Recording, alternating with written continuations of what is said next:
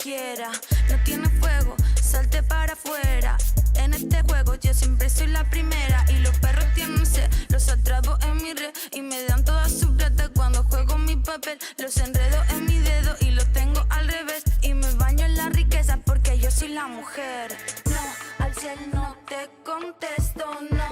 Ni tu DMs o textos, ya tienes que saberlo. Yo vine a subir, subir al cielo, Dale bueno, baby, dale bueno. Ya tú sabes, baby, lo que quiero. Dale bueno, dale bueno. Ya tú sabes, baby, lo que es bueno.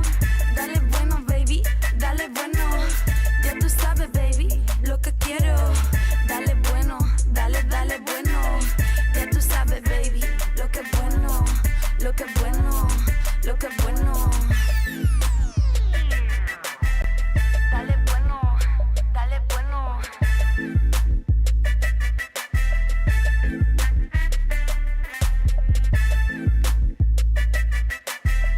Dale bueno, dale bueno.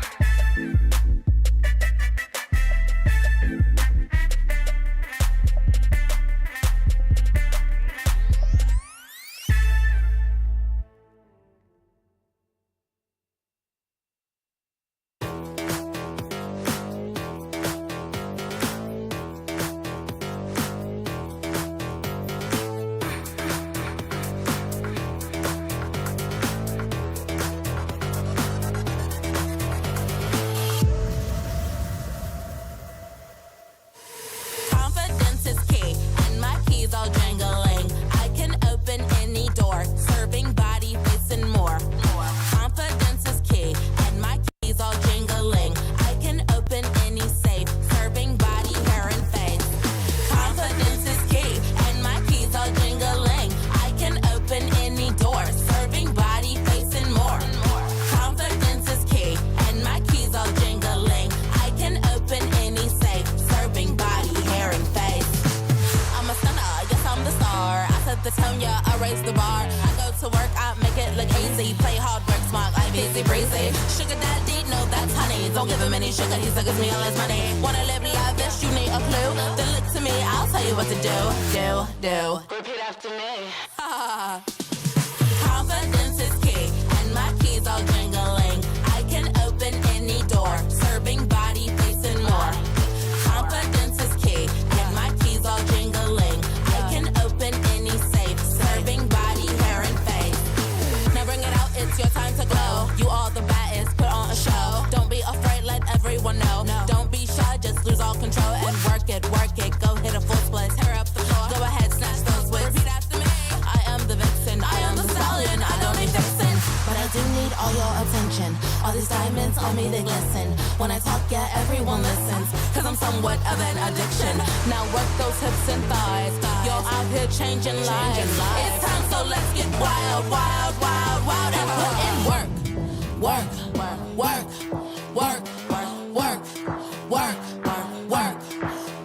Put in work. Work, okay. Work today. Work today. Work.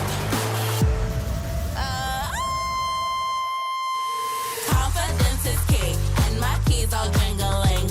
I can open any door, serving body, face, and more.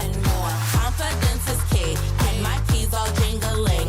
I can open any safe,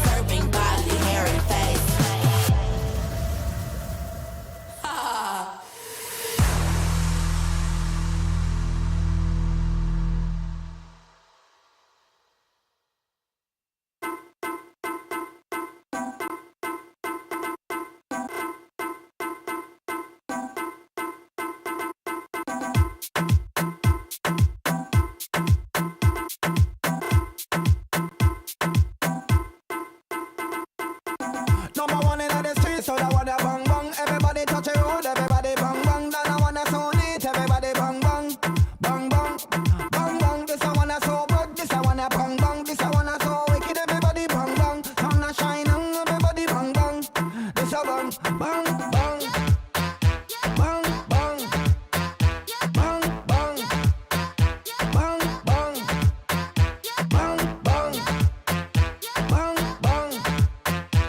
bang, bang, bang, bang, bang. Number one in the streets, so that one a bang bang. Everybody touch a road, everybody bang bang. That I wanna so neat, everybody bang bang, bang bang, bang bang. This I wanna so good, this I wanna bang bang. This I wanna so wicked, everybody bang bang. Sun a shining, everybody bang bang. This a bang, bang, bang.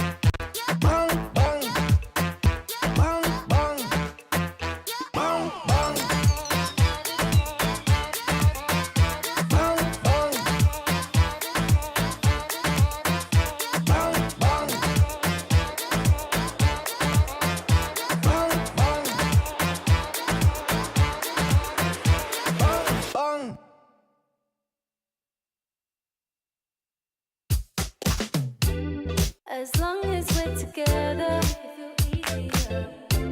Yeah, this right here forever. Living higher.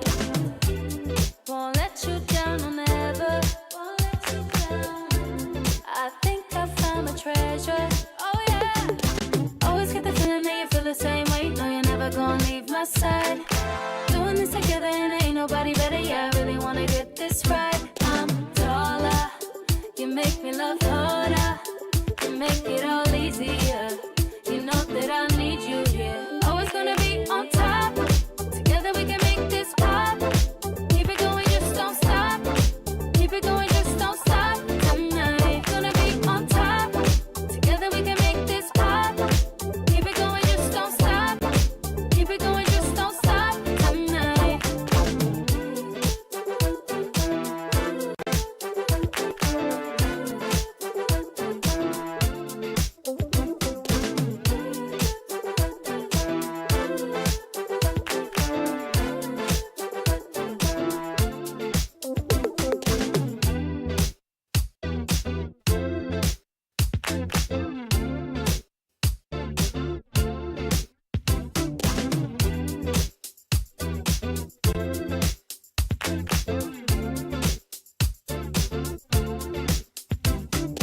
Always get the feeling that you feel the same way. No, you're never gonna leave my side. Doing this together and ain't nobody better. Yeah, I really wanna get this right. I'm taller. You make me love harder. You make it all easier. You know that I need you here. Always gonna be on top. Together we can make this pop. Keep it going, just don't stop. Keep it going, just don't stop. Tonight, gonna be on top. Together we can make this pop. Keep it going, just don't stop. Keep it going, just don't stop. Tonight.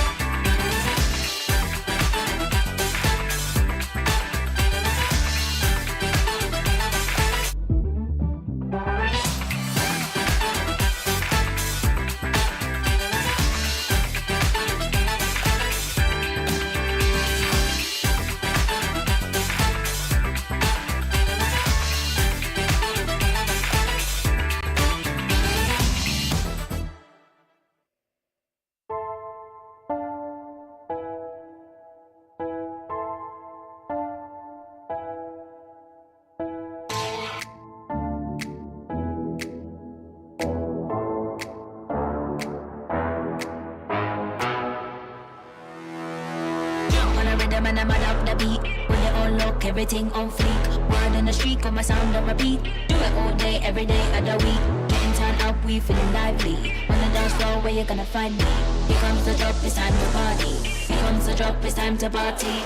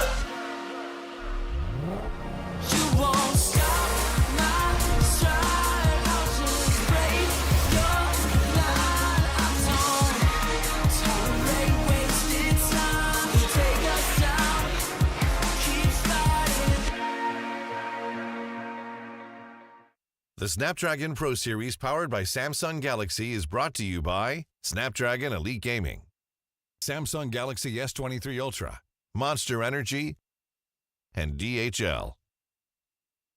Welcome to Mobile Legends! What is a winner? Make a promise, then I go and deliver. What is a great? They all amazed, this ain't for beginners.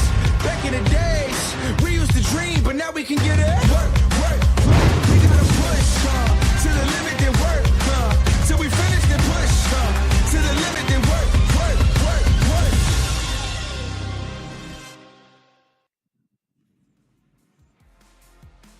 Welcome to the Snapdragon Pro Series Mobile Legends Bang Bang Challenge Finals Day number 3. And that means that today is the last day of group stage where we figure out which 6 teams out of the 12 that we have will proceed to the playoffs. My name is Husky, and to kick off the show for this wonderful Wednesday, it's going to be Jace.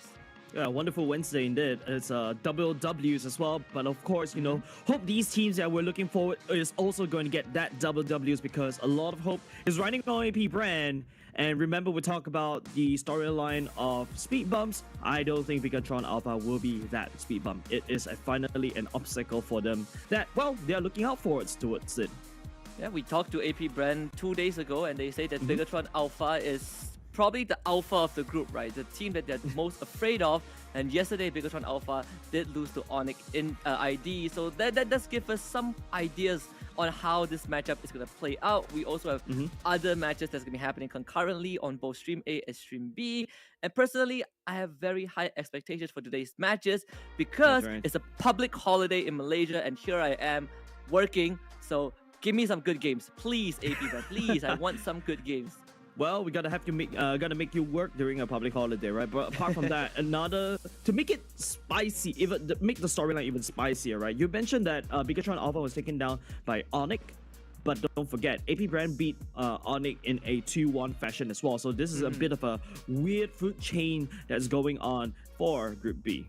Yeah, and I tell you the craziest part for AP BREN was that when we talked to them yesterday after the 2-1 victory over EVOS Legends, and they were like, you know what, we lost that game one not because the EVOS Legends were better than us. We lost that game one because we were just testing out the waters, right? We want to see where EVOS Legends stands, and apparently they're not too much of a challenge. So I wonder if AP BREN will put the same move today as well against both Bigatron Alpha and also, I believe, was it EVOS? No, Bigatron Alpha and also Aura Fire, which they will be playing later on. But here is the standings for both Group A and Group B. You can see that Group A have played majority of their matches with RSG Philippines and Echo at the top, 3 wins and 1 losses. Yudo Red Giants and EVOS Icons tied 2-2, and RSG Singapore and BREN Slash at the bottom with 1 wins and 3 losses.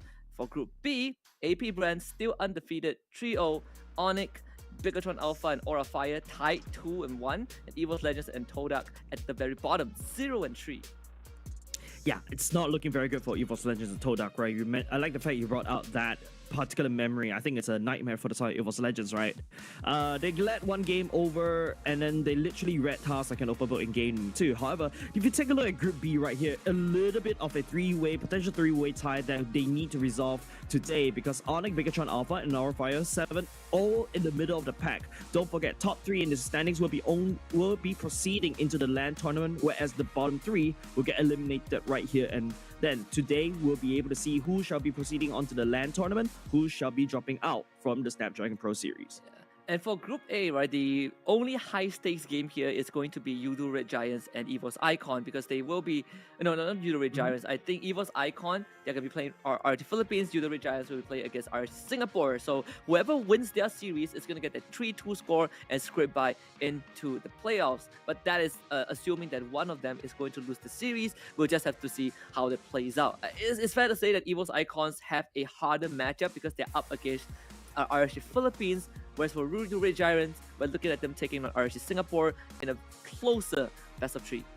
Yeah, Yudo Red Giants actually proven themselves quite strong as well, right?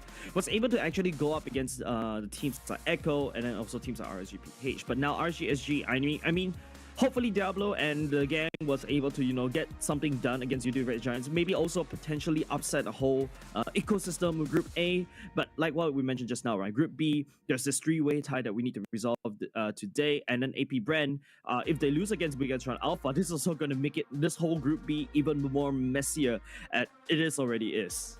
Yeah, it's a land of opportunity. I think we've seen many upsets. We saw Yudo Red Giants beat RSG Philippines 2-0, and yesterday, EVOS Icons won against both RSG Singapore and also Yudo Red Giants. So if anything, I think hopes are very high for Group A. But for us, a lot of us is looking at Group B, but because there's so many things that we need to go through, we have employed assistance from our friends over in Jakarta, our colleagues, to help you guys get a very quick recap on what has happened on day number 2. Check it out. Finally decides to use it on the Doma, but he pops to go away. Doma! Oh! Is the bucket free hitting? Onyx continuing to apply pressure. Yesterday's games were, I would say, interesting, but actually it's very surprising. After day 1, teams have had a better understanding of the lay of the land. But that's not all, right? We have Yudo Red Giants continuing to somehow perform out of their minds. Yudo Red Giants versus EVOS Icon. It's all about Doma and all about Super Red. Day number 1, they lost a game, they won a game. Day number 2, they are winning matches that honestly, I wasn't expecting them to win. I really got to give props to Doma, because in both of the series, the games, or 4 games that they played, he was really impressive. They're also adapting and adjusting really fast. Four spinner Truncheon coming down Doma, popping and still able to find a double. Welcome to Doma's domain. BTR versus Onyx. Day 1, didn't exactly perform at peak performance, even though they are MSC champions. Coming to yesterday, wow, the recovery is just... I wasn't expecting that. Looking for the back line, but only catches Moreno. Socket still untouched. Boots is walking forward even further. He wants it. CW, he's already looking for it. The Salmon Force has been popped. Out from Keyboard with a flicker. It's going to pull him out of position. The House Claw cannot deal with the damage, so CW shuts him down. Kyrie, unstoppable. Onyx, after the loss against BREN, this is a scarier Onyx. When they lose a game, they are a team that are known to adjust, to adapt. And unfortunately, Bigatron Alpha had to face the awoken Onyx. Unfortunately, Socket cannot stand up forward. The Wild Charge comes back. The call Ultra to keep him alive, but it's too late. The Deadly Catch does too much damage, and it's a killing spree. Moreno finds one. They're clumped together, but the Lord is too big, too strong. Onyx Peak is back. So Group A, I have no idea who's coming out of that group. Group B, on the other hand, I think it's a little bit more straightforward, right? I think Philippines are still number one looking at the results here. RSGPH, Echo, and AP BREN are topping their groups. And The top 4 of Group B so far feels like they are the top contenders to actually qualify. Day 3 is going to be the final day, their last opportunity to make it into the top 3 and actually qualify for the playoffs. You still have powerhouse like AP BREN there. You still have BTR and Aura still trying to jockey for position, which makes even the last day of groups something to watch out for. So you don't want to miss it. It's really exciting to see how these teams are performing in a new meta, this new environment that we've created for them here at the Snapdragon Pro Series. Thank you very much to our boys from Jakarta right now. They are going to be on Stream A, so do check them out. But the most important thing about competition is not just the glory, the bragging rights, and maybe allowing you to hit on more girls as the champions afterwards. It's about the money, right? We have a prize pool totaling up to $150,000 with the champions walking away with $65,000. Yeah, definitely, right. And not just that, I think most importantly, in my opinion, towards all these players that we've been interviewing, they all talk about, they wanted to beat Onyx ID because it's like a payback time for the Filipino fans. And of course, you also got the other Indonesian teams that are trying to step up to try to counteract against the Filipino domination in this particular game. And you look at Group B itself, right? We talk about this three-way tie. That there's going to be a potential four-way tie depending on how the matches play out.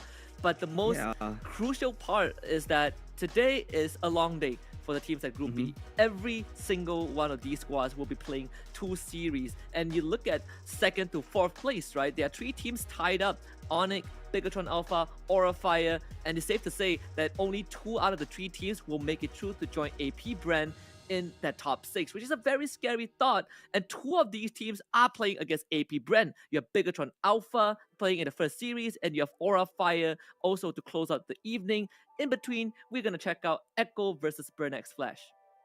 Yeah, I like what you said. It's like, how AP BREN just needs to defend against the 2 Indonesian teams that are trying to prove themselves and just push that Filipino domination back, right? But also, don't forget to check out the streams as well. Stream A, that's where you see Toda going up against RSGSG. That's also one of the key matches for RSGSG to prove themselves worth that medal on the Snapdragon Pro Series. RSGPH going up against EVOS Legends. Toda going up against Yudu Red Giants. Toda could potentially deliver the upset for RSGSG or even Yudu Red Giants. Yeah, I think, Toda, we've kind of gone through this, right? It's a slightly fresh roster. You have 4 mates being the veteran and then 4 other new bloods. This is kind of an environment for them to garner the experience. I think we're not expecting them to beat all these teams, but we want to see how far they can go as players, right? I think these guys have a lot of potential. So I think Toda, you can kind of put that aside a little bit and just see how much of a mark they can leave at the end of the day. With Stream B, we have Aura Fire against Onyx, RSG Singapore against Yudu Red Giants, EVOS Legends against Bigatron Alpha. High stakes games overall. And truth be told, I think Group B is a bit more tight in terms of the standings, in terms of who can make it to top 6. Yeah, definitely, right? Like, you got 3 ways in the middle, 2, 2nd, 3rd, 4th place. Yeah, it's just a very awkward position that Group B is. Like what you said, it's a group of opportunities in a sense. Whereas Group A, on the other hand, you kind of can see who's going to definitely go into the LAN tournament. However, I think the most contested slot would be the 3rd placing, right? Because man, if Yudu Red Giants actually drop a game, against one of the teams that they'll be playing later, oh boy, it's going to shake up and allows the rise of, the likes of EVOS Icon or maybe Brenix Flash, something like that. Yeah, I think it's quite crazy when you look at how the difference between day one and day two, right? Day one, we looked at a lot of upsets, and then day two, we're seeing results that we don't really expect just based off of the performance of some teams in day one. And it kind of makes you wonder, right? Which day is truly the day of upsets, right? Is it day one or is it day two? Maybe today will give us the definitive answer. And for those who want to check out the LAN event happening this weekend, oh boy, I have a treat for you. It is happening again 21st to 23rd of July at Istora Senayan. That's exactly where M4 was held at the start of the year. If you want to breathe in the oxygen that the champions Echo has breathed in, this is where you want to be. Yeah, definitely where Echo made their name as well, right? And don't forget, Echo will be very hungry to go back to that same place where they finally make their name. So go check out the tickets at the same time. Go log on to Instagram, find out more information over there at the same time, because you will want to get their tickets right now, because I heard it's already selling out. Don't forget, you can get the tickets at esl.gg/SPS MLBB tickets starting at 30k rupiah. Yeah, absolutely, right? This very, very affordable. If you're already in Jakarta, you might as well check it out. But if you are not in Jakarta, well, book a flight and go there. The people are awesome, the fans are crazy, the food is great, everything is amazing. It's a fantastic week for MLBB itself. I think Snapdragon Pro Series not only allows the teams to have a platform to showcase what they're made of, especially those who are not able to make it to big stages like MSC, and we have a very good example, right? AP BREN is one of those teams, and right now they are proving to be one of the strongest contenders in SPS itself. Yeah, this could be a warm-up for AP BREN, right? Looking to play differently as compared to their previous MPLPH regions as well, but of course not to count out Bigatron Alpha, right? During MPL ID last week, they actually performed outstandingly, even in the Kickstart. Sorry, they're really starting the series, or basically the tournament, well, in a very great foot. So with that said, here you go. This is AP BREN going up against Bigatron Alpha. AP BREN right here looking very strong. We've seen them on Stream C quite a number of times already, so they are definitely no stranger to us. But of course, Bigatron Alpha looking to be more than just an obstacle, maybe a mountain for AP BREN to scale. Yeah, an amazing series coming up. So let's start it off by bringing out the boys of AP BREN and hear what they have to say. To be honest, the journey for BREN Esports is quite interesting. The silence, he's taking out. He's an army. Now Chico, guys, left in no man's land, he's taking out. The Fatal Link's gonna come to one. So us, AP BREN, coming up from another tournament and we won. I think we are more comfortable and well prepared in this tournament, and I believe that we will reach the highest result ever. They proved it in Cambodia. They won a gold medal for the Philippines in the 2023 SEA Games. I'm expecting them to bring home another title in the form of the Snapdragon Pro Series. Out, Sword is super low. Gonna be safe for now, but will be taken up by Ricketiano, the cleanup. They dominated in their group, and honestly, they still look like they're in their gold medal form. BREN here in the challenge season reminds me of BREN Esports in season 11 regular season, where they've been on top week after week after week, and they're so clean. We already know our attitude inside and outside the game, and we respect each other. That's why our team is really strong. So recently we won a couple of tournaments, so I don't find a reason why we couldn't win it here.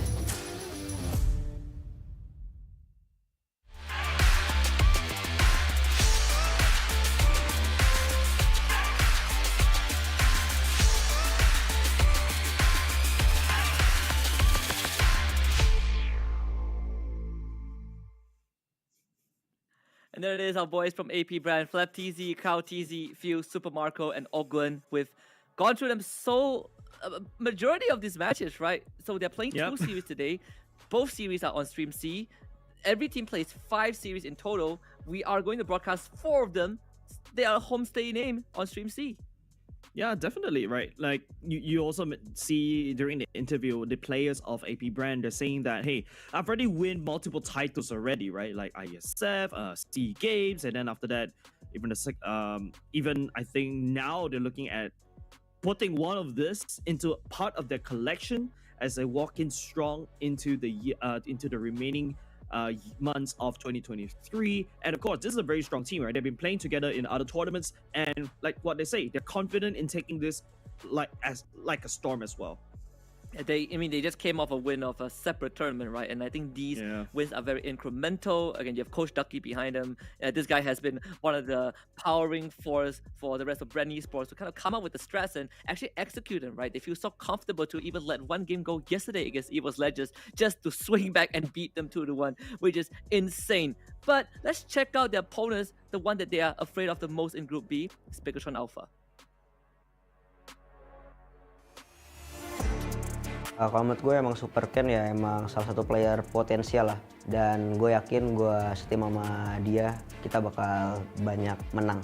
Super Ken is a beast. All of us Indonesians, we call him actually one of the child prodigies. Sedikit damage balasan di mana Rasi ditumbangkan begitu saja. Dominant Blast kena 2 orang sekaligus. Oh, dia berhasil di pick up dan kena efek tahun. Nino masih bisa mundur ke arah belakang, tapi pressure Ratnya sakit banget buat tadi Nino. Kalau dibilang efek dari update ya bisa dibilang menguntungkan buat kita lah, karena emang kita punya salah satu player jungler, salah satu yang terbaik dari Indonesia. Kalau menurut gue, kenapa gue bisa kalah di SPS kemana sama Aura Fire, bisa dibilang ya bad luck aja sih. Hai! Mendapatkan lagi orang pentingnya itu Moreno, dan bahkan Sake ikutan hilang. Target utama kali ini Aura Fire. Dan kedepannya kalau misalnya kita ketemu, gue bakal kasih unjuk siapa kita. Emang komposisi terbaik di tim Mobile Legends itu emang mesti ada veteran sama pemain rookie sih. Dan kebetulan emang kita punya itulah. Dan menurut gue ini tim yang ideal dan gue bakal menang. Era Filipina bakal berakhir dan sekarang waktunya buat era Indonesia.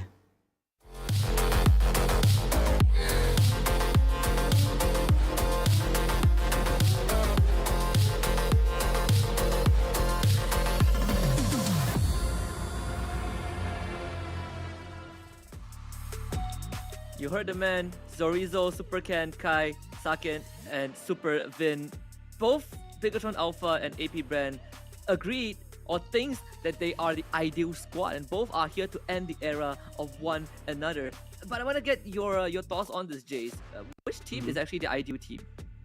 I think definitely AP BREN, right? Based on the statistics and their past career alone, they have been winning tournaments outside of just, you know, their MPR region and also even MSC. Whereas Bigatron Alpha, though, like I said, I think their determination in basically trying to take down this AP BREN may trigger even different things in Bigatron Alpha, right? Like, you saw how once Onyx ID got beaten by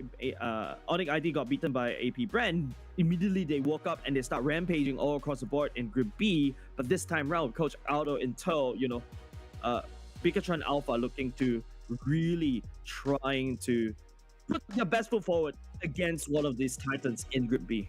So we are kind of putting AP BREN in the spotlight, right? This is the team that is undefeated so far. Bigatron Alpha is their biggest opponent, and you know, Bigatron Alpha to them themselves as well, they say that well, we are the best team that Indonesia has to offer right now, but we lost to Aura Fire in the challenge stage, and it's not because they're better than us, it's because that we just didn't have the luck. So we'll see if luck is going to be a factor today. I'm expecting a full series, and it has to go a full series, right? Definitely all eyes should be on Super Ken, right, from the side of Bigatron Alpha, right? Like he is basically like a star player from the side of Bigatron Alpha, the Indonesian that's really starting to rise up in popularity and also micro level in the jungle from Indonesia as well. So ladies and gentlemen, don't forget, cast also your match prediction, cast your votes right now in the Twitch chat, and I think we should be seeing our own predictions coming out on the screen very shortly, right? Yeah, I can't wait to see this rivalry, this inter-region rivalry continue to boil, continue to cook in the pot. I mean, the chat, I've been reading it every now and then, you know, it's going pretty crazy, and I can appreciate that everyone was very friendly there. Well, most people are pretty friendly, you know, some smack talk every here and there. But for us, I think we're on the same page on this, right? AP BREN 2-1 over Bigatron Alpha. Yeah, Bigatron Alpha needs to look like they're not just a mere speed bump like what Evo's Legends did against AP BREN, right? AP BREN, on the other hand, you know, they are known to basically throw out one game just to test the waters a little bit, just to see how you're rotating. And Esports Legends was the first victim right there, right? Now looking to also do the same against Bigatron Alpha. Look out for the link. AP BREN might pick that up for KLTZ, but at the same time, don't forget Uranus also very strong against Bigatron Alpha. On the other hand, Bigatron Alpha, right? Look out for Super Ken, look out for his junglers, like you saw the Fredrin going amok in MPL ID itself, and also the Lancelot as well. I believe these teams will be looking out for slightly different heroes as compared based on their region. Yeah, I think you look at AP BREN again. Novara is one of the first few heroes that comes to mind instantly, right? And I'm glad you brought up Uranus for Bigatron Alpha, because yesterday they played Uranus on both games against Onyx and got crushed. Right, first game 13 minutes and 52 seconds, second game a bit longer, 21 minutes. But both games you have a Uranus into a direct matchup, and that was a matchup that we kind of brought it up every now and then. We saw that from Todak, not from Todak. I think it was from was it Todak? Yulu Red Giants yesterday, where they ran the direct into a Uranus and it completely crushed that matchup. Onyx did that against Bigatron Alpha as well. So if anything, if that happens again today, I am going to be very, very happy with it. But I'll play a head-to-head this time. We will be focusing on both the roamers, Ogwen from AP BREN and Supervin from Bigatron Alpha. Yeah, like Ogwen, if you take a look, most pick heroes, Minotaur, the Kaja, and the Kufra, whereas on the other side, Supervin goes for Angela and Kadita and also the Kaja, right? That's a little bit more, Supervin this time around, going in SPS, a little bit more softer in terms of his time of roams. Ogwen, on the other hand, is like, Ooga Booga, I don't really care. I'm just gonna jump on top of you and just stun every person on your team, right? Whereas Supervin, this Kadita is very prevalent in MPL ID meta, so I think knowing AP BREN, definitely be looking out to ban out the Kadita, because you've seen them doing that, especially against Esports Legends yesterday. Yeah, I think, for Esports Legends, it was definitely pretty unfortunate that they are used as a test subject. I kind of feel like AP BREN probably wouldn't be putting off that strat as loosely as they did yesterday against a team like Bigatron Alpha. You don't want to give them that inch that they can convert into a mile. A part of me feel like maybe AP BREN was just like, yeah, we kind of messed that up, but you know what, since we won, we can say that it's just a test run. Either way, I'm pretty sure that they're going to be feeling really good about today. They have almost guaranteed 100%, well, 99% locked in to top 6. It's all about maintaining that perfect record in the group stage. Yeah, you want to go into the LAN tournament like in the perfect record, right? Because it only help boost the players' confidence, also boost the momentum of the whole team. Bigatron Alpha, on the other hand, they know they're up. This is one of the biggest challenge in this group, right? AP BREN, like what we already mentioned and established in Stream C, they're very strong in terms of setting up the macro, the rotations, very aggressive. They know once they have the advantage, they'll push on forward. If they don't, they'll play a bit more safe and let Super Marco scale. But ladies and gents, with that said, enough theory crafting. Let's take a look at what kind of roster they'll be bringing in for game number 1. Yeah, we've been focusing so much on gold laner matchups on day 1 and day 2, and it's good that we are looking at the roamers right now, right? I think Ogwen deserves a lot more spotlight. I know we shined the limelight on him on day 1 when he was on the Minotaur, but I think yesterday he was definitely, you're looking at KLTZ, you're looking at Super Marco, and Ogwen was there as one of the best supporting casts ever. And today, I think he has met his match, which is Supervin. But when you look at the bans, the Kadita and the Ling banned out, both respect ban. Faramis and Valentina also taken out. Yep, still cutting down the mage pool most of the time. I think this is what AP BREN did against Esports Legends yesterday, cut down the mage pool, right? So I think right now, first pick Bigatron Alpha may go for the Eve, if not AP BREN, or unless AP BREN takes that away, right? Bigatron Alpha right now, they've already respected KLTZ's links. We saw that yesterday. I think apart from that, maybe you can look into bans such as the Uranus as well, just in case if you have no answer to... because right now, particularly in this meta, like Dyrov is this old rusty gun that you left in the cupboard. You just have to blow off the dust, and I don't think anybody is actually, well-trained while using Dyrov to counter against Uranus in this particular meta. And now Bigatron Alpha just decides to burn bridges right now, just taking away Supervin and Awkward's hero. That's a Kaja going away. This may hint to a Joy. AP BREN right here, are you going to ban the Joy? Or are you going to ban the E? Because I got a feeling that if you ban the Joy right here, no, they're going to open both. Paquito taken away by AP BREN. Yeah, I think if you look at Supervin Ogwen, right, there's a high chance that the Bigatron Alpha pivots towards the Franco for Supervin if they really want to. Yes. We also have kind of, when you see AP brand on that red side, it is a big indicator that they can go for the Novaria first phase just because you don't have that link. I know we talked about the Fanny being one of the biggest threats. We also saw Hayabusa yesterday as well coming out. The Uranus could be one of the first phase that Bigatron goes for, and the Fanny will be the option. And that kind of locks out the possibility of a Novaria for AP brand. Yeah, but that also locks in the chances for Bigatron Alpha to go for the Novaria too. So AP brand right now, I think they're unfazed. There's still the Eve that could be snap pick right off the bat. It's a very safe mage that you can rock in the mid lane role. And Fredrin is also wide open at the same time. When the cables fly around you, when the Fanny lands, you can always use the energy eruption, taunt everybody up, and it also couples really well with the Eve at the same time. Not only just that, you also allow the enemy to guess maybe this Fredrin is going to be the XP lane. But right now, looking at the stats that we're looking at, most of the time you see 80% of Fredrins go into the jungle instead. I think it definitely has fallen out of the XP lane, right? I feel like he, at one point before the new emblem change, he was in a very weird position where he was just constantly getting clobbered. But now with this new emblem system, I think he definitely is back in the pool, but more suited as a jungle role. Grok and Arlott, though, I love these two picks against the Fanny. Yeah, definitely, right? The Grok is definitely a very good counter against the Fanny. Fanny with the steel cables will definitely end the Fanny at a wall. It works like a Moskov, right? Like the Grok could just jump in with a wild charge, stun the Fanny down, and all of a sudden the Fanny is easy pickings for the side of AP brand, right? Arlott as well, a lot of disposition, a lot of big CCs, AoE CCs. Now, Bigatron Alpha right now, the Novaria doesn't look like a very good idea. I think the Eve is actually quite good, but instead, no, if you look at Super Vin, he's going to go for his Angela to work together. It's like the Angela Link one more combo, but it's a little bit different in terms of the flavor. It's going to go on top of that Fanny, and then there's a Harif on the other side. Look at Bigatron Alpha, they're super confident that they can rock this composition because AP brand has already selected an Arlott in the EXP lane, and that Grok will go into the roam. So no Akai unless AP brand sports a jungle Akai just to counter that Harif. Yeah, and at the same time, you also have two heroes that you can latch on as the Angela, right? It can most likely will be the Fanny, but when you need it on the Harif, you can do that as well.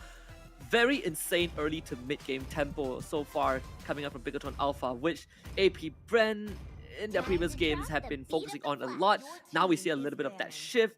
Joy getting picked up. This reveals the jungler instantly for AP brand. Not really demonstrating much of the flex that they have been sporting in the previous series. This time it's a bit more telegraphed. Unless Joy goes to the mid lane, right? That could also be a possibility. Yeah. And if you want to also throw AP brand off, instead of rocking a gold lane Harif, you can also run him in the mid lane. So you got dishy-dashy heroes for both of these two mid lanes. But of course, if you take a look, AP brand understands the threat of that Uranus not going to be wanting to face that boy at all, because they know, look at the roster, as this now is a very bursty wombo combo. They don't have the DPS to take down the Uranus if the Uranus snowballs out of skill.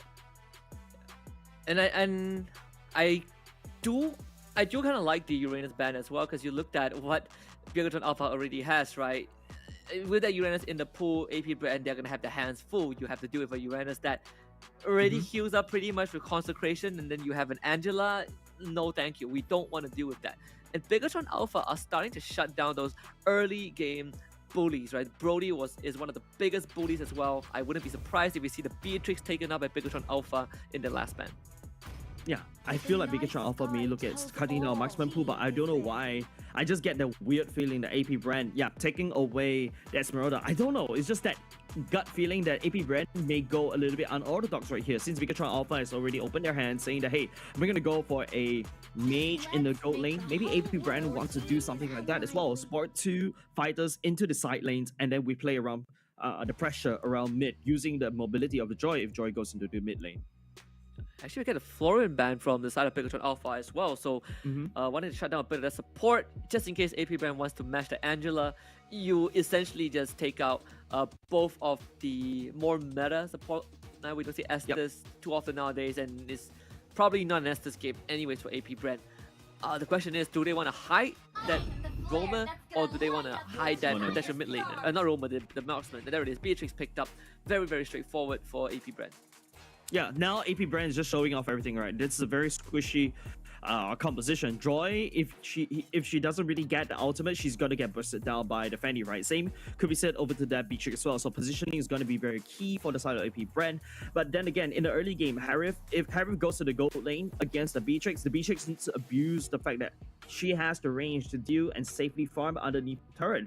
And once level 4 hit, Harith does still have that power spike as compared to the Beatrix. So Beatrix looking to scale comfortably more into the later parts of the game. AP BREN just needs a strong front line to protect, especially the Beatrix, right? If you even take a look at where Pikachu Alpha is going, that's a Fredrin going to the EXP lane. Franco for Super Vid instead. That's going to be a mid lane Angela that Pikachu Alpha is sporting. Yeah, we talked about the Franco being a very good possibility for Super Vid, right? Just not in this context where they have the Angela as the second pick. So Pikachu Alpha, massive deviation. Well, not massive deviation, but a bit of that element with this entire sequence. So very excited to see how this game is going to turn out. AP BREN now looking to decide where this Joy wants to go. I mean, there's a high chance he goes into the jungle, but if that's the case, probably the Eve would be that perfect mid lane that AP BREN is looking for. Eve, I don't know. Now looking at Eve, Joy mid, okay. No, it's a Joy mid. But I was thinking about the Eve at the same time, Husky, but I feel like if I put the Eve in the mid lane, she's going to be stationary, allowing Harith just to land down fire from afar. The Eve is going to get bursted down, so it's a lot better if I were to have a mid lane that's more mobile, right? That's why Joy going to the mid lane, going to be controlled by few. Instead, Kaltizi, on the other hand, will be going into that Martis jungle.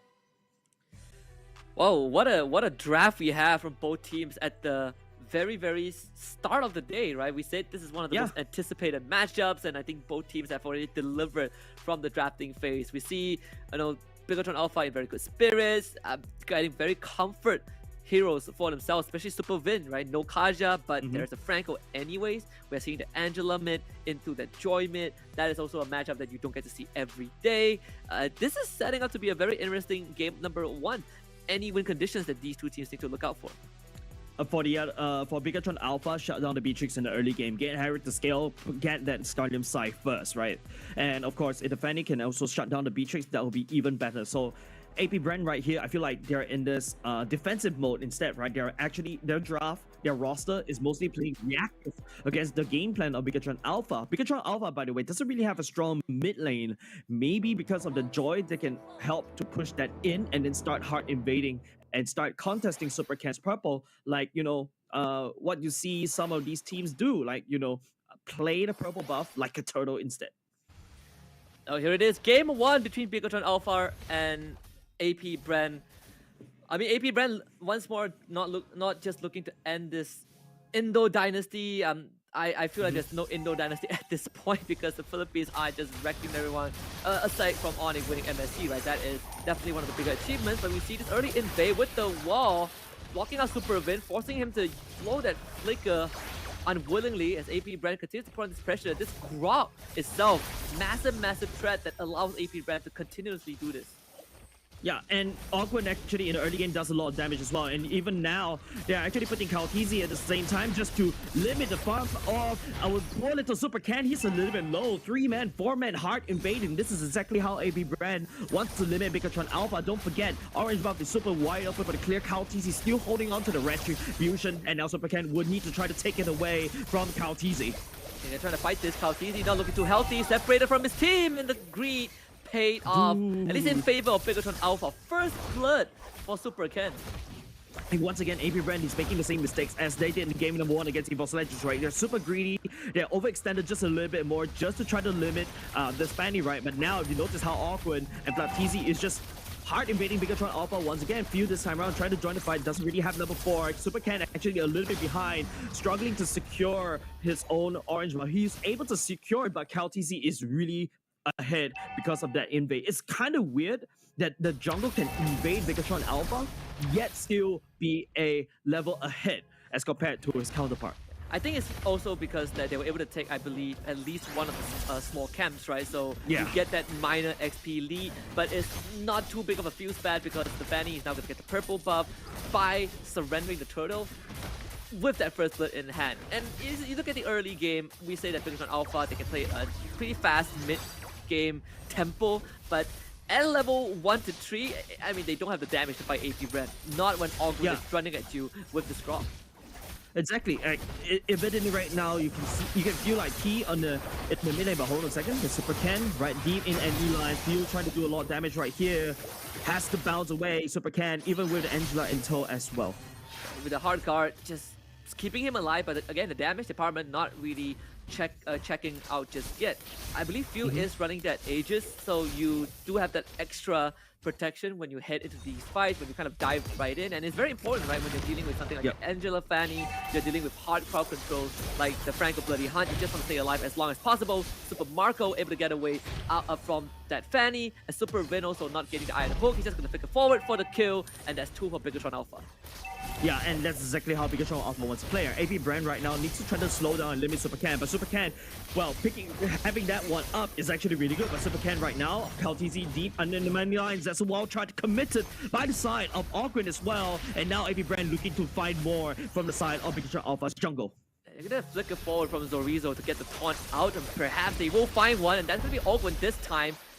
Pulled right back, a second kill for Super Ken. Yeah, Super Ken is crazy, right? Like, how he's able to just still survive under all that pressure that AP BREN is putting on him. And Super Ken is just like this coal that the more amount of pressure that you put him to, he becomes the diamond. Speaking about diamond, he's already got his money's worth right now with the bait to have his keys built as well. He's gonna burst down Squishy's side, for example, Few, and for example, Super Marco. And this is also the reason why Few needs to rock the Aegis. If not, he's gonna get bursted down. The Vengeance is not gonna work in this particular match against Bigatron Alpha because second is actually a Harif, right? So Vengeance doesn't really work well against him. Now this time around, Bigatron Alpha looking to return the favor of the early game. Super Vin does spot out KalTZ taking the orange buff, but not able to stop it either way. Bigatron Alpha working on the turtle already. KalTZ will be there first, as Zorizo being the bodyguard for his team. AP BREN showing up. It's not just KalTZ though, you have that Key is keeping him at bay as we see that kill on top. Super Marco goes down to Sakin, so Bigatron Alpha continuing to play to the tempo. Yeah, and Bigatron Alpha doing that win con, right? Limiting Super Marco so that he doesn't really scale comfortably into the late game. AP BREN on the other hand, top side, they will lose that top side turret because of Super Marco going down right now. AP BREN, I feel like they're wasting a lot of time right here trying to take down Zorizo. Zorizo is more than gladly taking that one. Decimation even committed. I mean, there's a hard guard to keep Zorizo alive, and after all of that, 2 big ultimates, and AP BREN couldn't get it done. And that's also in consideration that Zorizo still hasn't used that ultimate, right? And look at the amount of gray health he has. One blast of the Great Sword, he's going to heal back at least half of the damage that he's taken. So overall, Bigatron Alpha still winning out in the health department, but AP BREN, they want to contest this. Still straight to the back. Super Ken spotted out already. He's going to jump right in with the steel cables, try to take the turtle away from AP BREN. KalTZ will win the retreat fight, and they will take care of Super Ken with the help of FlapTZ. Nice knockout right there by the side of AP BREN just to limit Super Ken from taking the turtle buff. It's actually how Bigatron Alpha doesn't want to play into it, right? Like, there you go. That's also second going in Zaman Force. Trying to use the Chrono Dash. Ogwen completely out of position, and Sakin trying to chase after him. Ogwen will be able to gain some distance. The help of his teammate, he's going to get outfield, playing with fire, literally. Dealing with Sakin and Key together. I mean, all things considered, right? AP BREN off to a slightly rough start, but you look at the network league, they are actually pretty much even.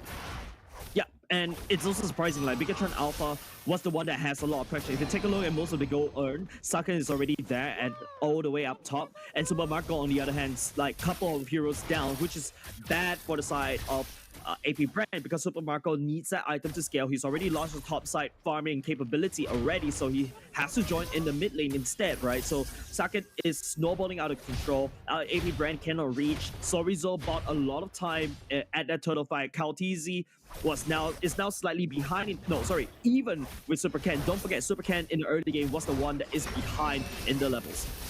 Just got KalTZ as well in his own jungle. KalTZ getting ran down. Zorizo also coming in. KalTZ trying to mitigate all of the crowd control, but he's going to get bursted down very, very quickly. It doesn't matter if he has to decimate. He's the one that goes down. It's Super Vin. What a hook on the FlapTZ. He's going to try and dash around with the Vengeance. Can't get the stun on the Key, unfortunately. They get the wild charge onto Super Vin as Fuel comes in for the cleanup. Zorizo will not be able to help. Yeah, the nice Bloody Hunt coming out from Super Vin, but unfortunately, after burning away that Bloody Hunt onto KalTZ, they don't really have any more priority. But now FlapTZ in a spot of trouble. a bit ambitious, right? Trying to get the final slash onto Super Ken and ends up going down. Good cover from Key. I mean, this Angela, this puppet on the string, does mess with you a little bit. Yeah, AP BREN's losing 2 side lanes, right? The side lanes, especially in the EXP lane, Flat TZ is too busy trying to limit the Super Ken from snowballing, and that plan ultimately failed. AP BREN can only look to scale into a late game when Few can comfortably run down somebody, but he's taking a lot of damage from second early on. Awkward absorbing the Iron Hook, so Bigatron Alpha can't get any sort of catch. That being said, AP BREN are not in a position to contest this turtle at all. Gotta deal with the mid wave, they gotta secure this purple buff for Calteezy. So that means Bigatron Alpha, they will call dips on the turtle. Yep, there's no contest at all. AP BREN, don't forget, second is already online already, and they're looking to fight right here. AP BREN, oh, hold on a second, they're having other ideas. It's gonna be Calteezy of all people getting hooked. He's trying to get away with the Mortal Coil. Just at the edge, clipped by the Chrono Blast from Saken, and he's gonna go down. Flap TZ dashing around, running out of Demon Mark, knocked out by Zorizo. Ogwen can't provide any assistance. Flap TZ just trying to buy time, but he's gonna get tamed down. And Bigatron Alpha finds 2 kills for themselves. Yeah, this is why AP BREN's so afraid of Bigatron Alpha. This is the kryptonite of AP BREN. You know, Bigatron Alpha proving themselves worth. They are looking to end the dynasty of the Filipinos, and now they're doing it right here in game number 1. Bigatron Alpha. So much pressure was put into Super Ken. He scaled out of control. And then don't forget, you also got Zorizo buying so much time against AP BREN to pull the attention away from Super Ken. And AP BREN bit that problem. And now they lose like 1 turtle away. And Bigatron Alpha, they know they have AP BREN has no answer towards Saken. And they also secure the Lord that will be marching up top. A lot of responsibility for Oakland to just absorb all of these Iron Hooks because AP BREN, you have crowd control mitigation, that's pretty cool, but the damage of Bigatron Alpha is out of this world. An attempt with the final slash, but Zorizo, he's just gonna dash out of it, and that means 1 big ultimate down on the side of AP BREN. They try to stave off this wave, the Iron Hook does go wide, so AP BREN, they know that this tier 1 mid has to stay alive. Yeah, they're just putting everybody on guard duty in the mid lane, right? But now they still need to focus around the side lanes because the side lanes are being pushed up with the Lord Intel right here. Super Bin catches Few. There's gonna be the Aegis Shields. Good final slash to cancel that one. Few will dash away to get rid of Super Bin. Dorizo getting a taunt, but it's not enough as Saken gets blasted by Super Marco. 2 for AP BREN. Massive shutdown for them as Super Ken is gonna try and show up. Some sort of cleanup will find Few, but that is pretty much it. Top tier 2 ends up going down. Mid tier 1 finally fallen. Super Ken unleashed. Flap TZ, Calteezy trying to hold this together, but Flap TZ is gonna instantly get cut down as Super Ken continues to stay alive. Calteezy looking for a decimate, but he keeps him in place and locks him down like the puppet he is. Auckland wants to help, but Calteezy is slowly getting whittled down. Bigatron Alpha salvaged the fight. Yeah, they're trying to salvage it right here, right? Calteezy a little bit wounded right there. Tried to land a decimation onto Super Ken, but not in time. Don't forget, if you know how Key is just slowing every single one for the side of AP BREN down, that's where the Ice Cream one really working very well for Key, right? This is a very annoying. AP BREN constantly getting permanent slowed, and then Saken with his armor force also permanently slowing everybody down. And then, you know, you just get bursted down by Super Ken and also Saken. Speaking about items, just take a look. There is a Ice Cream one for the side of the Angela by right, because I saw it just now. And then there's also the fact that there is, you know, the Flap TZ slowly building towards a Thunder Belt. This is pure damage control for the side of AP BREN right now. But at the very least, Super Marco does have the 2 key items, BOD and the Malefic Roar. Maybe they can look to fight right there. But Wind of Nature, is that the item you want to go for? It is. Final slash to get onto Witten. Doesn't have the iron hook. Dorizo will put his body in front. Been fishing for any target, and there it is. It's going to be the Mortal Coil straight into the Decimate. Super Bin instantly goes down as AP BREN tries to bowl right to Bigatron Alpha. Everyone is low as Saken survives. That's the most important member for Bigatron Alpha. It's a 1-for-2 trade. Yeah, AP BREN it would have ended very badly for AP BREN right there. They're fighting Bigatron Alpha in a choke point where the Zaman Force and this Chrono Blast right there. Like, look at the damage that he can output everybody, especially if AP BREN stick together like that. And don't forget, Super Ken zippy-zapping around in that wall. This is, in order to fight Bigatron Alpha, you really cannot fight them in these choke points. AP BREN needs to select a big open field so that they can come in from different angles. Ogwen, yeah, pressure on him right here to set up a very nice wall charge to stun everybody up. But Saket is on this Purify, does have the Purify online, so AB BREN needs to look out for that one. And now Bigatron Alpha looking to try to take the Lord away from AB BREN. They're gonna try and do it before Super can arrive. Super can goes in with the steel cables, and the retro is still right there for Bigatron Alpha. AB BREN, they've lost the objective, so they gotta win the fight. Saken though taken care of by Kautizi. Maybe there's a chance for AB BREN as Bigatron Alpha sent on the run. Yeah, that's good pickings for the side of BREN, but unfortunately Super Ken, the retro fingers a lot better than Kautizi this time round. Bigatron Alpha literally making, oh, hold on a second, Super Ken. Be careful, and just keep dashing in like that. Flapteezy baited beyond the tower. As Super Ken gets away, the iron hook on the Flapteezy, and he ends up getting traded back. And AP BREN fighting off a bit more than they could chew, but Super Marco is still alive. Zorizo taking out the damage. Super Win right there. Zorizo going to the back looking for Super Marco. They move in as Super Ken shows up, and now in the choke point, once more decimated by Ogwen. As Super Ken falls, Zorizo dropping low as well. AP BREN, well, they salvage that fight for sure. Zorizo still wants more, but I'm not really sure if this is the fight that you want to take. As Phil will try to run down Key in the back line, but unfortunately couldn't have the damage. Countered back by Zorizo again. Good wall from Ogwen to separate the battle lines. AP BREN, they will get out, but that top inhibitor has fell to the Lord. Mid-tier 2 will fall. AP BREN, what an expensive fight. Yeah, Zorizo, that is the fight they are looking for, because what Bigatron Alpha is doing is just slowing down AP BREN. AP BREN, you know, they were bloodthirsty just a little bit. They went off their discipline chart, and then all of a sudden, because of that, that Lord open up the side, the top lane and also the bottom lane. If you take a look at this instant replay right here, you can see how the wall being built actually protected Key so much, and Super Ken coming in and dipping out all the time. Unfortunately, Ogwen will be able to shut them right there. Zorizo just buying enough time for Bigatron Alpha to push down the lanes, not by their own heroes, but by sheer macro. Yeah, and that's the kind of Fredrin that I love to see. Just the unkillable Demon King right in the midst of the fight. I like the fact that this is closer than I thought, right? Yeah, I like the fact that the Fredrin literally body blocked and really wanted to fight, and instead of actually pushing down turrets, he's using the mid side lane to push, fight a lot of time for AP BREN. So AP BREN right now just need to, you know, consolidate just a little bit more. Bigatron Alpha right now in a more prime position. Look at the turrets. There's only one that's down for the top side. Damage to the board mostly goes over the side of Saken and also Zorizo. Don't forget, Zorizo as a Fredrin also does a lot of damage based on his HP, because it scales very well into his HP. Just a minor 2.4k goal advantage for Bigatron Alpha, so all things considered, this is still not a done deal yet. AP BREN holding on very, very well, but now they have to constantly deal with the side lane. Lord coming up in less than 20 seconds as well. Ogwen, let's get the barrier at the purple buff, but AP BREN can't find any follow-up, and this purple buff, if it goes over to Super Ken, then it'll be a bit of a minor problem for AP BREN to deal with, and that will be the case.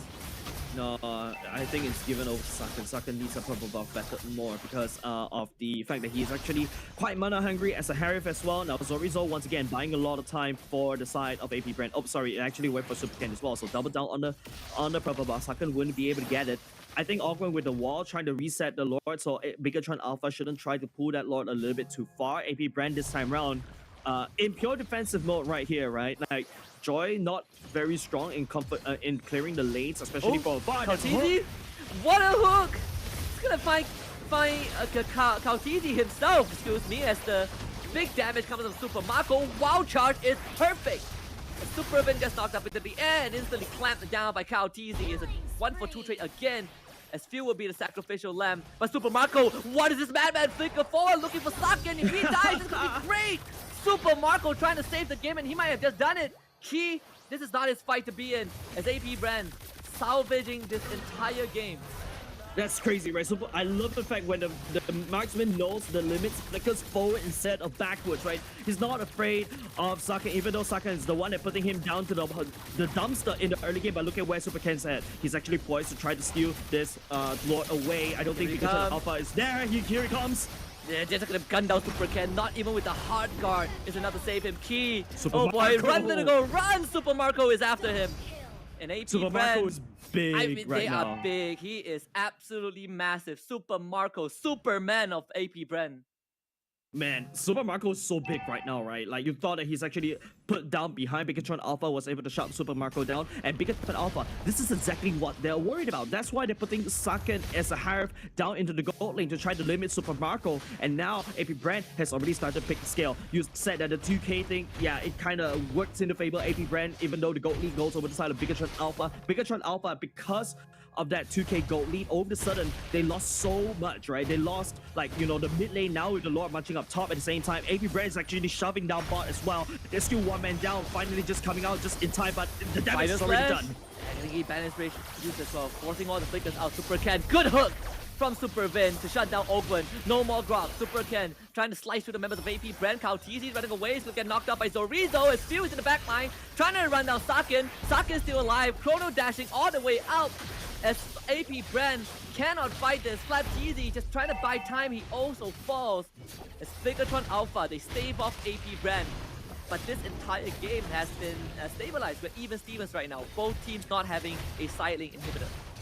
Yeah, AP BREN right now, you know, that fight right there just bought them enough time. It's basically giving what Sorizo did to them earlier just now. AP BREN forced the fight right there. Bigatron Alpha needs to try to defend the side lanes, but they're a little bit too busy. Sorizo tried to make a play right here. The Appraiser's Wrath landing down was able to clear up or basically half HP most of the members of AP BREN and allowing Saken to just come in for the cleanup right now. AP BREN, they have 2 men short this time around. Bigatron Alpha, they had the manpower advantage. They're trying to go in. It's going to be the Bandit's Rage that pushes away, putting a wall for safety. They're protecting this final bastion with everything they've got. And thankfully Ogwen came back in time so he could kind of block the iron hook, but Few fishing for some members of Bigatron Alpha, couldn't really get close to them. Maybe BREN gonna have the full team back up. Lord will be up next, the 4th one in 50 seconds. This is the most even game we had, right? Expectations have been met between these two teams. Yeah, Haskell's already built by the side of Super Marco and even a Brute Force breastplate. Kautizi knows that he needs to be a tank. I think he even sold off the Hunter Strike as well, just to provide even more tankiness in his team. And Flapteezy, look at him, also going pure tank. Most of the damage are locked behind Few and Super Marco as well. As long as Super Marco stays alive, Super Bin is looking for fishing. His prime target is definitely Super Marco. Few right near, already burning off away the ultimate. Bigatron Alpha just guarding this Lord Pit. They won the Lord priority, but Super Ken can rotate and fix the waves very quickly and then jump back to maybe surprise Retribution and steal the Lord away from AP BREN. Both purple buffs are going to be spawning very, very soon as well. So Bigatron Alpha, they want to give it over to Saket if possible on their end. AP BREN, they're not willing to go for these kind of contests. Don't want to go too deep. Most importantly, it's all about this Lord. It's going to be the be all end all. You see Field going for the recall after shoving in the bot whip as well. So it does give them some room to work with.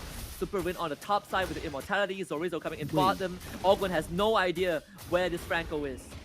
Wait, it's very obvious. Kautizi should know that Super Vid is actually up top right there, and it's very scary. Right? Flicker ultimate, and it will be Ed. So Rizzo actually standing up. I'm catching Baptiste though. Be very careful. Final stage is going to be there. Super Vid showing up, looking for a target. Super Marco might be the target for him as well. Super Ken showing up. Who's going to win the retreat fight? Lord going low, and it's going to be Kautizi that gets the Lord of all things. Final slash coming back off cooldown. Super Win falls. As Kautizi looking to run down Saket. Him and Few both have the immortality. Saket trying to keep this game alive for Bigatron Alpha, but it might not be enough as Super Marco guns him down. AP BREN have just done it 21 minutes in, days. Super Marco literally won the whole team fight, right? He's already starting to become so big. The Bigatron Alpha, Saken tries to dash around, but he's actually getting melted down instead. He's actually taking more damage than he could actually dish out. Now AP BREN is just Zorizo against the world. The core a little bit better right now, Husky. Cannot do this. Zorizo just does not have enough to do it.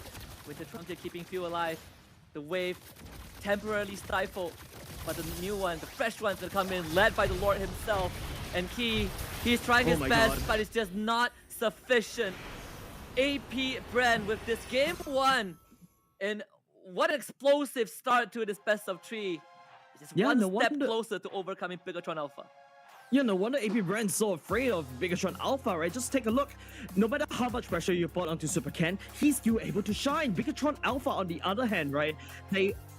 Once the late game starts to come into play, the Heart's Claws being built by the Beatrix, can successfully, sustain throughout these long drawn out fights. And as long as they put bodies in front of Super Marco will definitely deliver that game. Don't forget, you saw that flicker forward, immediately Saken just gets blown up even there. You can also see the brilliance coming out of Bigatron Alpha as well, right? Trying to punish a pushing, AP BREN that's trying to push in. They try to pick a fight around that choke point right there, right? You can see Sakin actually outputting the damage. However, you see where Marco is hiding in that bush, doesn't really have the vision.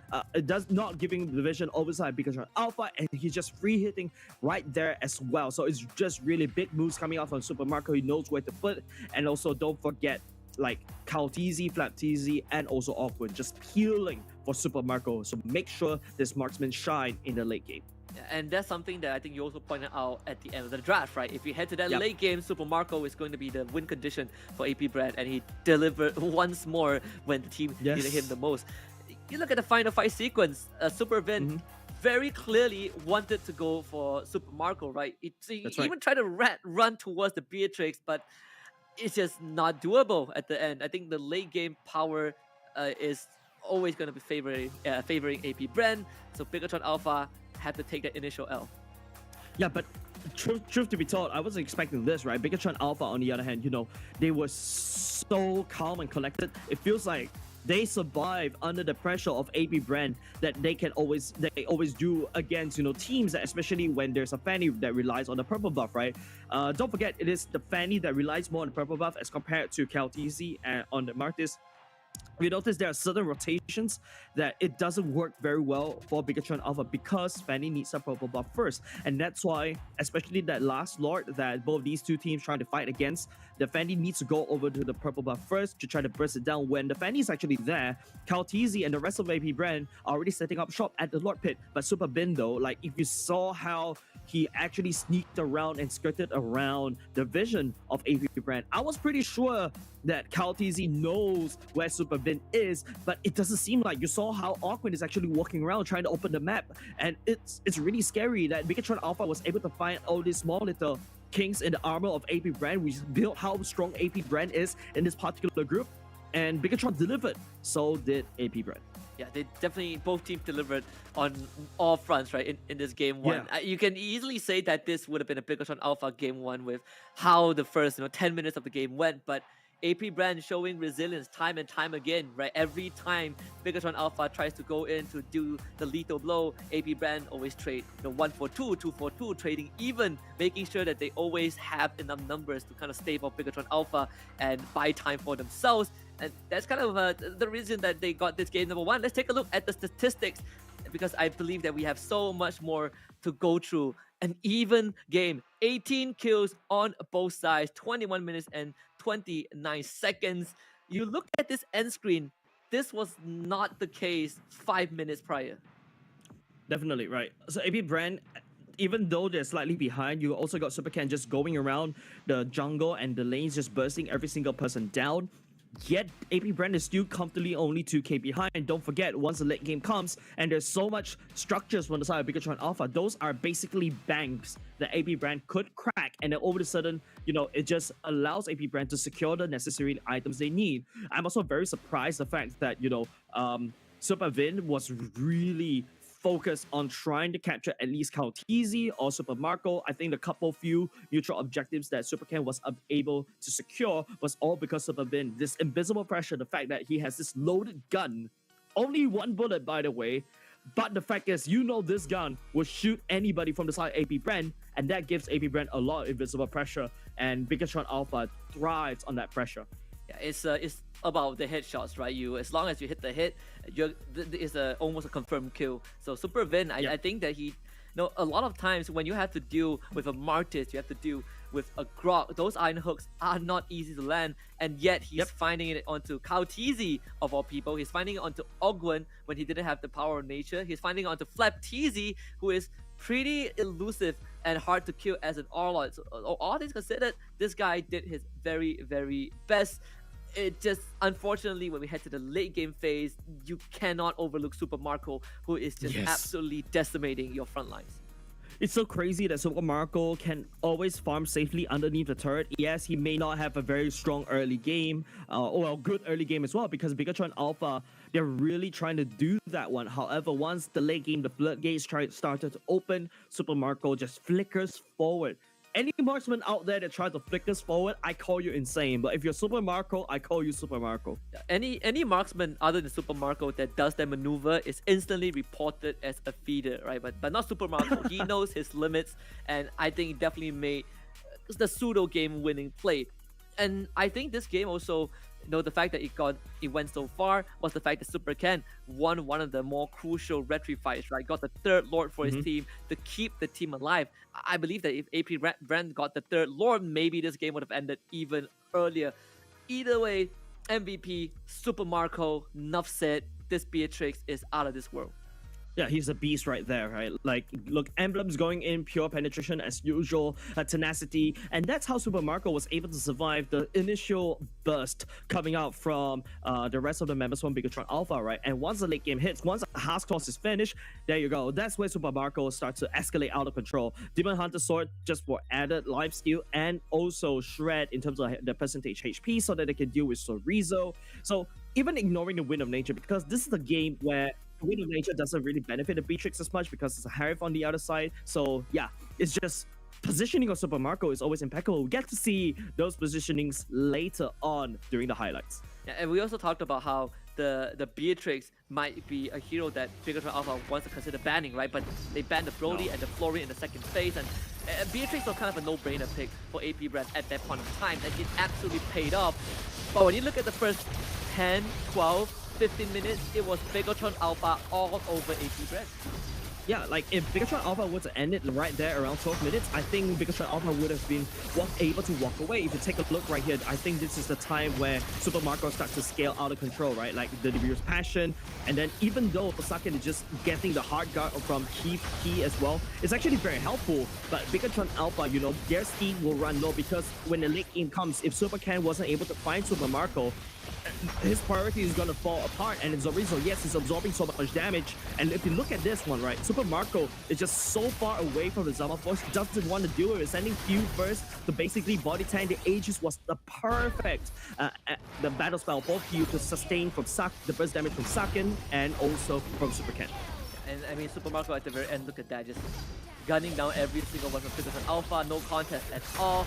And this last fight, right, the most important retribution by Kautizi to basically win the game for his team, and there was nothing that Bigatron Alpha could have done more, honestly, because Saken even trying to save the game but ends up getting stuck at his own purple buff and completely mowed through by AP BREN. Wait, that's crazy just now. You saw how Super Ken was trying to come in for the side to basically try to assassinate Super Marco, trying to do Super Ken what he's known for, right? But if you notice, immediately pops the Wind of Nature. He actually bought that item and then sold it off just to replace it with something else. I think it's a Hunter Strike again. Yeah, so Super Marco is playing this Beatrix marksman, like how an assassin juggler that you always see, right? Like, Immortality down, immediately switch to Winter Trunking, and then Winter Trunking down, immediately switch to something else. He's doing that on the marksman as well, so it's so much micro in this guy's hands. And when the late game comes, it's Super Marco's game. Yeah, Super Marco with the micros and the macro, that is 100% for sure.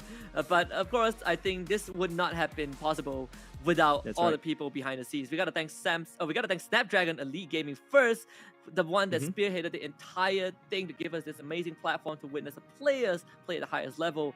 When winning matters, you would want the best chipset in the device, and when winning matters, Snapdragon Elite Gaming is there to deliver. Yeah, of course, apart from the fact that I feel personally Super Marco has that chipset somewhere hidden inside his body. That's why he's able to do so. But of course, the device that enables him to do that, Galaxy S23 Ultra, I like what you said. I was telling Sir Cloud yesterday, right? The fact that if you take a photo of your girlfriend and she still looks ugly, yeah, I think you're going to be sleeping on the couch tonight. No. It's her problem, all right? It's not the phone's problem. Samsung Galaxy S23 Ultra never disappoints. I've never seen a poor photo being taken, right? Whether it's in a well-lit environment or dimly lit environment, it gives you the best quality of photos. Not just photos, but also optimizes your gameplay, right? You have a Snapdragon chipset in it. That is the best combination that you could ever ask for. Let's look at the game recap a little bit, right? We talked about the band, lots of respect coming out. We see the Kaja, we see the Ling, we see the Kadita, and the Uranus banned out. But overall, the second phase was kind of what threw me off a little bit. That Florian ban. What was Bigatron Alpha looking for with this Florian ban? Why not the Beatrix? I think the Florin banned because they're going for a Fanny. So, which means that the last thing that the Fanny wants to see is when you're trying to cut through somebody and all of a sudden, hey, there's a bloom healing from like, and the worst part is you also got Florin that is like stuck on the other side of the map. And that's the power that the Florin can bring onto the table in this current meta. Is basically like the anti-assassin strat. And not only just that, you got decent CC as well. It's an AoE CC. You can slow down the wombo combo. And don't forget, right, when the Zaman 4 is being laid down by the Harif, right, you just cast that one skill onto that in the middle of the Zaman Force. Harif is bound to stab into it and he's going to get stunned. And once he gets stunned, he's basically easy pickings, right? He's unable to regen from his shields, and then after that he's going to get busted down. And I really love the fact that there's also the Grok in the play as well, just to counteract against Zaman Force. When you see a Zaman Force, you just wall charge. That's basically the thing. And also it counteracts against Super Ken's Fanny play, because the Fanny would definitely stick to a wall, and you know Grox loves walls, right? Yeah. I mean, Grok builds walls, so he's Grok the builder. Yeah, forget about Bob the builder. We have Grok the builder. That's a new skin idea. You are very welcome, Munton. Thank you. I like the fact that you also had this skin recommendation segment alongside with Gideon when you were casting with SPS early on. Oh yeah, on May, right? Yeah. I told you we need the construction worker Franco. So like his iron hook is actually a measuring tape. So every time you throw it, you get to measure how far that tape traveled before it connected onto someone. You know, I have a lot of amazing ideas, and I just wish I could get some royalty for it. Maybe down the road I can submit these ideas and get a cut off of it from the skin design department. Yeah, wait for the next skin design contest, right? Remember, right now, I think there's a Kadita skin contest going on as well. So yeah, I think it's already ended. I can't really exactly remember, but I'm not a Kadita fan. But speaking about Kadita, there you go. AP BREN takes away the Kadita and Paquito. Same bands, one Bigatron Alpha as well. But this time around, AP BREN going in first pick. Kaja is really wide open. I believe Awkward and also Super Vin are looking at this hero. But I think Bigatron Alpha may deny that from both these two players. We see, the Fanny banned out this time by AP BREN, so showing respect to Super Ken overall, right? They're like, well, we beat the Fanny, but the Fanny gave us a massive headache, and we don't want to go through that again. Let's see if Bigatron Alpha, what else do they have? There's no Link, there's no Fanny. If you kind of go down the list, maybe Hayabusa is going to be the next pick, maybe the Lancelot is going to be one of the choices for Bigatron Alpha, but aside from that, I think AP BREN has at least slowed down a big part of Bigatron Alpha's tempo. Yeah, right now, Joy is open, the Kaja is open, Faramis is also open. AP BREN will seek to take that up. I remember AP BREN suffered a little bit when they allowed Evo's Legends to pick up their Faramis. They're not going to allow that to happen, but because there's a Faramis on the other side, Valentina already taken away, Bigatron Alpha needs to match that Faramis, right? Angela is also worked quite well for the side of Bigatron Alpha, especially the fact that you also provide heals and that's slow as well. And it's like the same idea as a Florin, right? You could just land the support even though you're on the other side of the map. We see the Faramis being picked up instantly by AP BREN, so you have this, this fallback plan with the Cow Alta, but that also opens up some possibilities for Bigatron Alpha, right? We've seen solutions such as the Minotaur second phase, we've seen solutions such as the Joy, the Farsa, the Artillery, and even, the Melissa, right? With the models, you can basically just spread all the damage to everyone inside the Cow Alta. Bigatron Alpha is going pure AoE, like Joy's ultimate and the models at the same time, right? And that's the reason why Bigatron Alpha banned away the clone. I feel like they really wanted this Melissa pick already, so they immediately went for that one. Now, it's up to AP BREN to react towards these two picks, right? Kaja is wide open though, but if Bigatron Alpha didn't pick up the Kaja to protect their own Joy, I think they know how to counter the Kaja using that Joy, right? So AP BREN, it's up to them whether they want to fall into that one. Usually, if you want to pick Faramis with a Cow Alta, you want something with a very strong front line, right? Yes, the Arlot is kind of like a pseudo front line as well, but I feel like the Kaja is not a very good hero for the side of AP BREN, because if Kaja is going to get busted out if he tries to open the map, and Cow Alta, it's only just delays the inevitable, right? And we see the Hayabusa picked up by Kao TZ as well. He also played it yesterday, game 2 against Evo's Legends, had a perfect game. I believe 6-0 was the score. So I think you also take away one of the possibilities that Super Ken can go for. And this could relegate the Joy back into the jungle. We've seen it plenty of times. So I think Bigatron Alpha are not too worried, hence why they are going to go for the Grok. And apart from that, right, AP BREN has actually used Kaltizi's Hayabusa to eat up Melissa, right? And we saw that in Esports Legends as well, when Brands actually went for the Melissa pick, because when you go use the go away models, the Shadow Q doesn't really care. The iframe is the one that prevents him, or well, allows him to still output the damage even though he's in the iframe, right? And there's also another counter towards the Melissa. There's also an Arlot as well. So like I said, AP BREN selecting these two heroes are reactions towards Melissa, and Grok right here, the Wild Charge AoE, same idea to counteract against the Cult Altar. When everybody is inside the Cult Altar, it's very easy to land down the Wild Charge to knock everybody up, and then Bigatron Alpha just dumps all the AoE damage they've got into that small little line. Yeah. And so you see the Franco instantly banned out. Want to eliminate any possibilities of this Joy being locked down. I think Bigatron Alpha, you mentioned earlier on that the Kaja might not be the best choice for AP BREN because he just gets shredded if he tries to check the map. So I think Bigatron Alpha probably would just let the Kaja open. But for AP BREN, they're looking to ban out some mages. They're banning out the Eve this time. Yeah, I like the Eve ban, right? If you remember, Bigatron Alpha going for this AoE, Eve is a really strong hero against to couple that AoE damage, right? And I'm not surprised AP BREN also decided to go down that line since they've already secured Mage, right, to ban away the Farsa as well. So Bigatron Alpha right here is still also very flexible for them, right? The Grok can also go into the EXP lane, the Joy can also go to the EXP lane, the Joy can go into the jungle, the Grok can technically go into the roam and the jungle as well. So Bigatron Alpha is a very flexible roster, right? But Bigatron Alpha just gonna make sure that the Joy is uncontested. There you go. That's a Kaja ban from the side of Bigatron Alpha. Yeah, yes. Playing it safe, right? Making sure that Joy is not gonna ever get pulled. You don't want anyone to get kidnapped. And it does give them a lot more freedom to work with. So I think right now the onus is gonna be on the side of AP BREN, right? What other heroes can they go for in the roam role, right? You've already missed out on both the heroes that has a guaranteed crowd control with their ultimates. What else is good in the roam? Are we looking for something like Minotaur again, which they have spotted a few times? Are we looking at a potential Kufra pick? Yeah, I think Minotaur may work quite okay because, you know, the range is quite big. So even though Melissa goes into the protect go away models, yeah, the AoEs will still hit. There you go. It's still the key going back into the Angela pick. They've found a lot of successes with this one. And because of this, I feel like Bigatron Alpha may go for Lancelot, obviously, right? Because it also allows the Lancelot to survive even longer with the Angela. But AP BREN should know that there's a Lancelot coming in.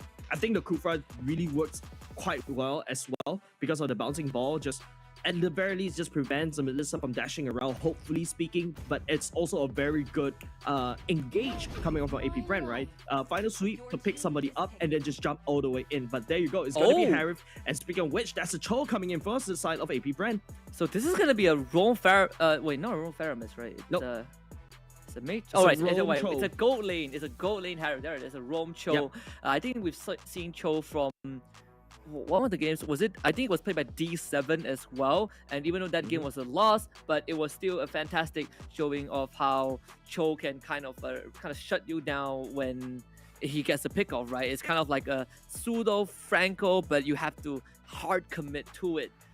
And in this case, if you can find someone like a Joy, if you can get to the Melissa without getting pushed away, that is going to be the win condition for AP BREN. So for Bigatron Alpha, they're like, well, you want to dash around here and there.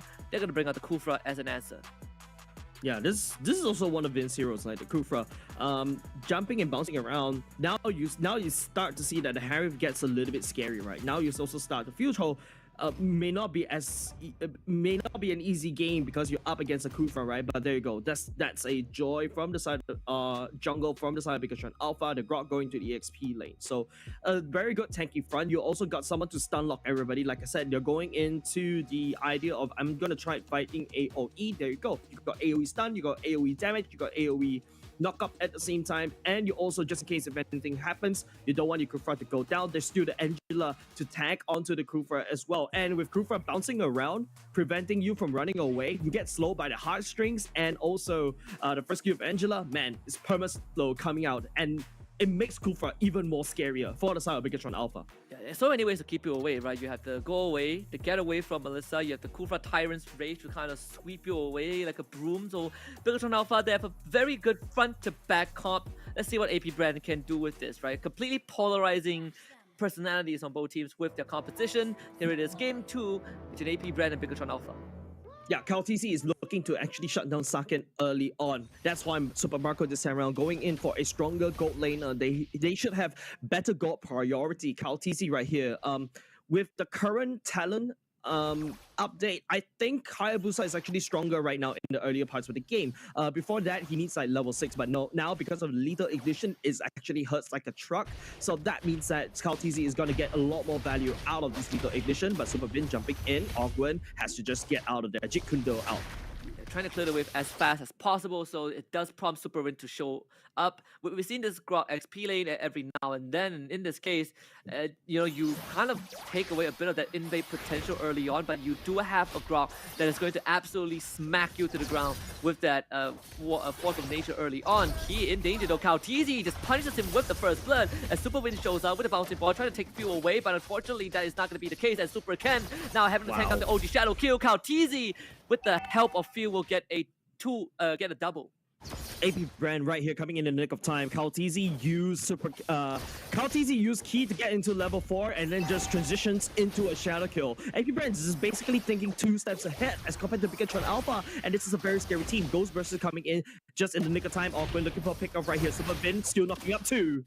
And just look at the massive damage from KTZ, right? You said before this new emblem giving the Hayabusa a lot more than early damage with the lethal ignition. Yep. And we see that every time he shows up for a trade. You have people like Key, not exactly the most durable hero to deal with a Hayabusa. In fact, right, who can expect a little girl to deal with a ninja? No one, right? No little kid has ever won against a ninja. I'm trying to think of any Naruto reference to pull out right there, Husky, but of course, I couldn't think of any for now. But AP BREN right here in a solid start, right? Super Bin gets knocked out by Ogwen at the same time. There's a big wave that Super Bin needs to deal with. He's not even level 4 yet, and the turtle is up. KTZ has the turtle priority. So Rizzo able to chunk down a lot of HP from KTZ, but he also is losing a lot of that health. Final slash from KTZ does miss. Super Ken shows up, forcing the call alter out from field, has the Angela heartstrings with him as well. The hard guard is going to allow him to get the turtle away as AP BREN tries to fight this one. Super Vin dropping low, KTZ back in the fight, but Super Ken should be able to get away with the help of Key. That hard guard heal is just massive.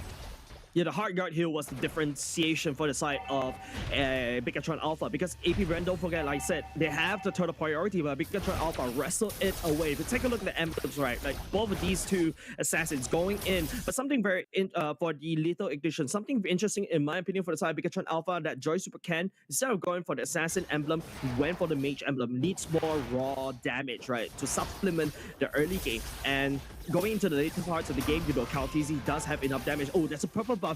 Still secured by KTZ, luckily. Super Ken, good attempt. Unfortunately, KTZ just a bit sharper on that red tree, and now he's looking for an opportunity. Goes right in. The lethal initial proc is ready to dead. Oh, the shadow kill mitigated by the hard guard as AP BREN will be able to chase for more kills. Super Bin, I think oh, okay, Zorizo actually knocks out KTZ. Super Bin, that was a very sus ultimate right there, but then again, KTZ, because they know that Bigatron Alpha doesn't really have these big ultimates, right? Maybe AP BREN wants to make the play out of this. Wants to go for Ogwen.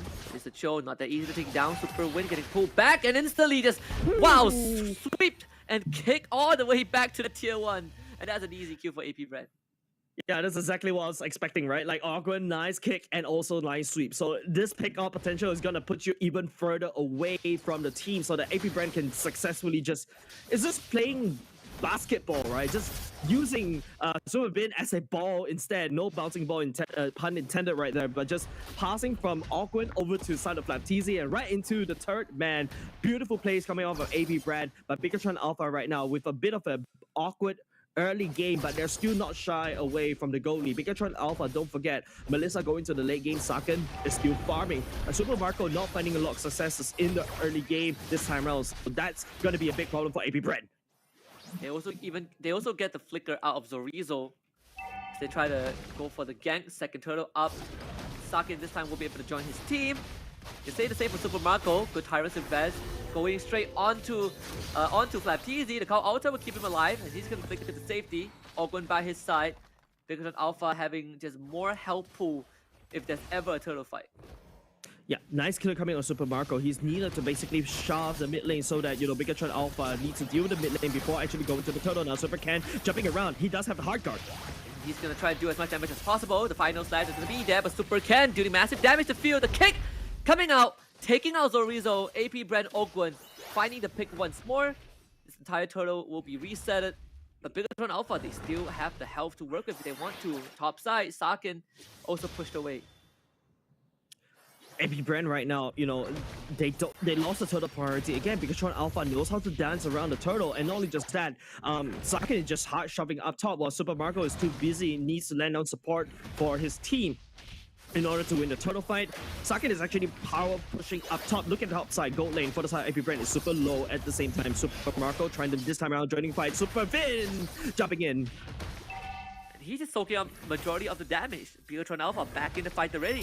The turtle control is going to be completely surrendered to Bigatron Alpha. No contest at all. Super can get that objective. So we're gonna have kind of a minor pause coming out as we figure out what the pause is going to be all about. But for now, we're in a pretty decent state, right? With AP BREN up 4-0, but thankfully for Bigatron Alpha, they do have 2 turtles for themselves. So end of the day, you still aren't losing out on too much. You're winning in terms of objectives. You're keeping the network pretty even.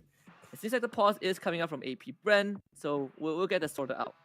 Yeah, definitely. But before we go into the pause earlier just now, I just want to do a bit of a quick recap, right? You said that Bigatron Alpha was able to secure 2 of these objectives, right? But if you take a look at the total kills, it is leading towards AP BREN. So Bigatron Alpha, yes, they're lacking the kills. They don't really have the damage in the early game to do anything for now. They need this big 5v5 fights, and the main ingredient for this big 5v5 fights for the side of Bigatron Alpha is that Melissa Sakin has always stayed in lane to not, and he knows that his priority is not there yet. He needs to go into like the late game where he secures his Holy Trinity, right? Attack speed, 3 items Trinity in order to pop off. So as long as Bigatron Alpha doesn't lag behind too much in the gold lead, they may potentially catch up against AP BREN. But AP BREN on the other hand, you know, these kills are good.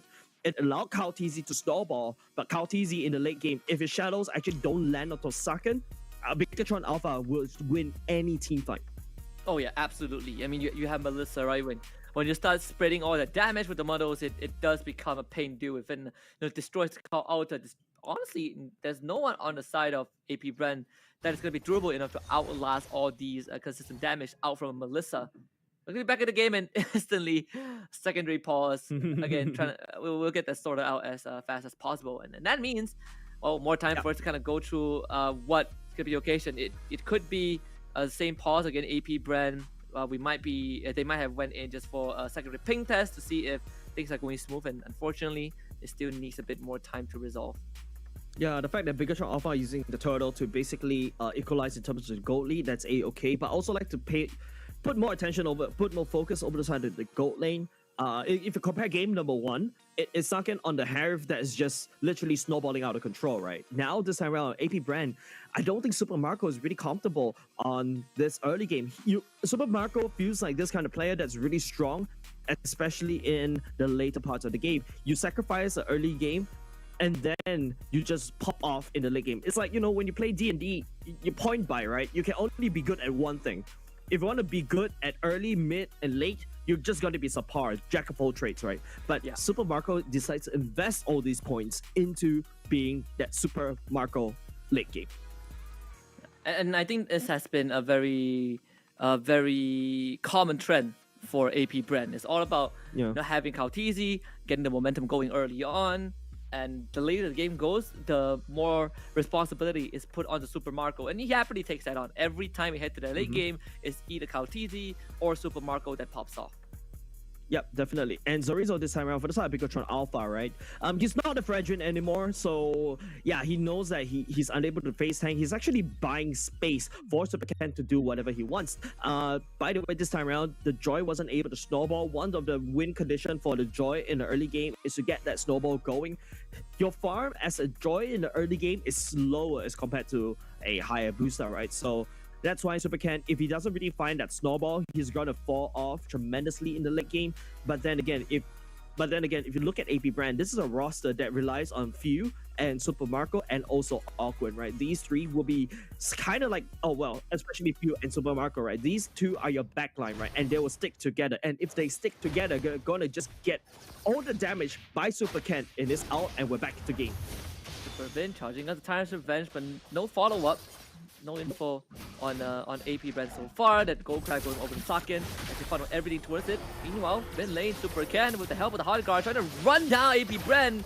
Swiped to the side by the final slash. Super Ken running away with the help of that Alice, but it doesn't really matter. The flicker from Awkward into the kick will finish him off. Massive punish. Super Vin comes in, catches two on the back, but Super Marco able to get away in time as Zorizo shows up with the flicker, rams Kautizi into the wall, and both junglers go down. Yeah, mid lane open for the contest, right? AP BREN was the one that got the first jumps. You can see how Super Ken contributes into the team fight, right? Just denying off the call altar. Bigatron Alpha knows, and they just jump in. Super good setup by the side of Super Vin to set that all the way up. And don't forget, Sakin right here is joining the party of Bigatron Alpha, and you can see immediately they got that one kill. Gotta watch out if you are AP BREN. Super Marco still trying to get his levels up. Dorizo and Key pressuring him as well. This is definitely a slower game for Harith compared to what Sakin had to endure in game 1, right? He had a massive lead, he was running everyone down, but this time, not the same for Super Marco. Definitely struggling against Bigatron Alpha.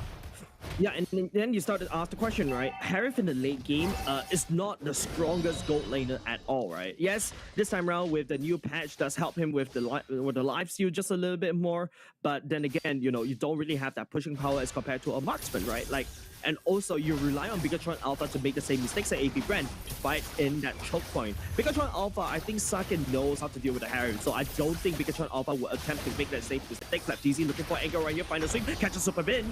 And they will not be able to get the Lord though, unfortunately. Super Ken will secure that very easily. Super Vin gives his life away, but most important part for Bigatron Alpha is that they get the objective, Lord in their favor.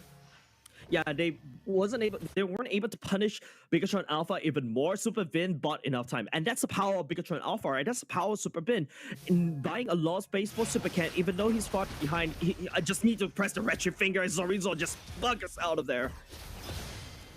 Very, very straightforward gameplay for Bigatron Alpha. They know that, well, AP BREN, sure, they got some early kills, but they're not exactly the hardest to finish off, right? Kautizi, he's not gonna even stand a chance against Super Ken. So all things considered, that early lead from AP BREN, you said that the pressure to Kautizi, he got two early kills. Want to translate to Super Marco, none of that was allowed to happen. So Bigatron Alpha, in fact, are in the driver's seat.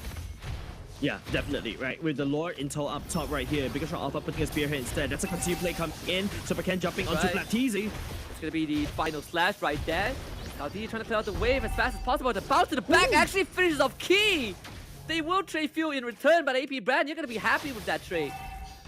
Yeah, definitely, right? Like, you're gonna add even more kills for the side of Kautizi. He's gonna snowball, but don't forget, look at Key right here. Immediately after he's dead, he actually secured an Ice Cream one of the important items for the Angela as well. So now Kautizi needs to be a bit more careful. He's gonna get perma slowed down if he's not careful by Key. And not only just that, right? Like, he's gonna get kited around if Kautizi wasn't able to just instant kill or instant delete anybody with the Shadow Q. Try to test that triple buff again. Ogwen losing majority of his health, and Few comes in clutch with the call Alta. Final flash used as well by FlapTZ, trying to keep Bigatron Alpha away, but FlapTZ overextends to the back, and Bigatron Alpha just comes back in with the damage and the re-engage. Sakin free hitting everyone. The Tyrant's Revenge to follow up. Super Vin catching FlapTZ, and this time there's no running as Sakin finds a double. Ooh, Sakin was huge right there. He maintained a very good range. Super Vin just setting up really nicely once again. AP BREN wanted to fight Bigatron Alpha in that choke point, and once you see Kautizi wasn't able to secure the kill on Sakin, he's unable to do anything as well. Yes, you take down Key, but what can you do? Here comes Onslaught. They need to take out Sakin. Look at that. Sakin stands his ground as Super Ken runs down Kautizi. The attempt is there. Super Ken wins that one. The king is going to be down onto Sakin, and finally Ogwen takes him down with the help of Few. Bigatron Alpha fighting a bit more than they could chew. Yeah, at the very least, you know, AP BREN's trying to look for any form of ways to sustain. Just take a look. Super Ken does have the EXP lead in the favor. Blood Wings already built by the side of Super Ken already. So more shields going into and more sustainability and more survivability for this Joy. Now, AP BREN, as long as they actually maintain, you know, the 3 inhibitor turrets up, AP BREN does stand a chance. Don't forget, Super Marco is this late game marksman or late game gold laner. But if you take a look on the other side, because Alpha has so much structure standing and their defense is robust. Oh yeah, the defense absolutely ironclad right now. All the tier 1s still alive.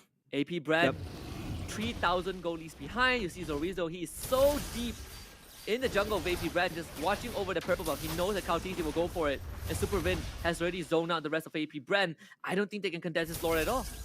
Not at all. Super Vin is just zoning around, just making sure Super Ken can basically do his own thing, right? And now the only thing that AP BREN can do is just try to control the wave, try to slam it shut against Bigatron Alpha. But Bigatron Alpha has so much structures, right? And this means that they've got so much map control. If I'm able to paint a picture, it's mostly Bigatron Alpha side of the map, because AP BREN has lost way too many structures they cannot hold, and then even though, you know, Few does have the pseudo tankiness, the Cow Altar, right, coming into play, that doesn't help because all the members of AP BREN is constantly getting bursted down, and not only just that, getting knocked up sky high by Zorizo. Saken, if he's not dead, AP BREN will die in any form of team fights, and Bigatron Alpha and AP BREN decides to handshake.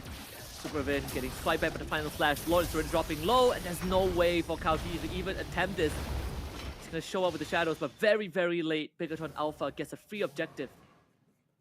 Yeah, AP BREN, I don't know, like, man, I think the game plan right now, instead of trying to catch Saken, their main goal is to try to pick Bigatron Alpha frontline apart bit by bit. But that's exactly what Bigatron Alpha wants to do, right? Fight front to back. But if you take a look at the items, there you go. You can see Saken already securing the Holy Trinity. Instead, also going into the, I believe that's a Malefic Roar as well. So, that Melissa is going to do a lot more damage towards these structures. But if you take a look on the other side of AP BREN, right, that's also going to be the Dawn Eyes, which is definitely needed for the side of Awkward to sustain and survive through the attack speed and deny seconds on the attack speed, right? Then also, right now, Super Marco, instead of going for the concentrated energy, went for the Holy Crystal first. He thinks that he needs more damage, but then again, he's sacrificing up a survivability. He's relying on Few with the Cow Altar on that one. Gonna try to stop this lord and protect that inhibitor turret. The bottom one will be safe for now, but the mid one will fall thanks to Saket and Cole. AP BREN not able to do too much. Kautizi playing sideway, but look at Key on the map as well. He knows that Kautizi is somewhere, so he's not even showing himself. Super Win charging up the Tyrant's Revenge, looking for Flaptizi. He's going to connect. No follow-up with the Tyrant's Race just yet. They can hold it very slow. Flaptizi to the back. Instantly, there's a kick on the Zorizo. They need to finish him off, but it's going to be the stun re-engage from Bigatron Alpha. Might have been a massive mistake as Saken goes absolutely berserk with a double. The Muddles completely shredding through the health bars of AP BREN, and suddenly they find themselves 3 men down. As Fear responds with the reduced respawn timer. The passive will help him up a little bit, but Bigatron Alpha cracks open the bottom inhibitor at the same time. Midwave showing up. The barrier is gonna allow Bigatron Alpha to sync up 2 waves at once. And look at that, Ogwen, 15 seconds away. Flaptizi needs another 20. Engage from Super Wave is gonna go wide. The Muddles lay down as well. Kautizi needs to survive for as long as possible. Few will drop down the Cow Altar to keep his team and buy some time. The OG Shadow Kill not enough. And Super Marco is gonna get run down by Super Ken and Bigatron Alpha. They're gonna trade 1 for 1, but AP BREN have lost so much. Yeah, no more Zorizo to basically fix the waves. They know better not to tangle with AP BREN anymore. AP BREN just literally throwing bodies, but this is not a very good place for you! He's gonna try and face check that brush, and it's a fatal mistake. And now it's gonna be bad news. Ogwen needs another 30 seconds. They need as much time as possible. Kautizi, can you work some magic? Super Ken tanking some shots from the crystal. And that's enough to force Bigatron Alpha back. Yeah, the area clear for the Ghost Bursters are the only thing that kept AP BREN alive. Luckily, Few does have that, you know, Cow Altar and also the respawn timer coming in to basically coming a little bit clutch for the side of AP BREN. Bigatron Alpha, this is a big problem right now. If you can't end the game in the early, like right there and then, Bigatron Alpha needs to try something else. There you go. They're going to go for the Lord instead right here. There's a lot of space for Bigatron Alpha to work with unless Kautizi is able to try to sneak away the Lord with the shadows. But look at Sake and look at how the members of Bigatron Alpha are stacking. Yeah, too late. Kautizi again late to the party as Ogwen. He's going to get shredded by Saken. Few's going to have to call out the pop, and now flickers to safety. Doesn't have the dash, doesn't have the face to go to the wall, and Bigatron Alpha surely is a game 3, right? The Lord is going to march down mid. 2 dead on the side of AP BREN. Few will be back in 10, but Ogwen needs another 20. Yeah, Few should be coming back up just in time for the base defense, right? Maybe that's the differentiator against Megatron Alpha onslaught. But Sakin's tremendous right now. Look at Sakin. He does have the Inspire going in. If he dedicate that Inspire over to the core, that'll be big.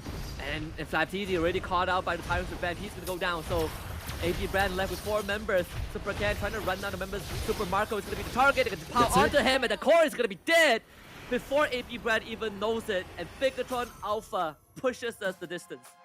Yeah, going to game 3. You asked for it, right, Husky, in the early on. You want to see the series to go that mile. Both these two teams was able to deliver. AP BREN right here acknowledges the power of Bigatron Alpha. Super Vin, the crazy engager from the side of Bigatron Alpha, delivered that win. Super Marco wasn't able to become the late game Super Marco that we know and love, and they ultimately fall for it. And all because that KLTZ wasn't able to find the backline, wasn't able to find Sakin, and that's where it really started to crumble for the side of AP BREN. And the degree, the magnitude of counter engages from Bigatron Alpha is also incredible, right? You have Zorizo on the Grok, you have a Super Vin on the Kufra, so many layers that you need to cut through. And you know that the 2 kills that KLTZ got onto Key was because somehow the OG Shadow Kill bounced onto the Alice, but that is very minuscule compared to the grand scheme of things because Sakin was the biggest problem and no one could get to it. Yeah, I feel like Key is more than happy to absorb all that shadow kill, right? Shadow kill on me doesn't means that no shadow kill on Sakin at all, right? And as Sakin was just staying alive most of the fight, Sakin played almost like a perfect game. Super Marco wasn't able to shut down Melissa that early on, so that bodes the question, right? I feel like Harif needs to be given a lot of respect in the next particular game. We're gonna go and take a look at the items breakdowns later on because we'll have to take a look as well on how this is working. And I feel like game number 2 and 1, the common fact is the Angela is the biggest problem. I think AP BREN doesn't really have an answer against this Angela, right? Angela is also like a Florin. It's meant to counter any form of assassinations. And it's very surprising that Bigatron Alpha constantly put this Angela in the mid lane, and AP BREN decided to just change the roster just a little bit. Hopefully with the help of Super Marco on the Harry, maybe they can burst somebody down and they have enough pick off to burst that person down. But you saw what happened, right? FlapTZ and Awkward decide to pick up Zorizo. And what did Zorizo do? Wall charge right in the face of AP BREN.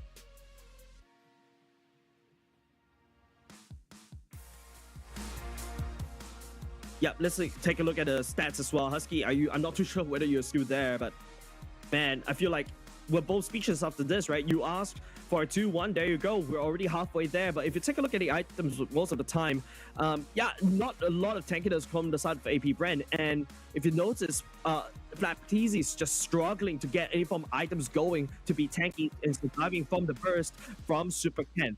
Now, Super Ken, on the other hand, it's the Genius One, the Holy Crystal, as well as the Blood Wings, and Concentrated Energy as well. These are the items that you need as a joy to immediately burst down anybody, especially when the Cult Altar from the side of Pew is just going to make sure everybody stick together. And of course, you know, Sakin right here, I think he's the man of the show from the side of Bigatron Alpha. Zorizo this time around, if you notice, a very cheeky build, by the way. Zorizo actually went on full damage, Malefic Roar, Sea Halberd, and also the Blade of Hephaestus. So that wall charge is definitely going to charge into somebody, burst this person down. I mean, and with the amount of burst damage that Bigatron Alpha was able to put on the field, and with the pseudo tankiness from the side of Key of the hard guy with the Angela, we looked at how Bigatron in this roster is unkillable.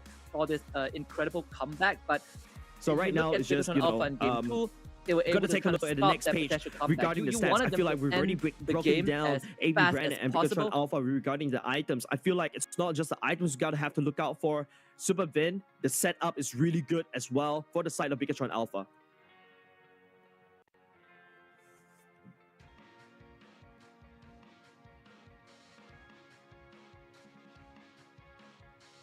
Yeah, pretty impressive game, right? For the side of Bigatron Alpha, right? Especially they redeemed themselves, right? They actually also pushed them out for AP BREN in game number 1, right? They both these two teams fought all the way into down to just the mid lane single turret only, right? So yeah, like I think Bigatron Alpha with Key on the Angela is the problem that AP BREN couldn't solve. So expect AP BREN to really sacrifice that one more ban just to take away that Angela. But don't forget, you do that against Bigatron Alpha, they have a very wide hero pool, especially look at Super Vin. Earlier just now, when you talk about a head-to-head between Awkward and Super Vin, right? It's just mostly just support heroes, like soft supports, right? But no, Super Vin shows up with a Kufra, which is exactly what Awkward wants. And I think, we kind of went back and forth on this, right? We talked about how, in terms of the picks, what is AP BREN going to be looking for? You need someone to not only soak up damage, you need someone to be catching Sakin, catching Super Ken, right? And I think Kufra was at the top of the list. It's just they decided, we're going to deviate a little bit and we go for the Cho. And I feel like Bigatron Alpha in this game number 2 got a pretty good steal in terms of the heroes that they could draft. And this Kufra for Super Vin was kind of the solution to a lot of their problems. Yeah, it's just like the fact that AP BREN wasn't able to handle, right? I feel like right now, Kaltizi, there's the Fredrin still wide open. Maybe you could argue they need that Fredrin, but then again, Sakin is just untouchable, right? From the side of Bigatron Alpha. Not only the fact that he has this innate kit just to push anybody off, they also got front lines that the AP BREN needs to worry about. Zorizo, Super Vin, and also down to Super Ken, in fact, right? This Joy just run it down in the middle of the fight against you when Cow Arthur goes in. Now the Cow Arthur just looks like it's a free stun for the side of Bigatron Alpha. Absolutely, and there it is. Our MVP for game number 2 is Sakin from Bigatron Alpha. Truly a marvel in game 2, putting up an absolute clinic, right? That game 1, I wouldn't say was missing, but game 1 definitely he was kind of bogged down a little bit thanks to the matchup and thanks to the state of the game. But in this time, the roles completely reversed. You could even say that if there was a Beatrix, we might see a deja vu from game number 1. And it's good to see that as much as we focus the head-to-head on the roamers, the gold lane is also erupting between Sakin and Super Marco. Yep, looking at the highlights later on, you should also see, I believe, also the highlights. And in fact, we're going to start at 7 minutes. This is the first time when Sakin actually joins the fight. And when Sakin joins the fight, you see what he does. Shut down Kaltizi, the man that's supposed to counter him at all. Look at the positioning. And look at the Angela just absorbing all that shadow kill, allowing Sakin to just constantly push down that turret at the same time. And once again, fighting at a choke point as well. Just Super Vin peeling for Sakin as well. Make it easier for Sakin. Just practically protecting him at all costs. Bigatron Alpha just running down AP BREN one member at a time. And I think, you definitely called it right? I mean, if you are key, it's like, well, guys, the Hayabusa is on me, let me just drag him to Narnia, right? So he can't rejoin the team fight, and towards the very end, it just, I mean, look at the AoE from this Joy. He just destroyed the Cow Alta. In fact, he's like, you want a Cow Alta? Don't worry, let me break it in half a second, and you can just stand there and watch Sakin kill the rest of your team. Yeah, Super Ken is like, there's only 2 roles, right? He's there to just press the retribution, and his second role is not to kill. It's actually just to destroy the Cow Altar, so that allows Sakin to come in to re-engage and engage on the fights, right? And Super Vin just sticking onto AP BREN, not allowing them to get out of the model, just slowing every run down. Speaking about slowing, key on the Angela was key. The Ice Queen 1 just slowing it down, helping the model just get its values worth. And not only just the slow from the Ice Queen 1, Corrosive Scythe also slows down for the side of the Melissa as well. So yeah, it's pretty hard to just detach yourself from models at all. Right, I mean, well, we have one more game to go to see if, the era, the perfect record of AP BREN, whether it will be broken by Bigatron Alpha, by the team that they feared the most or not. And also a secondary question is that Angela now an important ban for AP BREN? I think so. I feel like Angela is the important ban, right? Like, if you notice, Bigatron Alpha understood the game on a different level as compared to AP BREN, right? Like, if you notice, they are literally taking away the Florin right off the bat when they went for the Fanny, right? And now this time around, AP BREN went for another assassin. They just still drafted along that Angela as well. So they're pretty nice. They can just counter, just deny the assassin from any assassination at all. So the teams are gonna have a bit of a time to decide what is the plan for game number 3. Same for us, we're gonna catch a breather, so we'll call for a short break, and we will be back for game number 3 between AP BREN and Bigatron Alpha. Welcome to Mobile Legends. What is a winner? Make a promise, then I go and deliver. What is a great? They all are made. This ain't for beginners. Back in the days, we used to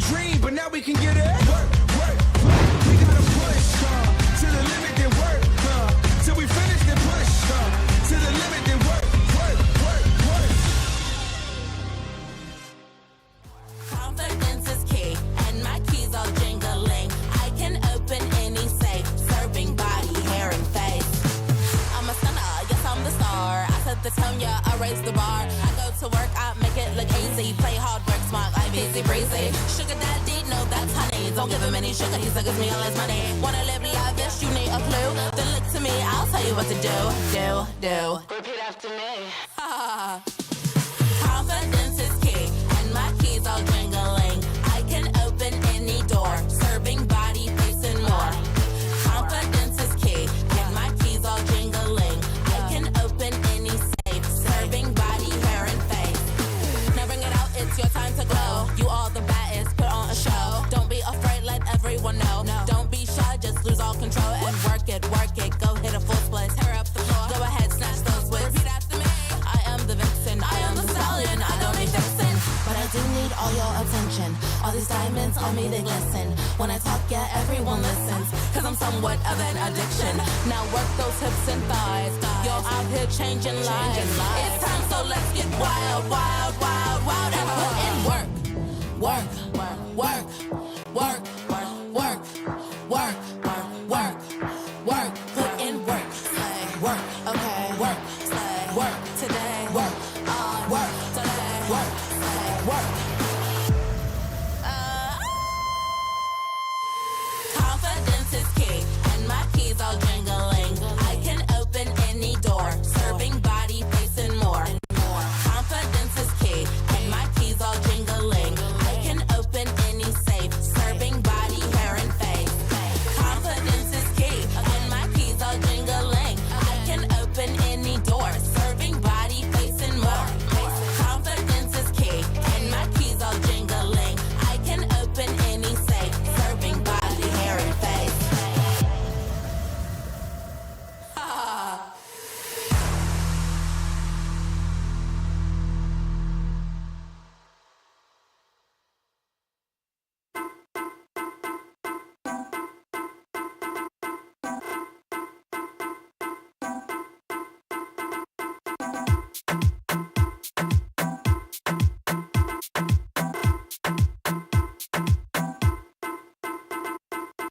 Number one in the street, so that one a bang bang. Everybody touch a road, everybody bang bang. Then I wanna so neat, everybody bang bang, bang bang, bang bang. This I wanna so good, this I wanna bang bang. This I wanna so wicked, everybody bang bang. I'm not shining, everybody bang bang. This a bang bang bang, bang bang, bang bang, bang bang,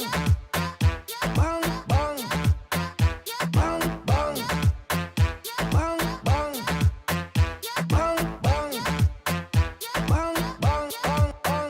bang bang. Number one in the streets, so that one a bang bang. Everybody touch a road, everybody bang bang. Then I wanna so neat, everybody bang bang, bang bang, bang bang. This I wanna so good, this I wanna bang bang. This I wanna so wicked, everybody bang bang. Sun a shining, everybody bang bang. This a bang bang bang. Welcome to Mobile Legends. What is a winner? Make a promise, then I go and deliver. What is a break? They all amazed, this ain't for beginners. Back in the days, we used to dream, but now we can get it. Work, work, work. We gotta push to the limit, then work till we finish, then push to the limit, then work, work, work, work.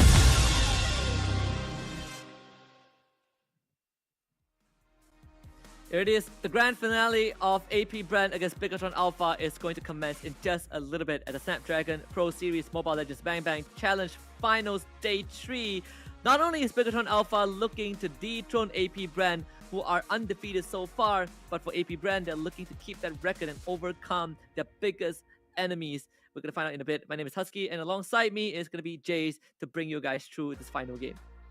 Yeah, Bigatron Alpha literally delivering a statement. I love it when, teams decide to not just say what they want to do, they do what they want to do. They're looking to dethrone, like what you said, AP BREN, they've been untouchable mostly all throughout, the Snapdragon Pro Series. Yep, they gave one game over the side of EVOS Legends, but now this time around, they gave another game over to the side of Bigatron Alpha. These red robots looking to just steamroll choo-choo train all across the board, and I feel like the biggest problem that AP BREN just couldn't solve was that mid lane Angela. Oh, absolutely. We've seen how Bigatron Alpha really utilizes Angela, right? Even in game one, where they not AP BREN, Bigatron Alpha. Even in game one, excuse me, when they lost, this Angela, it's a piece of work, right? Unless you catch her, out in the open, like game 1, it's almost impossible to overcome her. She slows you, she deals damage, she locks you in place, she heals up her front lines, and we saw when Angela pairs up with someone like a Fredrin, someone like a Grok, like a Joy, they just absolutely run you over. Yeah, and the best part is you got a lot of sticking power onto somebody, right? And to make it even faster, have you seen a Joy just exceeding, like going into Sonic Boom? Yeah, because Joy also gets that both movement speed bonus, right? And just slows, and as he chases you down, he also slows you down. So it's just crazy what Angela has brought onto the table. And like what I said, it's the non-meta heroes that AP BREN is obviously not ready to deal with, right? And now Pikachu and Alpha, I think they're looking to secure the Angela once again. Now we're gonna go into the draft in the next 10 seconds. Man, AP BREN needs to respect Key's Angela. If not, a lot of trouble for the side of AP BREN. This is a big crunch time for AP BREN. They've been put in this position before. We say yesterday, right? AP BREN, they tested waters a little bit. We're gonna give one game over to EVOS Legends and see if they are worth our time. And in the end, they just steamroll EVOS Legends. This isn't the case. It's not AP BREN giving one game to test things out and winning the other two. It's them putting up a tight fight for 2 games and they are down 1-1. So this is AP BREN gotta bring out the absolute best in this game 3 to even have a chance. Kadita and Paquito ban out as usual for AP BREN, and Bigatron Alpha with the Valentina and Claude ban.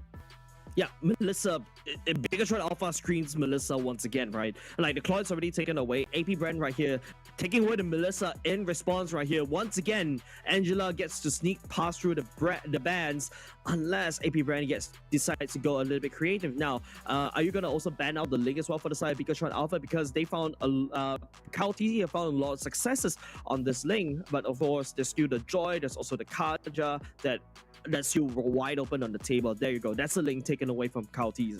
Yeah, plenty of openness, right? The Faramis is up at the table. You have the Lancelot. You have the Fanny as well.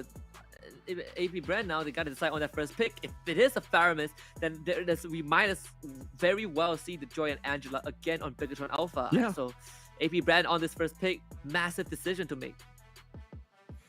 I don't know if you're AP BREN right now after seeing what you had to go through in game number 2 and also partially game number 1. Yeah, I think they've got no choice. They have to first pick the Faramis, right? Like if not, Bigatron Alpha would definitely grab the Faramis. There's only one dead Cal Altar in this game because the Valentina is already taken away.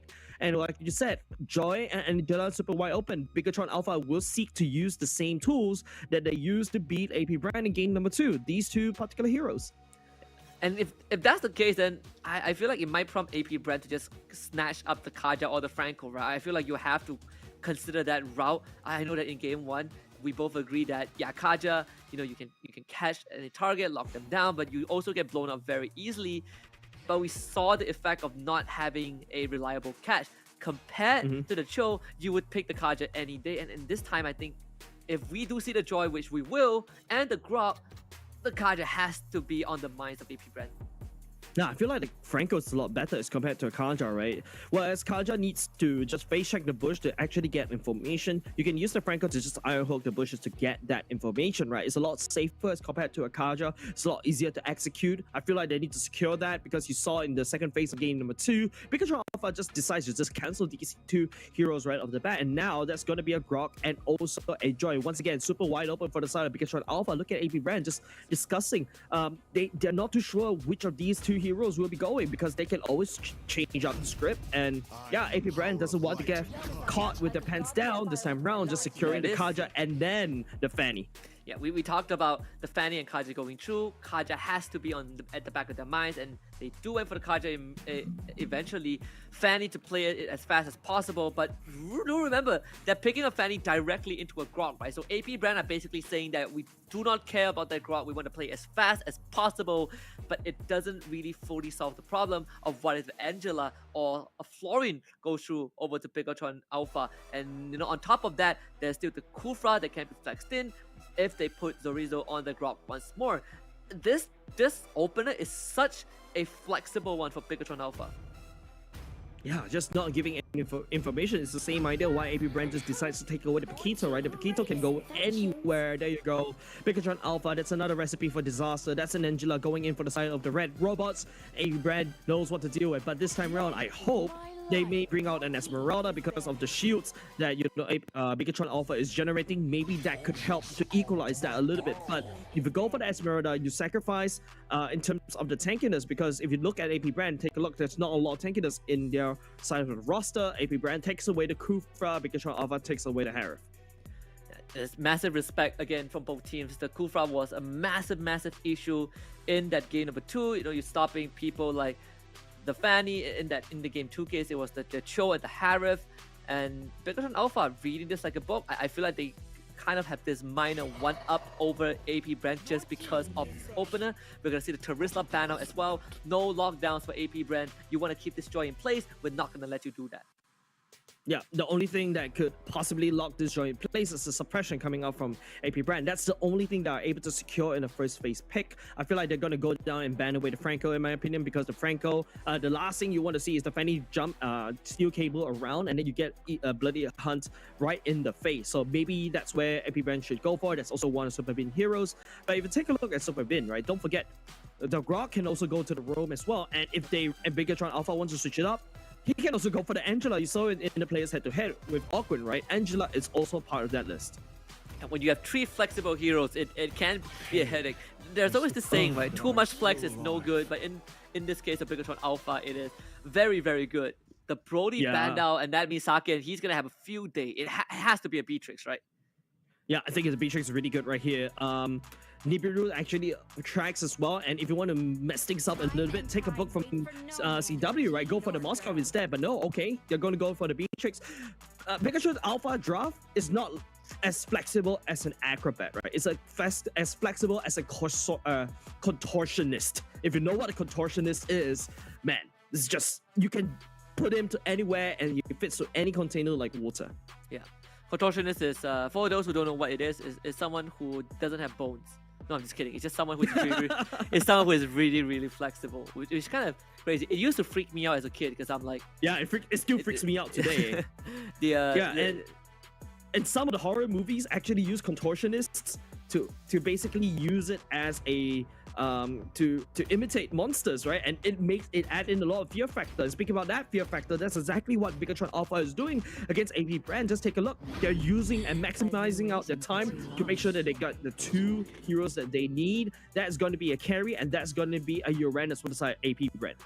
So Uranus the only front line for the team for sure, right? At least you don't have like a tank shredder like a character to cut him down, but there is still the Esmeralda, right? We talked about this plenty of times. The Esmeralda can still go through and still be viable for the side of Bigatron Alpha. Yeah, even the Dyrov, right? We've seen the Bigatron Alpha, they faced the wrath of Dyrov yesterday, 2 games in a row against Onyx. If they want to go for the Dyrov, I think it also works. And then that means that, you know, there's a lot more flexibility for the side of Bigatron Alpha, right? AP BREN instead, you know, carry, I think, is the best in slot right here, right? They ban away the Brody from themselves. There's also technically still a Leslie.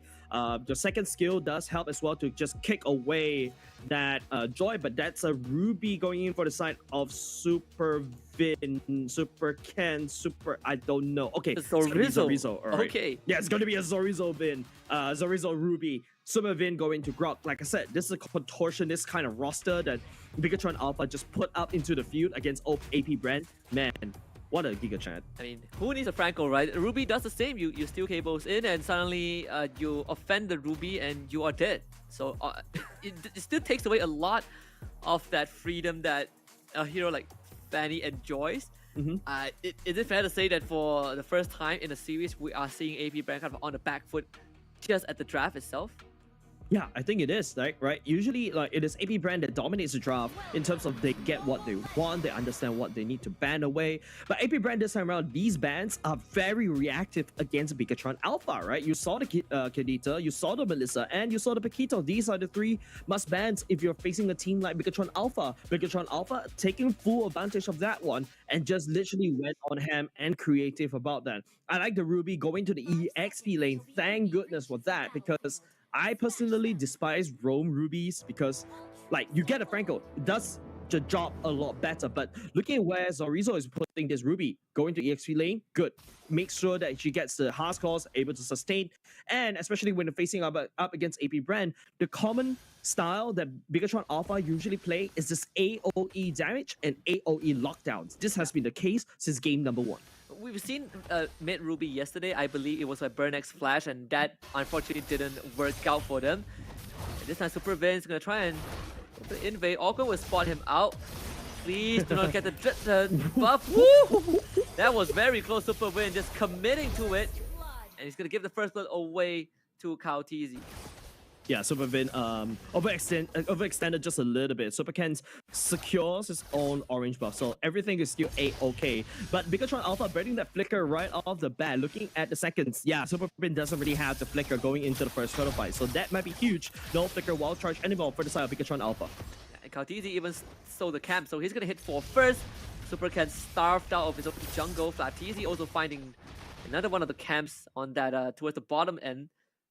They do slow down the Joy a little bit, which is already a hero that isn't the fastest when it comes to clearing jungle, so a slightly good start for AP BREN. Yeah, this time around it's a lot different, right? Super Marco back onto something that he's more comfortable with, I believe, on the carry as well. But look at Super Vin, he's getting chunked down low. And he's gonna be taken down. Super Vin drop once more. That's 2-0 for Kaotizi.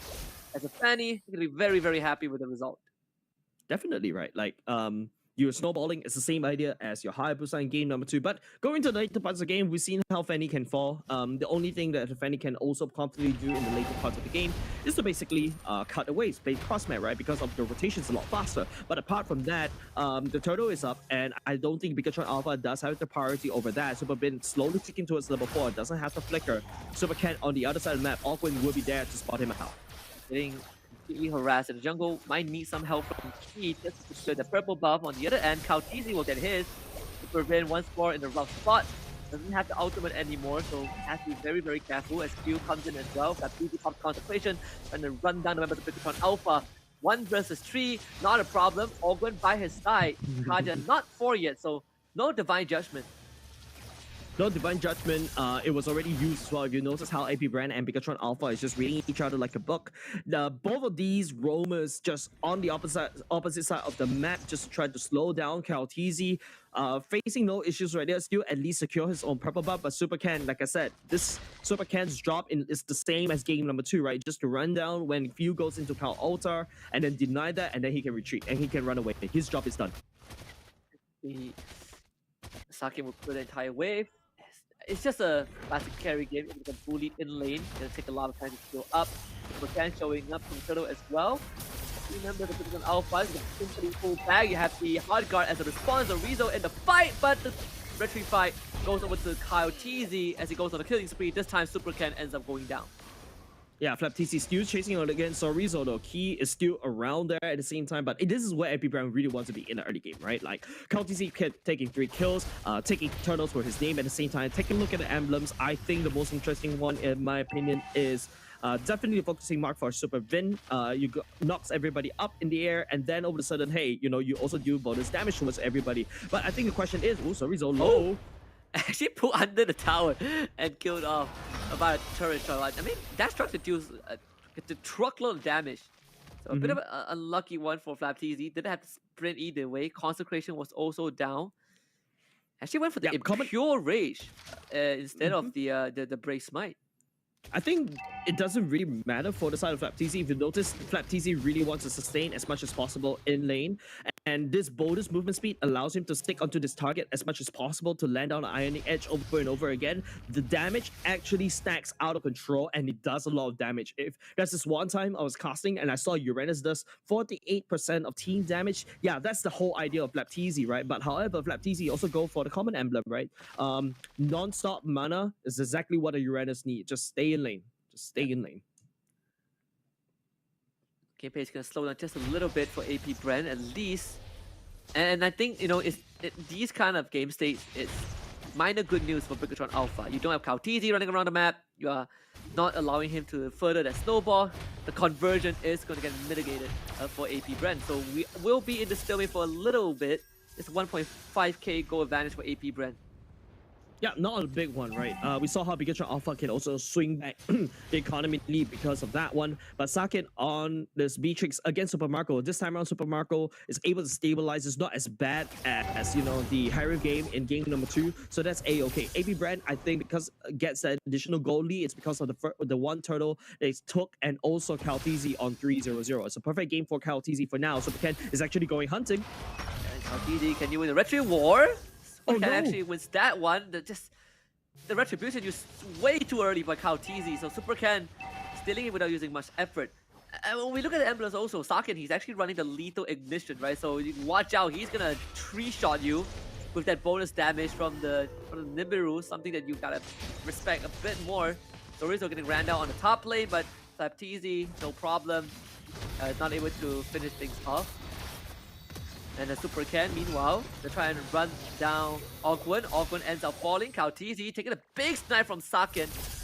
Ends up having to retreat. And Bigatron Alpha slowly coming online bit by bit. Just by taking these pickoffs and opening up the bottom lane for Sakin. And that means Sakin can have a really good time taking down this bot tier 1. Yeah, man. Like, right now, the turtle is completely forgotten by both these two teams because both these two teams are looking to play the purple buff as if it's a turtle itself. Now, Calteezy getting put off from the purple buff is huge. So, for a couple more minutes, AP BREN wasn't able to output enough of pressure against Bigatron Alpha. That's Bigatron Alpha's way to slow down Calteezy. We saw that happen in game number 1 of EVOS Legends, and now Bigatron Alpha all of a sudden, because of that fact, they have turtle priority. I'm offended to pull in on it too. Calteezy trying to buy as much time as possible. Unfortunately, Calteezy ends up getting stunned, so can't contest the turtle. They get the Divine Death from Dorizo, who just walks out of there without taking much damage at all, even though Super Marco is around. And Bigatron Alpha just disengages and even takes a tier 1 mid on the way out. Super Ken not done just yet. Electrifying Beak is used, gets the purple buff for himself once more. Calteezy slowly getting punished in his own jungle as Calteezy forced to disengage. All 5 members of Bigatron Alpha pushing AP BREN out of their own jungle. Yeah, Bigatron Alpha currently winning the economy lane. Just take a look. Sakin is already leading in terms of the gold, just like 300 gold behind. That's one component behind, right? So which means Sakin is going to hit the critical mass in terms of the damage first as compared to Super Marco. But same problem could be said over the side of Bigatron Alpha, right? They take another purple buff away from Calteezy once again. And then immediately you see how Bigatron Alpha is rotating super efficient, right? Take the turtle up top, go down, invade purple, and then go back to secure their own purple buff to deny Calteezy from that purple buff away. Calteezy right here, this is a very big speed bump that he has to speed through. If you take a look at the items, yeah, exactly right? BOD going in, but it's more expensive to build a Beatrix X compared to a carry, so carry is still not too far behind. However, another key thing to also look out for, Super Vin going for more expensive item instead of attack. And Phil forced to pop the Call Ultra as was pulled in by Dorizo early on. The Call Ultra will expire, and Super Ken just runs him down with the Electrifying Beast. Meanwhile, they're gonna get the pull onto Super Vin, which is a Grok that doesn't really care too much. Yeah, like this time around, Awkward, even though you sport a counter against Joy, this is literally logic, right, for the side of everybody. But then again, Awkward wasn't able to output enough thing. But oh, Super Vin, well charged, the air. It doesn't, not able to get a connection, but doesn't really matter. Sakin just destroys the health bar of Phil. And Bigatron Alpha coming online. Calteezy don't really want to be there. Sakin almost 2-shots him. And AP BREN, they just could not fight this. They need to buy time for Super Marco to come online. Yeah, Calteezy once again, and the purple buff already gone. I feel like teams right here need to know how to deal with an assassin that relies on purple buff. And then again, you need to deal with how Bigatron Alpha is dealing with AP BREN, because this is so annoying, right? Calteezy is literally out of the game. The only thing he can do is only split pushing, and this is not a very good sign for AP BREN. Now to the Lord is taken down by the side of Bigatron Alpha. It's very comfortable because AP BREN has no wings. AP BREN has no map pressure at all. Damage leaderboard, most of them super can, but that damage is kind of deceiving. The damage is mostly going to against Few with the Call Alta, right? So yeah, main goal super can, just deny the Call Alta once again. Bigatron Alpha in a more stable position right now as compared to game number 1 and game number 2. Yeah, it's a very frustrating game for AP BREN. Very frustrating game for Calteezy, especially when you're up 3-0. You have a pretty substantial lead, and then suddenly it all gets shut down because you lose one purple buff fight. And that just escalates into this Lord barreling down the middle lane, your side lanes getting pressured, and Bigatron Alpha knocking on your front doors again. You look at the level differential, right? Bigatron Alpha slightly ahead in terms of experience. It's going to be Zorizo with the pullback onto Flapteezy. The Cold Ultra will be there to save him, and they even respond with the Divine Touch onto Super Event, who loses his first life thanks to Immortality. Khaleesi to the back, ends up getting pushed back by Super Ken as he gets electrocuted alive. Bigatron Alpha looking to fry AP Brand in their own base. Flapteezy dropping low. Zorizo gonna get the finisher. Gets destroyed instead by Super Marco as Khaleesi comes back in for round number 2. Bigatron Alpha forced back and the mid inhibitor stands. Yeah, good defense coming out from AP Brand. Once again, Bigatron Alpha taking it slow just a little bit. They want to take even more than they could expect right there, right? They'll pay the price by losing Zorizo right there. But if you notice how Super Ken, right?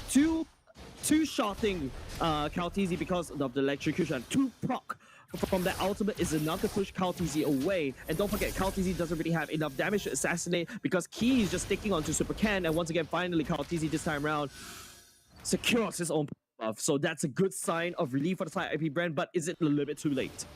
It could be, right? AP Brand playing catch-out game. I know that 2.5k go behind and it's not that significant yet, but you look at the XP differential. When that Lord spawns in another 50 seconds, Khaleesi will never win the retreat fight because he's just behind Super Ken in terms of level. Yeah, Hunter Strike this time around being built at the very least, so a bit more burst damage, but Super Ken goes in full Blood Wings already. This is like late game item for Joy, whereas Khaleesi just running through scraps, just taking out breadcrumbs from the streets of Bigatron Alpha after, Bigatron Alpha has been looting all across the board for the side of AP Brand. And now with the Lord coming up in the next 20 seconds, AP Brand, they're not in a good position, right? You talk about the level difference between these two teams. I'm also going to talk about the fact that AP Brand is basically fighting on their side of the map. This is exactly where AP Brand doesn't want to be, especially when you have a Fanny, right? That's supposed to output pressure in the early game. Yeah, absolutely. Flapteezy, he's trying to open up a lot of this space, but you can see that even his durability has its limits when Sakin is on top of him on his spear tricks.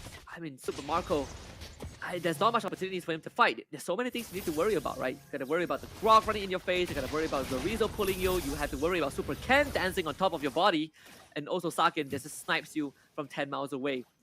Bigatron Alpha, they're gonna start on this Lord right now, all going with the conceal. Zorizo is gonna instantly see it. Get the delay as now. Where is Khaleesi? He's still taking the purple buff. This Lord is going to be gone. I do not think that AP Brand can win this, but they got to try anyways. Committed to the fight. Khaleesi straight to the back. Try to look for the kill. Can't find the assassination as Zorizo runs away and Flapteezy ends up getting taken out. Yeah, Sakin landing down Reverse Passion right there. I think it's just luck. Khaleesi ate couple of shots right there. Khaleesi immediately disengaged, right? He tries to go for the cleanup right there. Zorizo, Brave Smite's coming in just in the nick of time. Zorizo was basically being a pseudo tank. Let's take a look at the replay, right? Like, the knockup is there. Awkward was able to catch Zorizo, but Zorizo doesn't really care. He's more than happy to absorb that and notice it because Bigatron Alpha knows that there's no Divine Judgment. Khaleesi coming for the flank. Unfortunately, Sakin pushing it away cleanly. Cal also, even though was already proc, Bigatron IP Brand knows they do not have the damage to continue the fight. They decide to back off. So a very nice fight coming out from the side of Bigatron Alpha. They still secure the Lord. AP Brand trying to punish Bigatron Alpha, but will not be able to find anything there. Here comes the Lord. That's mid inhibitor down and ready. Khaleesi can't hold a candle to Super Ken. The Joy is just outputting too much damage. That's without the help of Angela. So Khaleesi is going to try to cut the wave as much as possible. They will scout out the members of Bigatron Alpha in the bottom side jungle. I guess the silver lining is that they still keep both the side lane inhibitors alive, but for how long? It's gonna be tough. Sakin does have the Malefic Roar, so more damage against the turrets, right? Maybe this time around, AP Brand looking for a concealed play right here, looking for anybody, but look at that. Sakin is scarce. AP Brand couldn't reach Sakin at all. Sakin is the main damage dealer from the side of Bigatron Alpha. If you take a look at the items, yeah, Wind of Nature, just in case Super Marco knows he's not gonna do any damage at Beatrix at all. And not only just that, right? If you take a look, Angela Key already going in. NOD for good measure. Ice Queen 1.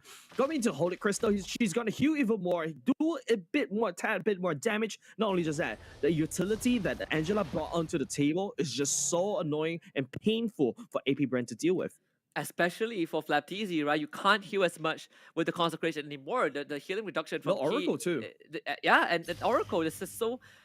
A lot of things are getting mitigate it, right? Bigatron Alpha, they mitigate the healing from AP BREN, but they increase, they amplify the healing for themselves. And look at Kaltizi, he's going to be playing on that bot side, just constantly trying to see if he can find a pickoff. If not, he's going to try and cut the wave, put the pressure onto Bigatron Alpha side lane. Unfortunately, the Lord is spawning on the top side. Yeah, Pikachu Alpha, I think the only way they need to try to solve this problem, right? Kaltizi is saying, okay, you know what? I know I cannot actually team fight you like this 5v5. The only thing I can do, send Kaltizi start doing hit and runs, right? Top side, bot side, bot side, until eventually Pikachu Alpha start to lose a lot of structures, and that's how AP BREN is gonna have to try to stay in the game. And if you notice from the side of Pikachu Alpha, there's not anybody that can comfortably rotate and match up the tempo that Kaltizi is outputting. AP BREN needs to fight 4v1, and then after that, Pikachu Alpha noticing that, if you notice, they're spreading themselves apart, right? Because they know Kaltizi can be anywhere. They need a quick task force to deal with this raiding Fanny. And also, you want to be aware of the big potential that Awkward poses. You can see FlapTZ, he's going to be putting his body in front once more. Pikachu Alpha, I think you just make the call to rush on the Lord, right? The Fanny is not going to be there in time. You have more than enough damage. Where is AP BREN in the situation? They gotta be there right now. You see the conceal play from behind. The Lord dropping low! And Kaltizi steals it somehow. They even get to Sakin. The wraparound was immaculate from AP BREN. Immortality from Superman goes down. Super Marco outputting the damage. Super Ken wasn't dead. And we'll find him. But is it enough though? The Alice, Key can't keep him alive for long enough. Super Ken ends up falling. It's Spew and FlapTZ against Dorizo and Key. All the frontliners and support powered up together in this fight. Is an even trade. But AP BREN with heroics saved this game for themselves. Yeah, AP BREN right here, literally that one button literally won, not say won them the game, won them back the map dominance, and now it's Bigatron Alpha on the back foot. This is exactly what I was talking about. When the late game comes, Super Marco pops off. You saw the damage that he was able to output there, all because of that flank, right? And now it's just Zorizo and Few going up against each other. The turret shot, ooh, just one more, who should do the trick. But let's take a look at the instant replay, how it actually unfolds. If you notice, Kaltizi coming in just in the nick of time just to sacrifice himself, just to take up that Lord, right? And Super Ken getting shot all the way out. And if you notice how the members of AP BREN just focusing on the backline of Bigatron Alpha, immediately they're dead. Super Ken got caught out of position right there. He went on the other way. He was a little bit, I bet he was a little bit confused. That Lord should have been theirs, but Kaltizi stole it away, and that took Bigatron Alpha off guard. Yeah, silver lining was that they were able to get rid of Super Marco before Super Ken went down, because I think if Super Marco stayed alive, this game would have absolutely gone off the rails for Bigatron Alpha. Yeah, they found second, so that's actually a very good thing. And AP BREN knows that is the main win condition now. Even though Bigatron Alpha loses that Lord, they're able to stabilize just a little bit because of their sheer amount of structures, right? AP BREN still needs to go through multiple defensive structures from Bigatron Alpha to finally hit the strike at that heart. If you take a look at the items, yeah, Oracle, a Bloodlust Axe, Dom Eyes, going into Blade Armor, I believe that's good item against Carry, which will kill himself because of the output, the attack speed alone, and he's also healing out of that and reducing attack speed as well. So Rizzo is also pseudo tanky. There you go, Blade Armor. And then also, if you notice, from the side of Ken, also going for the Blade Armor as well, ignoring the immortality instead. Yeah, I mean, you want to shred out Hellbar, we'll watch you destroy yourself when you hit it. You get the pull, this one could be massive. Super Win missed to get out. The damage of Super Marco not enough. The call also keeping him alive. Super Ken, watch out! As he gets eviscerated by Kaltizi. And Bigatron Alpha overextending just a little bit. They cannot fight this. With Super Ken down for 40 seconds, AP BREN can start to set up at Lord.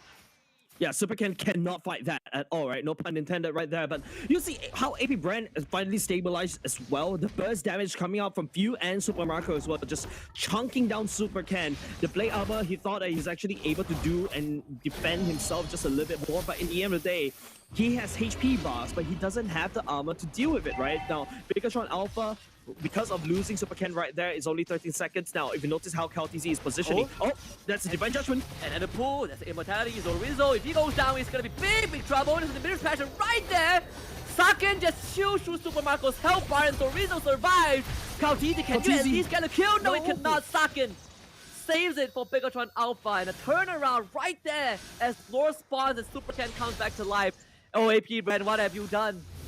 Oh no, AP BREN had that one small window opportunity, got shut down by Zorizo. AP BREN was pouring all the resources into Zorizo, couldn't end his life right there, actually ended AP BREN instead. Now Bigatron Alpha is going to focus on the Lord right now. AP BREN couldn't actually defend this, right? Like, they don't really have... Okay, fine. Super Marco is going to come online just in time. Zorizo, to make things work, that's a Demon Wings going in. He's going to have even more spell bam, even more sustain. I think AP BREN, it's all about target prioritization right now. Target the wrong person, you're dead. Sakin's gonna leave you question, shred you all across the board.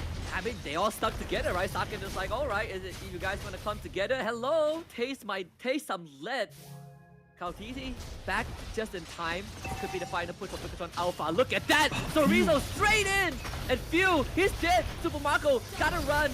Survive just for a little bit. The Winker Trunk is keeping Super Ken alive. But AP BREN, can you stave off this assault? And Bigatron Alpha will focus everything on the crystal. And Bigatron Alpha have done it in their home ground.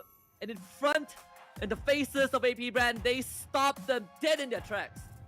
It turns out, you know, Bigatron Alpha wasn't a speed bump, wasn't an obstacle for AP BREN. They were the conquerors. Bigatron Alpha taking 2-1 against AP BREN. AP BREN was trying to do everything, even though, you know, AP BREN has, not saying the better draft, mind you, they're trying to outmaneuver the draft just a little bit, trying to wiggle it around, but Bigatron Alpha coming in, playing a perfect, not say a perfect game, but a very good draft. Angela is the only one that AP BREN just couldn't handle with. Key was that silent protagonist from the side of Bigatron Alpha, and man, that's a good crack they've done against AP BREN. Yeah, Bigatron Alpha shattered the perfect win streak for AP BREN. And that's right. AP BREN, they were right? They were most scared of Bigatron Alpha, and Bigatron Alpha proved why they have to be feared. Both teams at the start of the day, we watched their interview, we watched the team intro. Both teams consider themselves to be the best. AP BREN coming off of a high, right, a win streak off of other third-party tournaments before this. They took down Onyx. They're ready to end the Indo dynasty.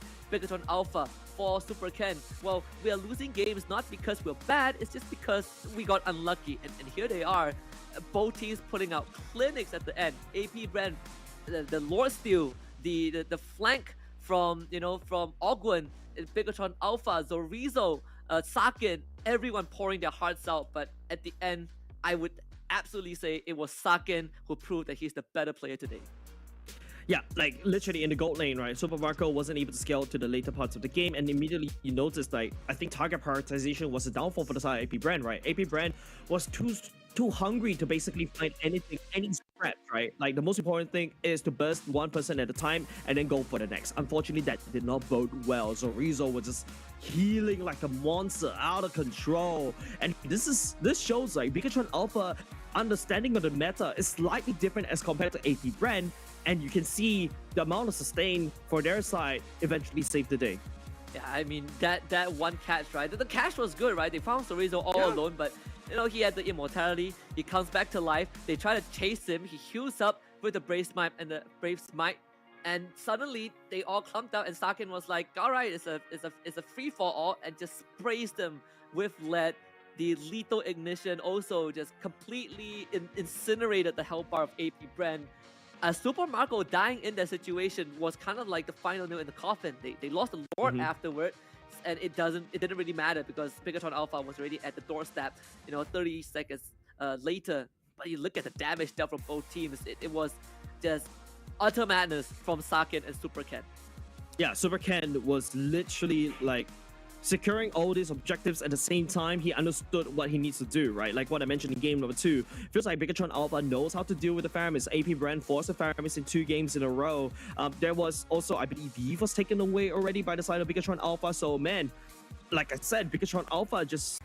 This Angela is the problem. And I guess going forward from this particular game, particular series, you see Bigatron Alpha, you ban the Angela. That's the main point. Then you also ban the Paquito. You ban also the Kadita because Super Vin loves to play it. Paquito also is one of Super Ken's heroes at the same time, also flexible. Zorizo could also take it as well. But Ruby, I think, is an unknown factor for the side of Bigatron Alpha. Not a lot of information about Ruby after the patch in this current meta. But then again, Zorizo shows up. Hey, Brave Smite, Festival of Blood, everything. Yeah, Bloodlust X, I got practically 2 Bloodlust X at the same time, I'm gonna heal for days.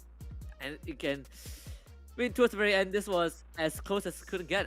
It could have get as a series. We wanted, both teams to do the best of 3 justice, and they've done absolutely that. But the good news is that most likely we will see these 2 teams in the playoffs unless something unexpected happens. And if they do, we might have a chance to see them face off against each other again with our MVP key. This Angela, the Guardian Angel for Bigatron Alpha. Literally, right? Like, Ask and Yi shall receive, right? Ask, and then all of a sudden Super Ken is running around with extended shields on top of his own shields. And then not only just that, right? There's also this cooldown reduction that he decided to go for just for the ult. And if you take a look at the highlights, most of the time it's just, him always onto Super Ken, just hard guarding, pushing everybody away. That's Kaltizi taking too much damage. And it's always making it so easy for Super Ken to stick onto anybody and outputting that damage all across the board, and increases movement speed as well to just chase and run somebody down. I mean, we have so many moments where it was a close shave, but I think, this was the lore that Bigatron Alpha kind of took for themselves, and AP BREN couldn't really get a trade, but, this flank from Super Marco and Open could have pulled him back into the game, but Super Ken, with his dying breath, was able to fry the hellfire of Super Marco before he went down, and that kept Bigatron Alpha in the game. And afterwards, it was that one heroic play from Saken that completely shut the door in the faces of AP BREN. This is that moment. Yeah, this is the moment, right? Zorizo right here, just outputting. You see him going down all of a sudden, and that's a shield coming out key. Perfect timing right there. Was able to walk away, and now as he goes around, just outputting damage and the combos, right? All of a sudden, he's back into the game, and now Bigatron Alpha just leading a spearhead all the way through in the mid lane. He, like what you said, the Guardian Angel of the Indonesians, Super Ken, the star player from Bigatron Alpha, Zorizo, almost unkillable in this one. Man, this is a series that Bigatron Alpha proved themselves against all odds. AP BREN, yeah, you can be first in other tournaments, but here I am on my home turf. I'm gonna beat you up. Yeah, you do not mess with us on our home turf, that is for sure. So now no more perfect win for anyone in Group B. Everyone is sitting, at a 3-1 standing, at least for Bigatron Alpha and AP BREN. They are going to be at the 3-1 tied up for first place. We're going to check in with the other teams for the rest of the results in just a little bit. But guess what? We heard Super Ken talk a little bit about the dynasty of Bigatron Alpha and how they're going to end the Filipino era. We're going to be able to talk to him in just a little bit, and I have so many questions I want to ask him, right?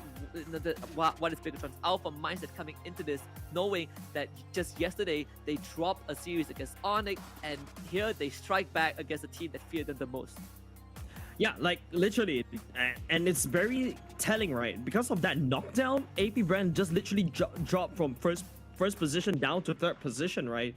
Man, this is based on unofficial calculations that we're doing on the other side, right? But man, this is so crazy. I bet Bigatron Alpha is smiling from ear to ear. With that said, I think let's take a look at one of the players from Bigatron Alpha, just to drag him onto this awkward Zoom call that we're having in a sense, right? Let's go take a look at Supervin.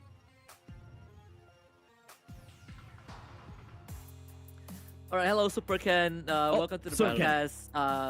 Massive win for Bigatron Alpha. Congratulations, first of all.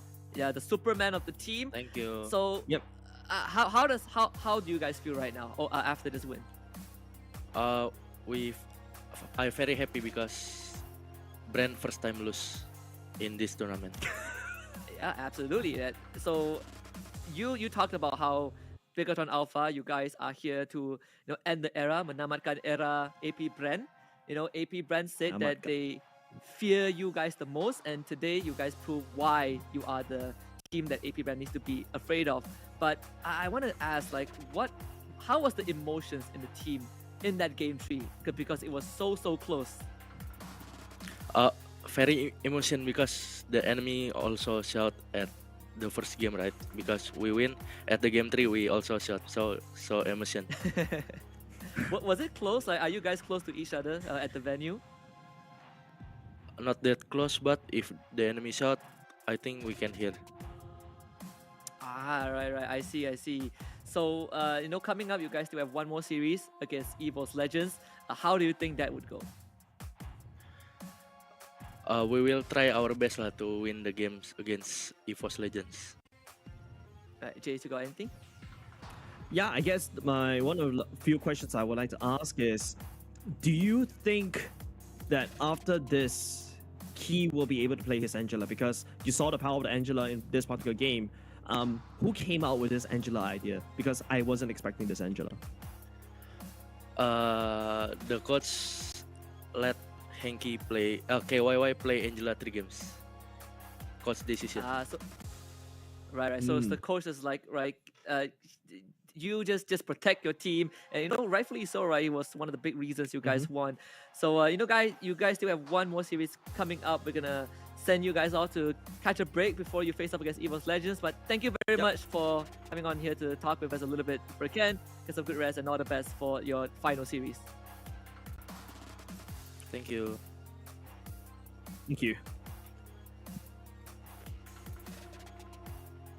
There is, wow, what a series. What a series. I think that, I've gotten... I'm already satisfied, right? This is what I woke up for today, and I am very, very happy to see, Bigatron Alpha take on AP BREN in a full series.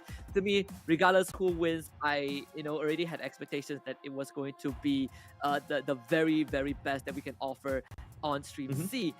We talk about Key or KYY's Angela, the Guardian Angel, keeping his team topped up, and that you kind of can achieve the same effect if you take a swig of Monster Energy to boost yourself, keep yourself topped up to achieve maximum performance. You can check them out at www.monsterenergy.com/gaming.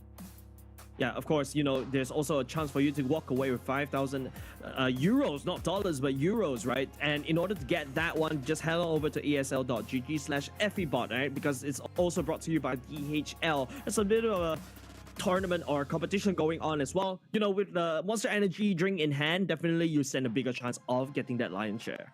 Yeah, I mean, if you want to achieve that experience of being a pro player and winning something, well, the FEBOT Dash Cup could be right up your alley, because, truth be told, it is not the easiest to compete in the Mobile Legends setting, because everyone is so good. Like, I see all these players, I instantly decided that this dream is not, it will remain a dream. It's over. It's over. It's not for me. I'm never gonna be able to make it.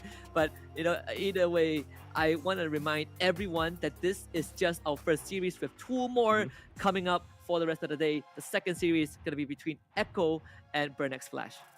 Yep, Echo this time around, coming in with a different roster, but it is still the same venue where they make their name, and going up against BREN X Flash. BREN X Flash this time around in this particular Snapdragon Pro Series, they haven't been performing up to speed, because losing one series against RSG SG, and they're not having the best time of their life. But that's also because Chima, I think he fell sick as well. So Coach Mitch is filling in. Not too sure whether Chima is actually feeling better today, but BREN X Flash fans will definitely want to look forward against this one, because I feel like they also had if I remember correctly, they fought to a bitter end during MSC as well. It's a very long drawn out game. These two, it's like a lot of grudge matches from MSC in this particular tournament. I mean, it's a the top 4 finish at MSC, right? So a lot of pride on the line. But unfortunately, they will be playing the last series, and it's against a current world champion, Echo. So you do not want to miss this. We're gonna call for a short break, and we will come back for the second series of the day on Stream C, Echo against BREN X Flash.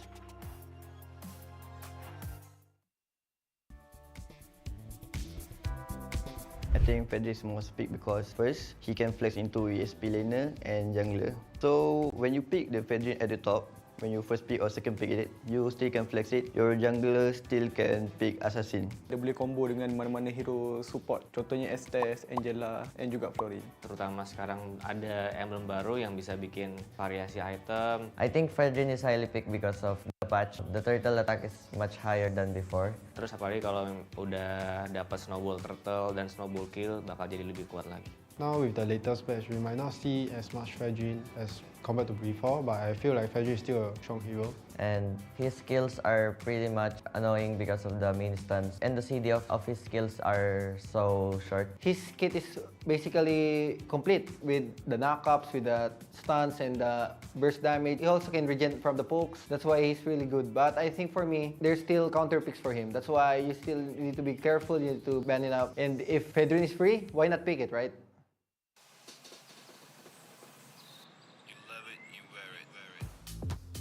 Wear your passion. Share your passion. Wherever, whenever. Gaming is a lifestyle. Get your merch at shop.eslgaming.com.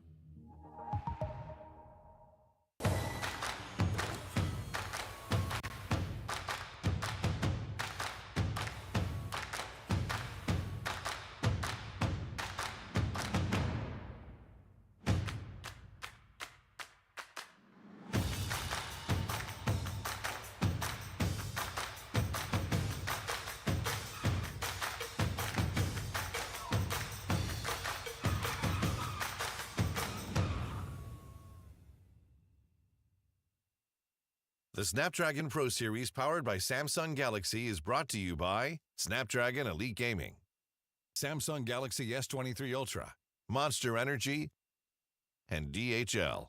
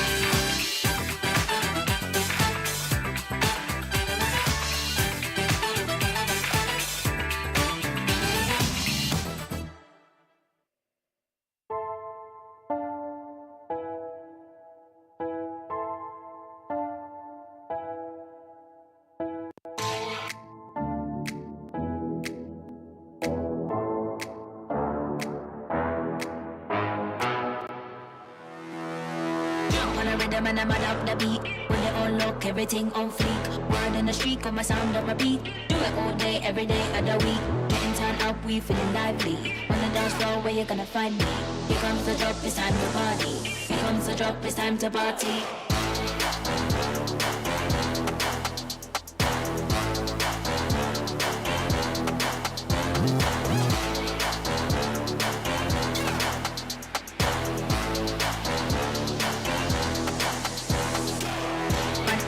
Up the beat, when they all look, everything on fleek. Do it all day, every day. Mad up the beat, when they all look, everything on fleek. Do it all day, every day.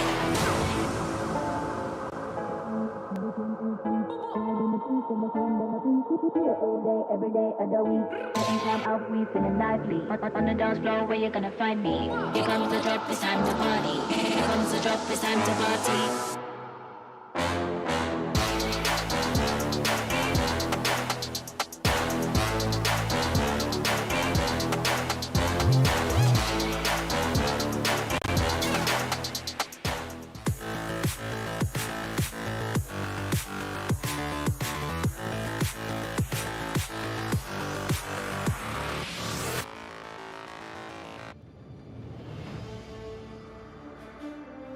When upgrading your emblems, you will unlock talents at specific levels.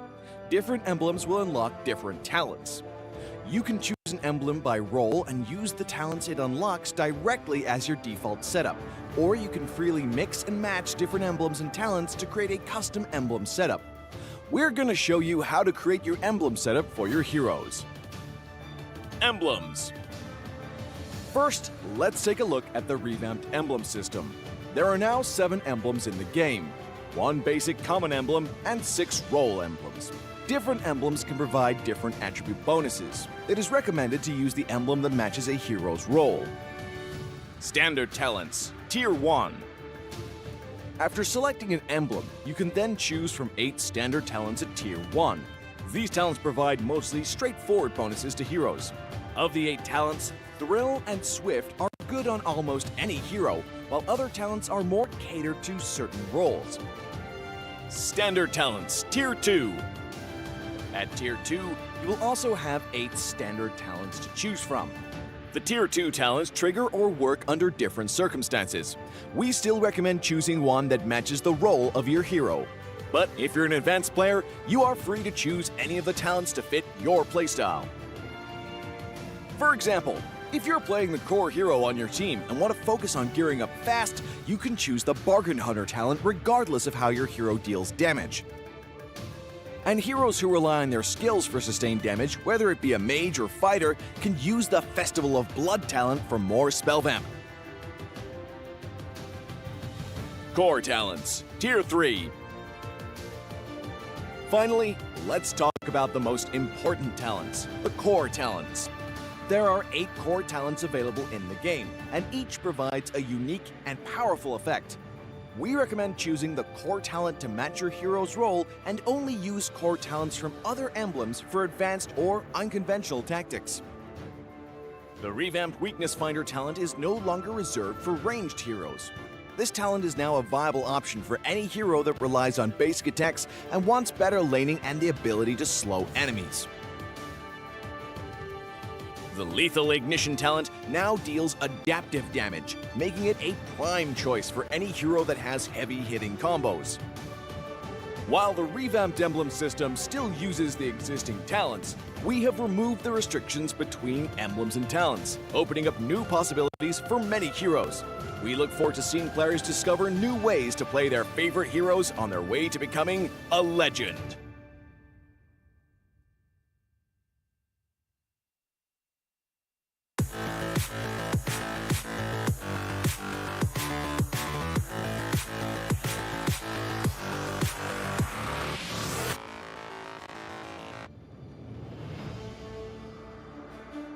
In the previous guide, we learned the basics of the new emblem system. This time, we will take a closer look at the core talents unlocked with the basic common emblem, tank emblem, and fighter emblem. Core talents unlocked with the basic common emblem. By upgrading the basic common emblem, you can unlock 2 core talents, Impure Rage and Quantum Charge. Both are suitable for most heroes. The new Impure Rage talent now deals adaptive damage, making it a good damage-enhancing talent for a variety of heroes, such as Eve, Nathan, and Diggy. Eve is a hero with great poke and control abilities. She can use the extra damage and mana regen from Impure Rage to constantly wear down enemies. The new Quantum Charge talent now restores HP based on the hero's level and not their physical attack bonus, making it viable on more heroes that want HP recovery and mobility, such as Edith, Leslie, Layla, etc. When equipped with Quantum Charge, Edith in both forms can use the movement speed bonus triggered by her basic attacks to keep a safe distance from the enemy and the extra HP regen to stay in the fight. Core talent unlocked with the Tank Emblem. By upgrading the Tank Emblem, you can unlock Concussive Blast. Concussive Blast works the same as before, providing an extra source of AoE damage for high HP heroes, such as Johnson, Baja, and Hilda. Hilda is a high HP hero who can tank a lot of damage when equipped with a full set of defensive equipment. The Concussive Blast talent will not only enhance her survivability, but also boost her damage. Core talent unlocked with the Fighter Emblem. By upgrading the Fighter Emblem, you can unlock Brave Smite. Brave Smite is no longer triggered by inflicting CCs. It now takes effect upon dealing skill damage and is suitable for most fighters and tanks that need more HP regen. Ruby, Lapu Lapu, Tigreal, and similar heroes can choose this talent. Ruby can trigger Brave Smite repeatedly by casting skills, and with her own regen abilities, she'll have even greater durability in teamfights. Choose the core talent based on the strengths of each hero to maximize their effectiveness. We look forward to seeing players discover new ways to play their favorite heroes on their way to becoming a legend.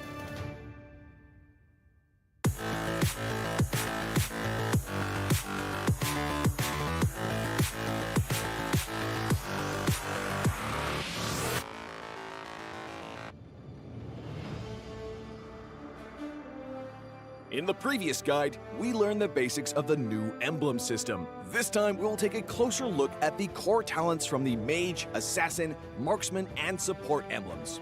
Core talent unlocked with the Mage emblem.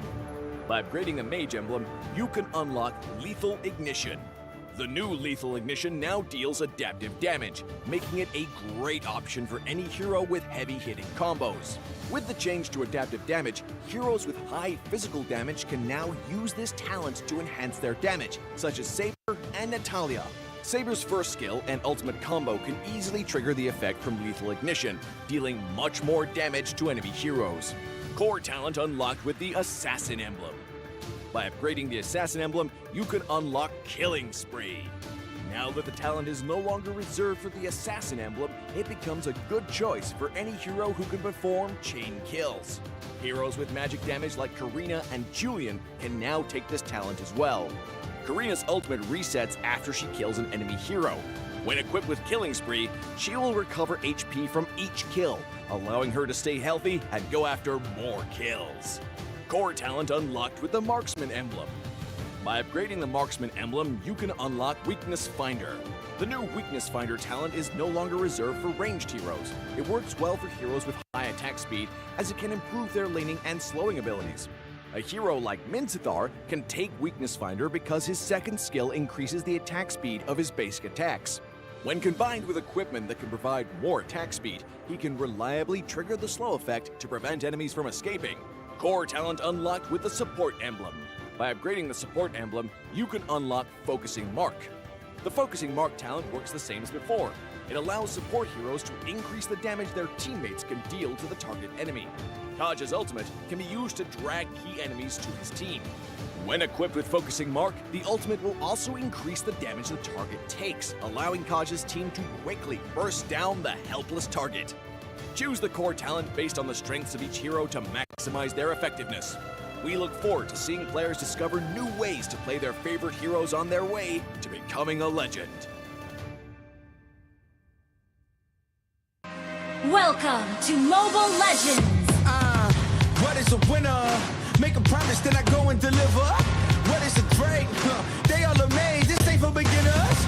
Back in the days, we used to dream, but now we can get it. Work, work, work. We gotta push to the limit, then work till we finish, then push to the limit, then work, work, work, work.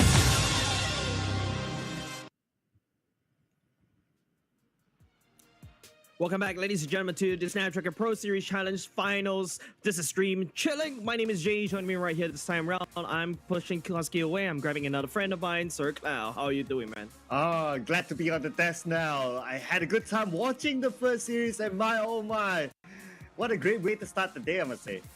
That's right, Stream C for once is not chill anymore because it's actually very hype, because it was AP BREN taking an L against Bigatron Alpha, the very one that the players are kind of afraid of, but we're going to have to close that chapter of history. We're going to have to move on. It is going to be Echo going up against BREN X Flash. Ooh, the next one. Well, at this point, it's BREN X Flash pretty much playing for pride, I must say.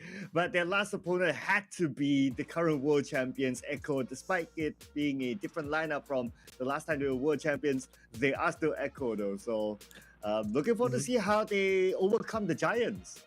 Definitely, right? Like, you also talked about the fact that, BREN X Flash, this Cambodian team, unfortunately wasn't able to find a lot of things in Snapdragon Pro Series. I think it's all due to the fact that unfortunate circumstances. For example, like, you saw Coach Mitch has to fill in for Chima, right? But with that said, ladies and gents, we're going to move on. We're going to talk about Echo first. With that said, ladies and gentlemen, introducing Echo from the Philippines. Back to the land where they won that world championship, back to Jakarta. I hope it awakens something in them, and I hope this shakes them back up. Pushing this time, pushing to the ball, the floor. Echo! They are in the game with a bang! We lost to Onyx at MSC, and we made a preparation like how to end the game clean, and hopefully we're gonna do a lot better than before right now. Playing Jakarta feels like more exciting because there are so many crowds and they're so loud, and it gives me a morale boost. I think I'm not different to any explainer because I just do my job and my team carries. Sanford 1v1ing a CW right now is going to be able to dash out, but it's not going to be enough as the flicker comes through. Sanford! I think Indo teams are much stronger now because They're so hard to fight with. We lost against Onyx in MSC, but this time we are very prepared, so we will win.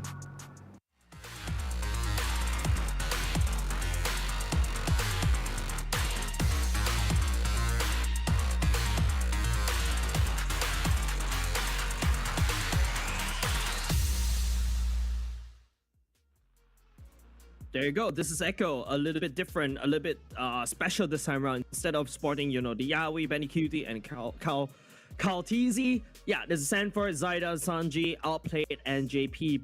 But the chemistry between these boys, these players are so tightly knit. Like you saw, it feels like nothing changed, and yeah, they're still able to go around slapping people in Group A.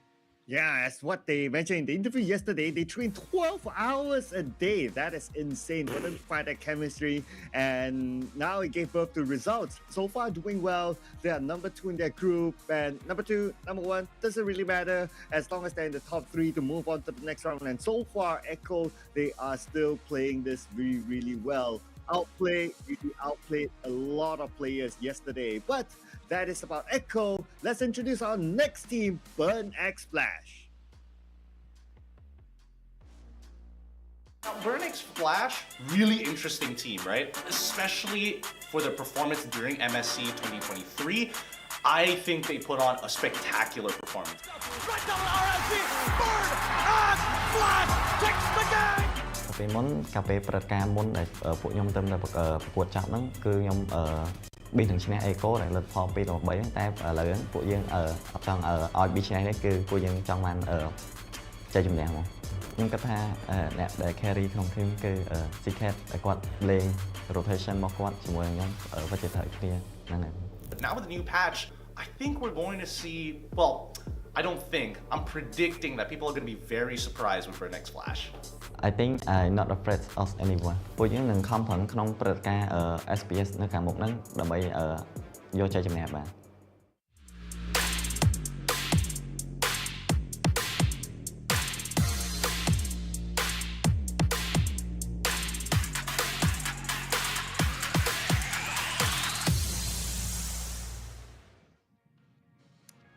Sir Cloud, the best part of Snapdragon Pro Series Challenge Finals is that it reignites old rivalry, right? There you go. ATM, Smudgma coming back this time around. CCAT, Donut, and D7. Looking at Echo, this is a grudge match, right? Don't forget, in MSC, the most recent one, 2023, they lost 3-2 against Echo in the best of 5. Yeah, it was a tough series that time, and now they're going to meet up again. But this time, BREN X Flash, they're coming off of a lose streak. Unfortunately, 6 games lose streak straight up before this. So stats-wise, not looking good for them. But at least they have Shima back in the lineup. This could give them some hope to at least bring some pride back to BREN X Flash. You can obviously see, Shima not feeling too good right there. Just taking as much rest as possible. He definitely needs it because going into this game, it's up against Echo, so I think it's about Smudgma just coming back and say, hey, you know what, I'm not gonna miss out this rematch as MSC, but we all know this is not their top form, so fans from Cambodia, please shower them as much support as possible. But let's take a look at the player head-to-head. Yeah, looking at this, we're comparing Sanford as well as ATM. Sanford, multiple MVP so far in this tournament, looking good, and it's reflective of his stats. As you can see, he has better KDA, whether it's kills, whether it's deaths, whether it's assists, better against ATM. But kill participation, ATM a little bit more. But when it comes to the rest, I believe the damage per minute is definitely not going to be 257. It's probably like 2,570. So it still favors onto Sanford. Yeah, I feel like the stats here does really show a little bit. ATM actually joins a lot of these team fights, 73%. But if you notice, Sanford only had 61%, so which means that he's mostly fixing the waves around, but coming in at the right moment, at the right time, just dishing out what's required, right? That's why his assist is kind of nice, 69. But that's a meme right there. But apart from that, you also notice that the GPM for the side of Sanford is higher because he's around on the other side of the map trying to fix up the wave. So this is Sanford, this AXP laner is mostly just trying to split push, trying to create opportunities on the opposite side of the map, whereas ATM is an XP laner that really wants to be that pseudo frontline, fight front to back in team fights. Yeah, there has been a couple of times that he played the Uranus as well. We've seen a good amount of times how the Uranus is played, but we'll break that down a little bit later. Before that, you guys break down your prediction in the Twitch chat. Let us know, who do you think can win this? Will it be the reigning world champions, Echo?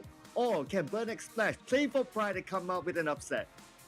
Yeah, man, like hopefully, BREN Splash, they were kind of rooted as dark horses during MSC, right? Hopefully they are able to put up a good fight in this particular one. Yep, all hope is not lost, but it's all about, yeah, like it's obvious, like caster prediction right here. We gotta have to take a look at the statistics. Yeah, 2-0 clean sweep for both of us. Yeah, I mean, it's hard to think otherwise, right? The stats, the lose streak for BREN Splash, Echo, not to say that they have a clean campaign so far, but they're doing pretty well. I mean, they are number 2 right now in Group A, so it's very hard to deny that. Even the stat between Stanford and ATM tells the story.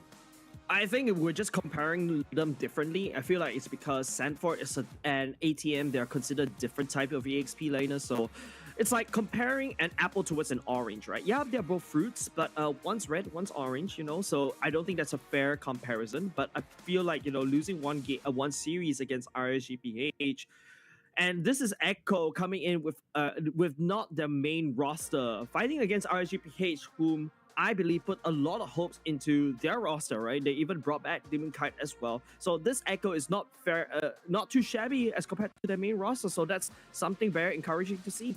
Yeah, and I think that is somewhat of a region buff, you gotta think about it. The region that's topping Group A right now are both teams from the Philippines. So it still shows that when it comes to them as a region, they are really, really strong. On Group B, it's a mix of on top, at this moment at least, Philippines as well as Indonesia, also a region that's really, really strong too.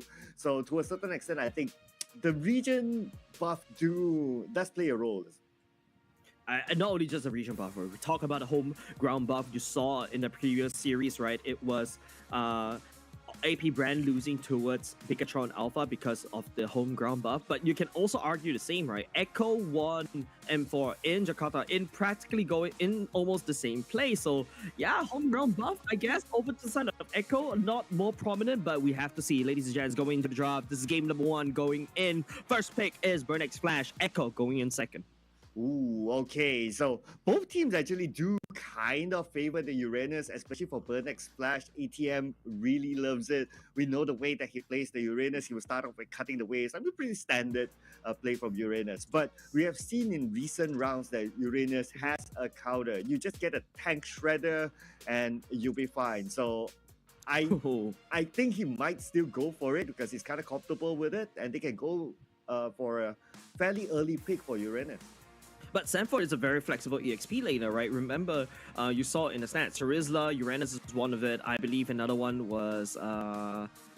yeah, I can't really exactly remember, but I remember fondly of his performance in M4 where he sported the Lapu Lapu. Oh, there's also a particular Yuzhong that Stanford can play. So I feel like these the members of BREN Splash shouldn't be looking at banning out Stanford at all. But if you notice where Echo is going, they're learning. They are preparing for Bigatron Alpha. Apparently, they're banning away the Angela, and that's also a Diggy taken away. That's one of the flavors at BREN Splash like to bring out against their enemies.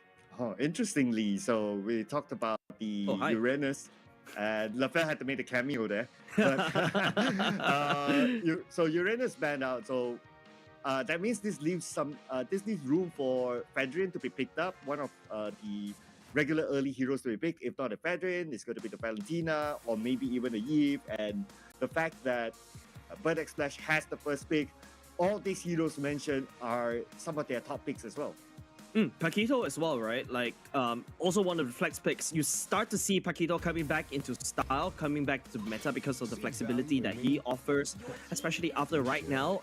I think even better in the XP lane, in my opinion, because, your second skill can now actually wave clear, so you can also effectively control the waves even better. But now, for the side of Echo, they take away the Fragile instead. First pick goes over the side of BREN Splash. Joy's wide open, but then again, Echo can respond with a Kaja pick. Yeah, probably Joy will be left out for later. If we talk about like just like early this year or end of last year when Joy was first released, Joy was always the first pick or the first ban for either side. But nowadays it's like, okay, maybe somewhere in between, and people will come up with a surprise, just like what we saw in the previous matches.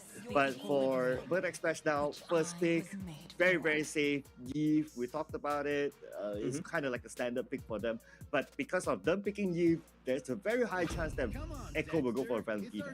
Yeah, I think it's a no-brainer right here, right? Valentina should be selected as well because you want to respond artillery strikes with artillery strikes. Then there you go, a Claude to take that away.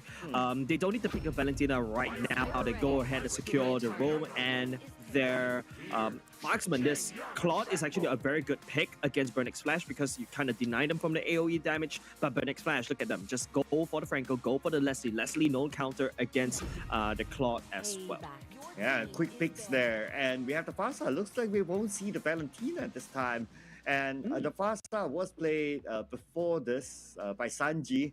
Unfortunately, the win rate in this tournament is not that great, but it's still okay. Out of the 3 times that he has picked, he won like only once so far. But looking at the setup that he has with the Farsa and the Divine Judgment from Kaja, I think this will be a good one. Yeah, the Sanji going in with the Farsa will be able to rotate and match the jungle rotation of Zyda, right? So that's, I think it's good news for the side of Echo, but at the same time, right now, they just need to take out the heroes that can possibly counter against the Farsa, right? I'm thinking Yuzhong should be taken away, but no. BREN Flash takes away the Yuzhong for themselves and take away the Yuzhong for themselves instead. But then again, the Arlo is removed. I think more EXP laners, even down to the Lapu Lapu perhaps. But no, I think Echo need to stop trimming away the EXP lane. Sorry, I'm being a hypocrite right here, but yeah, I think they are looking at the Lapu Lapu, which works really well against BREN Flash on that Eve. Yeah, and if we talk about like BREN for Echo, I think what they could use is what they could use is someone bulky later on. So a Terizla could be pretty nice as well. So Sanford has played that before with a decent win rate, 2 out of 3 in this tournament. So he can definitely go for that because Frederick is out. But the moment I talk about Terizla, that's it. It's taken out. Sorry, man. Yeah, Echo right here, I feel like they need to find a way to get to that Leslie, right? And the way to get through it is, you know, either from your long range on the Farsa or just dive it hard. Just pick a Joy. So the Joy, going to be really annoying though. I'll be interested to see how Echo is going to play the Joy. Are they going to go in like, is the Joy going to be like the annoying one, going in between turrets, cutting off ways, or is Joy going to be the one that joins in with the team fight? Somewhat like a similar theory of how a Uranus will be played. But with Echo's playstyle of being very disciplined, they could probably go for the wave cut. Maybe that's a good idea, but you know what's a better idea? Joy just coming in for the flag, right? I think Joy's main role right here is to find the Leslie person down. Don't forget when the Yeep goes in very well manipulation. He's a mobile, right? So Joy would definitely benefit from all of that. So right here, at the very least, the only thing that Echo needs to look out for the Joy will be that Franco, but now there's going to be a Martyrs going in for the side of BREN Flash and also Lapu Lapu denying it from Stanford once again. Yeah, because of the high mobility from Joy, the only answer for the Joy is the Franco. But assuming that Franco couldn't catch, can't land the hook, or can't let the bloody hunt onto Joy, the Joy will be running rampant. So the Joy, I think, will be really, really scary. But oh my goodness, so you got 2. You got the Fanny and you got the Joy, and you only have 1 bloody hunt. This is going to be really scary. Yeah, so if I told you the story about D7 as a Franco walking into a D7 walking into the candy store and just getting spot boy choices, yeah, there you go. Zyda and Sanford are candy, right? Like, which one do you bloody hunt now if you are D7? Oh no. Okay, this is gonna be really, really difficult for a BREN Flash to deal with. Just by the mobility itself, it looks like they will have a hard time. Like, can you just think about this? Like, if Joy comes in from the back and Fanny just comes in from the front, just whoosh back and forth, I don't know how they're gonna catch either one. Yeah, it's like a pincer move being brought in, but from the side of Echo, right? So, ladies and gents, this is an interesting draft from both these 2 teams. Both these 2 teams are drafting towards what they're very strong at, and they're looking to basically, you know, going back into another rematch, right? They really wanted to take this because it is the a grudge match in between these two teams, oh boy, it's gonna be interesting. Oh, it's going to be huge, ladies and gentlemen. Here it is, BREN Splash, playing for Pride, going up against Echo. And this will be pretty much a repeat of their last matchup in MSC. Here we go. Yeah, that's right. If you go into this particular start, if you look at the jungle rotation, Zyda starting at the purple, which means that he doesn't really have, he needs to secure the purple before the first turtle fight. Super Shimar going into the Martyrs jungle will be a lot better because he's not as reliant on this purple as compared to Zyda. Sanford, on the other hand, I think this is very sneaky of him, stealing away one cam. If you notice where Super Shimar is going, he's just ignoring it. Ooh, D7. He definitely does have the hook there, so JP got to be careful not to be hooked underneath the turret. So far, so good for him. Managed to evade it, but they're both going in for a mini skirmish in the middle. But like what you said, because the dependency on the purple buff, right? So that's why we see Zyda just prioritizing the purple buff even before anything else. If you look at Echo, right, how many lethal ignitions do you want? Yes, Sanji, Sanford, Zyda, oh, these three, yep, right on cue, thank you very much, Prot. Right on cue. 3 of them went for the lethal ignition, but hold on a second, JP right here will be able to find D7 burns a flicker already. Zyda still looking for some opportunities to go in. They need to slow down Donut. Don't forget Donut, crazy on the Leslie.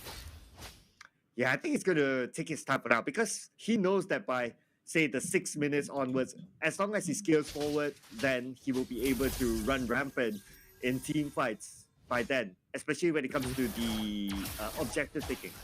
Yep, Sanford doesn't really have level 4 yet. If you notice, that's why BREN Flash decides to strike. Sanford gaining push all the way back for now. They do have a bit of a total priority as well. Sanji is not level 4 yet. I don't really think Echo really want to agree on this fight right now. Sanford just slowly ticking towards level 4. ATM will be using the Bravest Warrior, will be able to stun Sanford all the way down. Doesn't really have the ultimate to continue on. ATM going in hard onto Sanford. That's gonna be one person down for the side of Echo, but he will be traded right here. That's also CK going in with a real world relation. Better airstrike following suit as well. Will not be able to help to secure the turtle at the same time. Going to be given over to BREN Flash. JP won't be able to find anything else.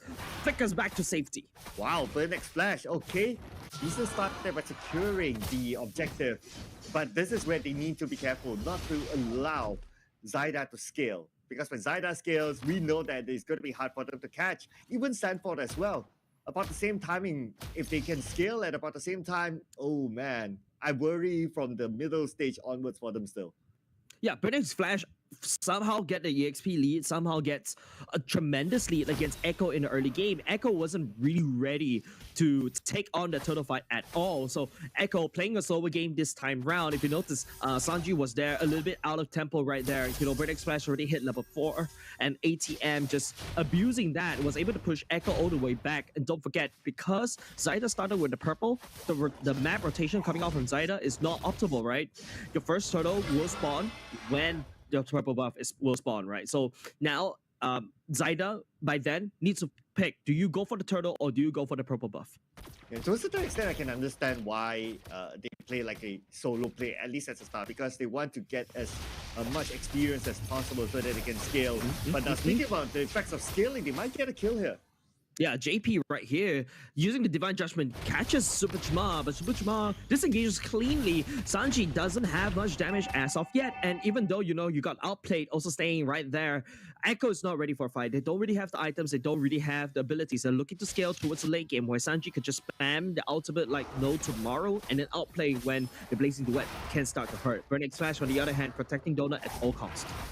So the answer for BREN Flash to try to overcome Echo in this kind of situation is for them to invade the jungle. Don't allow Echo to get the purple buff, especially for Zyda, because apparently it's very dependent on the purple buff, and if they can cut that resource out of Zyda somehow, then they have a better chance. Yeah, right now, if you notice how BREN Flash is rotating, right? BREN Flash is always 1-7 ahead against Echo, right? Echo, a little bit slower in the rotation. Zyda, I think, is already securing the orange buff, but the turtle is up right here. Sanford goes into ultimate. Super Chma getting burnt down just a little bit low, but she will be able to heal up because of the Brave Smite, right? But Echo's focusing most of the attention up top. They need to get outplay up and running. JP, that's a flicker forward. That's also going to be D7 surprise right underneath its turret. Zyda there to finish that kill. Donut hiding in, being sneaky right there. Donut just watching his turret getting battered down. He's going to finally enter the fray. Blaze to duet at the same time. Donut in a smaller trap, but BMI is already there. But C-Cat coming in to secure the kill onto JP. The lethal snipe coming in. Sanji from afar. Artillery strike from the sky. It hurt. But X Flash, the onslaught from Echo continues. They take down top side. Oh, just by the edge of the pedestrian. But now Sanji needs to get away. ATM is there though. Sanji still has the time to like play recall. But Sanji, he's fine. He knows what he's doing. Sanji wanted to recall, but the recall button broke, right, on Sanji. So unfortunate for Sanji. But Echo, you know, that was a very long draw-out fight. They got a lot of advantages right there, but they're trading it for the turtle. So both these two teams are just trading blows for now. Echo still on a minuscule gold lead. At the same time, BREN Flash, the tempo is starting to slow down for them. They're unable to keep control of Zyda right now. Zyda, ooh, that's a purple buff. Getting dragged, but it shouldn't be a bit of a biggie for the side of Echo. Yeah, do the little things, right? Try to buy time for your team. Try to somehow deny the purple buff, but I don't think he wants to deny it. He just wants to buy time. But anyway, the idea is that try to get into the minds of Echo. Don't allow them the comfort of playing in their own jungle to get those buffs. And as long as they can maintain that, they can potentially scale faster than Echo and try to win the game as fast as possible. Yeah, you talk about fast, right? Like, Echo at 6 minutes mark, Outplay has already gotten the golden stuff. Like, this is big item boost. I'm not too sure whether he's already secured the Demon Hunter sword, but maybe because they took down the top side turret, it allows Outplay to have even more gold. But right now, it's BREN Flash looking for a ambush on top of Sanford. Sanford dashing around, does have the ultimate in the pocket right here. I think Echo knows it, but they chose to disengage. It's 4-member all the way down bot. But BREN Flash, you know, they're buying time right here. Oh no, they're going to pull the trigger right here. D7 looking for some person, but JP kidnaps him instead. The bloody hunt. No, that's an Iron Hook landing on top of Sanji. That's also decimation. But here comes Zyda with the spinning around the cables, and all of a sudden you blink. BREN Flash crashes and burns. 3 men already down. JP looking for more. Zyda coming in with the steel cables, fighting Jamon. That's double kill, given over the side of Sanford. Wow, beautiful counter engagement coming from Echo. I saw what T7 tried to do. He tried to went in for the bloody hunt, but the fingers from Echo, JP was faster. Yeah, and now ATM is going to get battered. He's going to be given money over the side of Echo. And now Zyda, you know, Blade of Heaven's is already being built. That's more burst damage.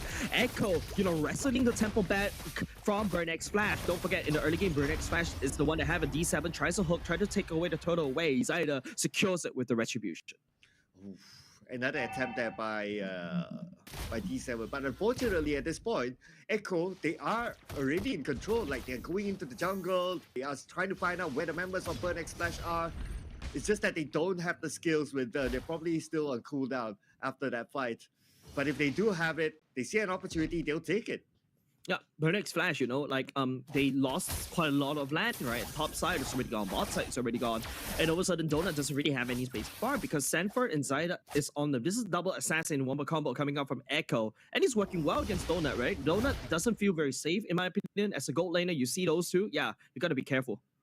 Yeah, I mean, 2 deaths so far, so that's a signal as well. By the middle, straightforward kill there for Echo.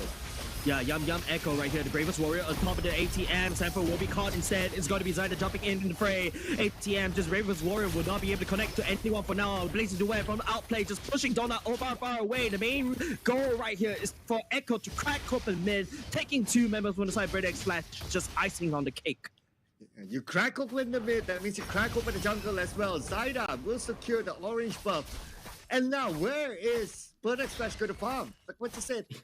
At this point, Donut is having a tough time just farming, and if he can't farm, he can't scale.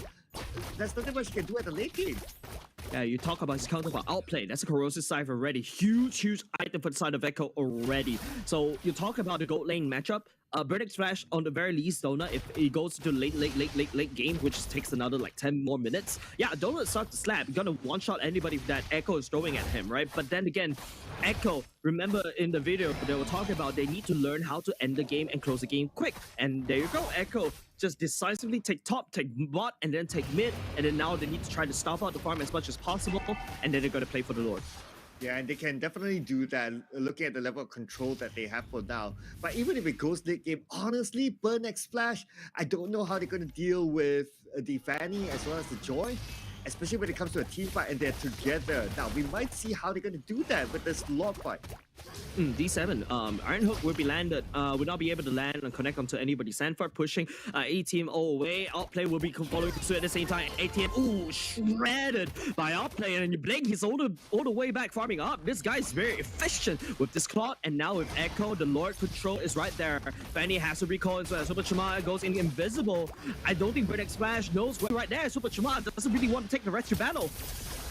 But now Fanny has joined in to the fray, so the Lord definitely give it to Echo. There's no way Burnex Flash can contest that, especially the fact that they don't have ATM together with them. Another extra tank. Only relying on to D7 won't be enough because he will be busy trying to target either Sanford or Zyda. Yeah, pretty interesting build coming out from Echo, right? Especially on Outplay. Knowing that the Leslie relies on true damage, ignores the Steel Leg Plaguings, went straight for the Demon Hunter Sword, then the Golden Staff. You saw it earlier just now, 6-minute mark, he's already got the item Pulse Spike, and that's why Outplay is able to dish out enough damage. And not only just that, Echo, Zyda going in for a cheaper build for the side of the Fanny, Blade of Hephaestus, Malefic Raw Hunter Strike, ignoring the BOD. He needs more penetration, right? And just busting anybody down. If you don't really have armor boots or any form of armor, you're dead. D7 drags. That's going to be a bloody hunt. Sanford coming in for the flank at the same time. JP gets shredded all the way down. Void Crystal just to try to slow it down, but it doesn't slow down Sanford. He's going to electrocute everybody. Seacat with War Manipulation. Vengeance also popped to provide that damage reduction. You blink. Remember, so the side of Burnex Flash is already down. Dude, the moment JP got caught, he instantly bought an immortality. And that's how he survived. It was just at the right timing. My goodness. Timing is very important for the side of Burnex Flash. Same could be said on the side of Echo, right? Sanford a little bit low right here. We'll be able to chunk it all the way down with the help of the Lord. Zyda comes in. Seacat, he goes a little bit too deep. Then Steel Cables all the way out. Lucky for him for now. But Outplay takes another turret down in mid. The Lord will expire for now. But then again, there you go. Echo cracks open top and mid. And now the jungle clear up is happening. Burnex Flash won't have much to farm. But the good news is that at least they still have the orange buff at the bottom lane. And that's about it. The top lane has been cleared up. And right now, Echo, they'll be prepared for the next Lord. The moment they get to the next Lord, they can end the game. Yeah, look at the gold earn, Sir Cloud. Outplayed. No, outfarmed. 10k in his pocket right here. Man's walking around with coins and gold, and it doesn't seem to weigh him down. Dude, 10k, that's like 1/4 of Echo's total goal right now. He's leading the charge. Of course, behind him, Zyda, Sanford. Just look at Super Chima. It's like 7k. That's a huge gap between them. Yeah, Chima right here, the only thing he needs is, decimation proc, right? But take a look at the damage leaderboard. Most of the damage is done by Sanford, but that's because of the AoE damage. And now Echo looking to contest the purple buff instead. Remember, D7 knows what's up. Seacat and also ATM leading charge at the same time. JP jumps forward just a little bit more. Super Chima, both of them, look at them. They know they cannot take a fight unless D7 lands out a perfect hook. Okay, waiting for that perfect hook now. Okay, but everyone's out of range because everyone's like getting prepared for the Lord. And for Burnex Flash, they'll be busy defending their base. They have to go up, they have to go back down, try to push out the waves. But by the time they do that and they get back to the Lord, it might be a little bit too late. But that's why they have a few members up there waiting for the right moment. Echo not opening up the Lord yet. JP playing around that pixel brush right there. I don't really like it because it's kind of obvious. D7 could just walk up and just try to hook it along. Echo would pull the Lord over to their side of the map, but then again, Burnex Flash is a little bit too busy, right? Seacat building the Holy Crystal will be good. Better airstrike just for good measure to zone everybody out. Literally blocking the chat, but no, not only just the chat, right? Blocking Burnex Flash away from the Lord for good measure. Echo in a dominant lead against Burnex Flash. Oh yeah, absolutely. Now they're just waiting for the Lord to come up. They're shoving all the waves. They're making sure all the waves are neat and tidy. Everyone comes in at the right timing when the Lord arrives. And by then, potentially, they could close up the game. Yeah, Burnex Flash is a little bit busy, right? There's two waves that's marching up against them. They already lost two inhibitor turrets. Echo, on the other hand, has full map control. They already also take down the Lord as well. The only thing that Burnex Flash has going is they have a mid lane from Echo already cracked open. Now, just a matter of Echo syncing up the waves. There you go. The show will start right now, ladies and gentlemen, as Echo comes in the front door. Vandor knocking instead. They're not going to knock. They're going to pound onto the Super Shema. Actually going down low. The Lord actually ignored. Didn't consider amount of damage. Donut's a little bit confused. Not too sure what to do. Zyda jumps into the back. But he gets shut down by the snipe. The damage from Donut is starting to shine just a little bit more. But Echo still a little bit healthy. Even Outplay. Oh, is that a Twilight Armor that Outplay built for himself just to counteract against Donut? Yeah, you can see the damage from Burn X Flash starting to show. Ooh, Donut. He had some help from turret, from the bottom turret. Because Zyda had some fun down there. I think a little bit of overconfidence, but they're going to start the fight again. Oh, but the airstrike, all of a sudden Donut's already down, and now it's just the BMI and Outplay just secure the victory, ending the game by just focusing on the core. There you go. Pretty straightforward win for Echo, to be honest. From the draft itself, we see that there is not enough answer for the Joy, for the Fanny, because there's only one Bloody Hunt. But even so, the Bloody Hunt didn't really land its mark on either one of those two targets. It led on to the others, yes, great, but the objective of trying to lock down either the Joy or the Fanny was not done. I can't tell you about the story of D7 and Franco walking into a candy store. Well, you can tell me again. Technically, he didn't get any of them. That's the problem, right? Because he doesn't really have money. He doesn't really have enough resources to basically continue on to shut down Echo right off the bat. Echo, yeah, they go off to a very bad start in my opinion, because like Burn X Flash does have a better tempo, but slowly but surely once, you know, they start to lose members because Sanford was able to find the opening, Zyda was able to find the opening, and all of a sudden the tempo slowed down, and then you saw how Echo, what they do. Pedal to the metal, they up the tempo, they up the momentum, starts taking more resources for the team. Yeah, there was even a moment where Zyda, when just the turret was still there, no objectives, it just go into the nightline, just showing how much of a confidence level that they have in that fight. It's like, okay, Zyda goes down, it's okay. You still have the 4 because they have scaled so much, the 4 can easily cover whatever they're missing from Zyda. Yeah, and the best part is, that's a Fanny, right? You can all of a sudden you blink and he's already there. And then you say, wait, I thought you saw him down bot. No, he's everywhere on the map. This is the invisible pressure that a Ling and a Fanny, and to a certain extent, Hanzo, if you want to be meme, yeah, can provide to the Land of Dawn to your team. I mean, that was what a match that was. But honestly speaking, after talking about the Fanny and the Joy thingy, I think it was just an outdraft here for Burn X Flash. They had no answer from the draft itself.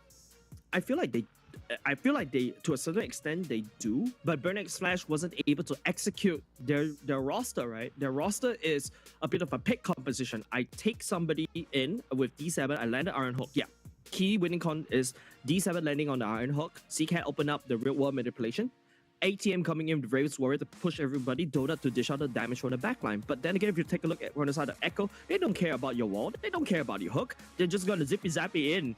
Or they can also do the same, use JP to catch anybody from the side of Burn X Flash. Yeah, if you look at majority of the items from Echo, they are more focused on just dishing out damage, whether it's burst damage or whether it's physical damage. They don't even have Dom Ice and they don't even need it. They just go, okay, we just want to burst them down. And like what they mentioned in the VT before this is that they want to end the game fast. And one way to end the game fast is to have a lot of damage to take down your opponents, take down the objectives, and end the game.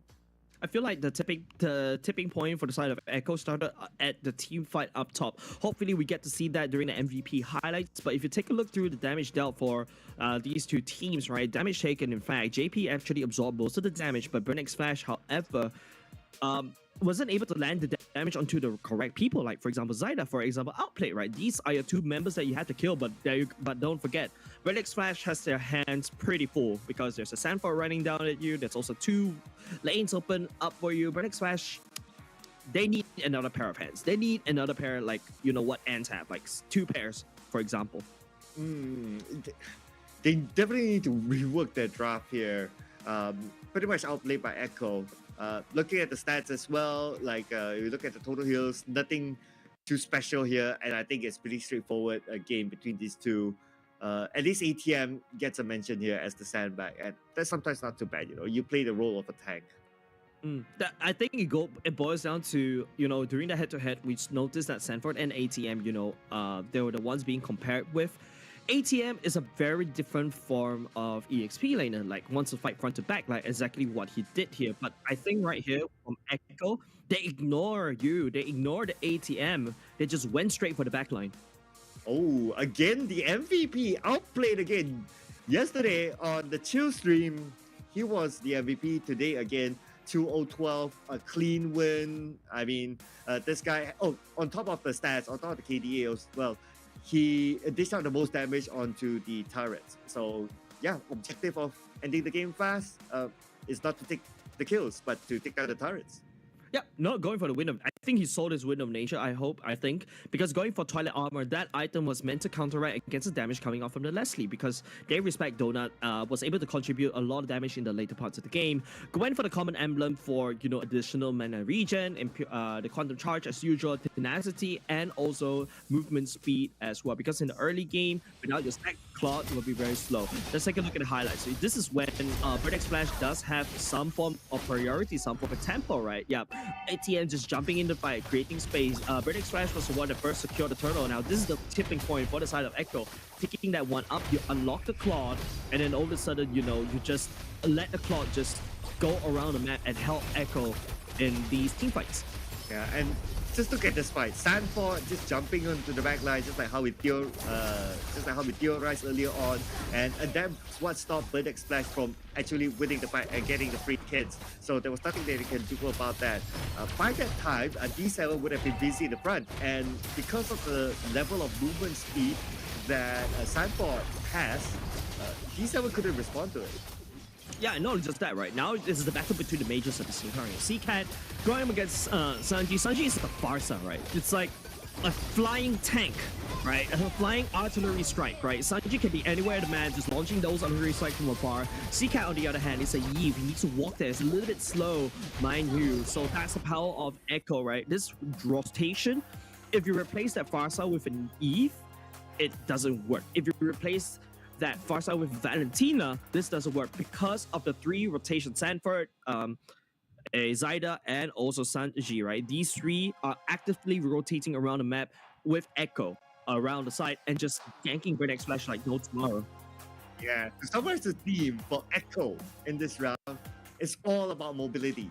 Like, they can be anywhere in the map just in the blink of an eye. And you wouldn't even be able to respond to it. You can't catch up to them. And looking over at the draft that BREN Splash picked up, they themselves are not as mobile. Yep, they really want to try to fight front to back, right? But then again, I also argue with you, right? Like the fact that you have heroes such as the Fanny and also Joy, right? Just bypasses your front line. You can't stop the Joy when he goes a little bit excited, right? And then he's just gonna run you down. And it's just so hard. It's just so hard to stop him. And if these have to constantly try to do something, what JP did is just screen him, right? You're gonna try to Bloody Hunt and Iron Hook. No, JP just Divine Judgment. All of a sudden, you remove that Bloody Hunt, remove the hard CC from the whole roster, and there you go. Echo took game one. Yeah, but what we're definitely not going to remove is our sponsor for this tournament, Snapdragon Pro Series. Thank you so much to Snapdragon Elite Gaming for being together with us when winning matters. And winning does matter to all these teams. And you can see the motivation that Echo has. They want to perfect all their moves as the game goes by because they want to be prepared for the playoffs later. And of course, if you do perform an autopsy on the Galaxy S23 Ultra, you get to see the Snapdragon chipset at the same time. But of course, this is the phone, our official phone, that will help you elevate your game and share the epicness with the photos. The photos look sick. The LED of the phone as well looks very nice. When you watch videos on it, man, Samsung has been really upping their quality of their flagship phones. Yeah, the way that they use Fanny, Joy, even like a Farsa to just move around the map that fast is, of course, thanks to that phone. Without a phone as great as that, they wouldn't be able to do it. So shout out again to Samsung for being part of this tournament. Now we're moving on to game number 2. The draft needs to be rethink for BREN Splash. You talk about rethinking about a draft, right? But I'm looking at just Echo just like maneuvering or outmaneuvering around whatever BREN Flash wants to draft, right? If you notice, the Lancelot is already taken out in game number 1. Echo doesn't really want BREN Flash to have that mobility to just go to the back line and just kill off Sanji on the Farsa, right? But even if you get the Farsa could just become a bird and just fly away, and all of a sudden, hey, I'm outside the map, you can't catch me. Yeah, even the early Digi ban as well is really to stop all those mobile heroes. So they have it planned out from the start, considering that the Digi was banned out early. So they know that that is the strat that they want to play.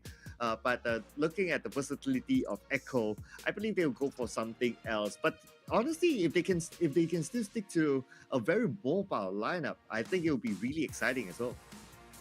I think the casters are also talking about it, right? Like BREN Splash, they are looking like the dark horses of MSC, and they're always also looking forward to this particular patch where assassins are back in the meta and the flavor of the month, right? But ladies and gents, we're going to go into game number 2. There you go, that's a Kaja Respect ban over the side of JP, but I feel like there's a lot of things that JP can always pull out, right? On the other hand, Echo takes away the Diggy, and the Franco gets denied. Ooh, again, the Digi gets banned out. So this is again a sign of maybe they want to go for a high mobility sort of lineup because that's what they did. The reason why they do that is because you don't want to deal with the time walk. So that's why. But on the other hand, interesting to see that both Kaja and Franco being banned out, considering that a BREN Flash is going to get the first pick. So I guess they're going to try to get the Fedrin as the first pick, at least tanky enough to be in fights. Okay, Kadita taken away. That's also the Angela taken away by Echo. Man, the draft from the side of Echo towards BREN Flash, they know what they're facing, right? Just taking these a couple of supports away. They're focusing down D7's roster earlier just now. You saw D7 on the Franco wasn't able to perform as well as you expect going into game number 1, right? But now, back to the banning phase, what else can they ban? Contract's already taken away. There's also a ever-looming Joy threat that BREN Flash can also pick up for Super Shma at the same time, or maybe they can also hunt down the Lancelot, just take it away. Yeah, I think a Lancelot would be a great ban as well. But besides a Lancelot, okay, we got the signal there. Okay, it's going to be the Claude being banned out. Interesting. But that opens up space for the Beatrix to be played. We didn't see the Beatrix earlier on. If it's not the Beatrix, maybe a Tank Shredder, the Carry might be one of the hot picks. Brody has been pretty popular as well, if any of the teams want to go for it. I feel like if I'm BREN Flash right here, I pick an Arlot, right? Because Echo is inching towards a Melissa pick. I really don't feel like BREN Flash is going for the Melissa themselves, because I feel like you go for the Melissa, Echo will have two heroes to just counteract against this Melissa. So Arlot is generally a very safe pick. And don't forget, there's also the Fredrin, right, from the side of BREN Flash. But BREN Flash, even if they go for the Fredrin, the go-away models is still very strong. But hey, okay, you know what? They're going to go for the Fredrin. They're going to go flex it. ATM can also play it in the XP lane. Super Chma can also play in the jungle. Yeah, that's going to open up space for the Yi. But now the Yi we pick, well, we're going to see the sister of Yi, so to speak, the Valentina definitely will be picked up by a BREN Flash after this. It's pretty much a counter, not really a counter, but it's a mirror for that. But on top of that, the Lancelot is still open though. So one of the problems that they have in the previous round is that they don't have enough mobility. And with the Joy being picked up, this is another signal that they need something who can at least match up to the movement speed of Joy. Yeah, AoE damage all across the board for the side of Echo. Not only just that, the Joy also pairs up with the mobility as well. So BREN Flash right here, they know what they're dealing with. I feel like a Lapu Lapu is really strong for the side of ATM once again. There's also a Yuzhong that they can also pick to counteract against and try to burst down that Eve, right? But now they still need to find a way to deal with his Joy. But if you take a look at BREN Flash, they took away the very tools that can use that is used to deal with the Joy. Oh, okay. So the Uranus is going to be picked up by BREN Flash. All right. So that's a signal for Echo to like, okay, let's get a Tank Shredder. So at some point, they might pick up the carry. So, yeah, the nope. There you go. Yep. Tirov is also an answer. I was about to go there. If it's not the Tirov, that's the carry. So this is a direct counter onto the laning phase. Definitely, Darov known to shred against Uranus because you can take away armor, and then because he does burst damage, it also is the same thing as how you counter against a Uranus, right? You don't deal DPS towards him, you do consistent burst damage. Wait, that sounds like DPS, but you get the point, right? You get the point. You need to consistently output enough burst damage to burst down this Uranus. If not, the Uranus is going to heal. And now Echo, ooh, bending away to 1-1 right off the bat. This is telling. Ooh, okay. I can understand why the Beatrix play because Echo has already mentioned that they want to try to close games off faster, and the Beatrix is a good one for them to pick up. So that's why it's being read out by Echo by Burnex Splash to be banned out now. So the ones that are still open, well, I would say if you want a fast one, Carry is a fast one. Can burst down turrets. That's one. If not, if you want to go for something cheeky, Harry would be a good one for 2 fights. Yeah, you're talking about something cheeky immediately. Estes gets banned away by the side of Echo. Yeah, Estes one more combo alongside with Frederick and also the Uranus. Super annoying, right? Even though you pair off the carry. But speaking about carry, Burnex Flash should take to ban that one out. But I feel like Echo, I don't think that even if they take away carry, there's still the threat of the Leslie. We saw Leslie can just immediately burst down the Uranus, right? So I think Echo is in a stable state in terms of the marksman pool, but Burnex Flash right here, the last ban, do they want to carry for themselves though? Ooh. Probably, oh man, it's a hard one, right? So should it be a carry or should it be a Brody? I guess they leave that out for later thought. They ban out the Kufra first. But looks like it's going to be the Brody. Okay, so now it's going to be the carry. Let's go. Okay, this is interesting, right? Echo, instead of going for the carry known to shred through the Frigid and the Uranus, they're going for burst, right? And there you go. That's Burnex Flash going for the carry instead. Echo, this last pick is definitely going to be a tank. Darrow can also be quite tanky because of the pseudo healing. So carry works well against him because he can just shred through HP bars as he heals it up. But now, right here, they're lacking a roam. They've already got 2 beefy front lines. Maybe they can go for a Florin to counter heal against, or even down to a Roam Faramis perhaps, because you need to make sure that you are able to sustain the damage out of that Joy and also out of that Brody. I think what's going to be interesting is if they can use a Cho, that would be pretty nice. Okay, so a Florin, a Cho would be pretty nice because the Cho can really, does provide them a lot of mobility. And again, it comes to the same concept of like if you have 2 heroes with a lot of mobility, you already have the Joy, you add a Cho into the mix, you can come from multiple angles. That will really mess up Burnex Flash. Cho would work. You can look to pick off the Florin and then kick him all the way back. But Echo, on the other hand, I feel like, I don't know, a sneaky suspicion of an Atlas coming out, because this is like very clump up fight, right? If you find carry and you find the Florin, just pull them all the way in. But no, instead of like on the top of the AoE CCs, there you go. That's a Lolita being picked up there. From the side of the Echo, the shields will help to block the carry from shredding through. So that's A-okay. And the AoE stun also fits into what Echo wants to do. They just want to lock everybody into the red wall manipulation and make it super hard for Burnex Flash to outmaneuver. You talk about mobility for the side of Burnex Flash. Looking at this roster right here, Sir Cloud, do you think they have enough mobility to outmaneuver Echo's draft? Ooh, I guess that has always been our discussion, right? About like how do you want to deal with the mobility of the opponent, and I think that this is going to be a big issue for them. I'm also worried for Uranus at the laning phase, so we expect that Uranus will not have a good time. And with that being said, right, like what are the answers that Echo has besides just dealing with the mobility head on? They do have the catch. Technically with the Lolita, you do have this point and click stun, so I think that's A-okay with the mobility. But I think what Burnex Flash may be looking out for Uranus, don't try to lane against the Darov, right? Just cut your waves. Just don't care, right? And with D7 coming in place as well, this is a very safe and also very sustained heavy kind of roster. But ladies and gents, we're gonna go in game number 2. But Echo going strong, even with this kind of roster. But on the other side, fans from Cambodia, I think they need your support. Burnex Flash definitely need your support because you know, they're down one game, then not having a very good run in the Snapdragon Pro Series, and yeah, as much support is required for a team like this. Yeah, even at the start, we see ATM already not having a good time, down to 50% of health.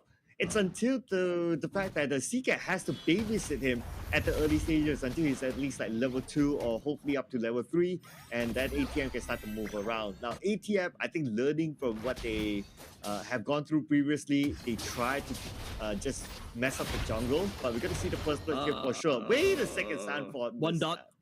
ATM lost in green numbers, right? But then again, like I said, I don't think Uranus or ATM should actually lane against Sanford, right? But even though if Sanford actually, you know, respond to ATM's wave cutting, I think Sanford could just turn around and just burst ATM down and then go back to lane. And Echo, you know, looking around the bot side, Super Shima taking over the way to level 4. His counterpart Zyda is already a level 4 in this joy. Yeah, honestly, even if ATM goes for the lane cutting, I agree with you. Sanford just needs to, well, if you're there, I just go for you.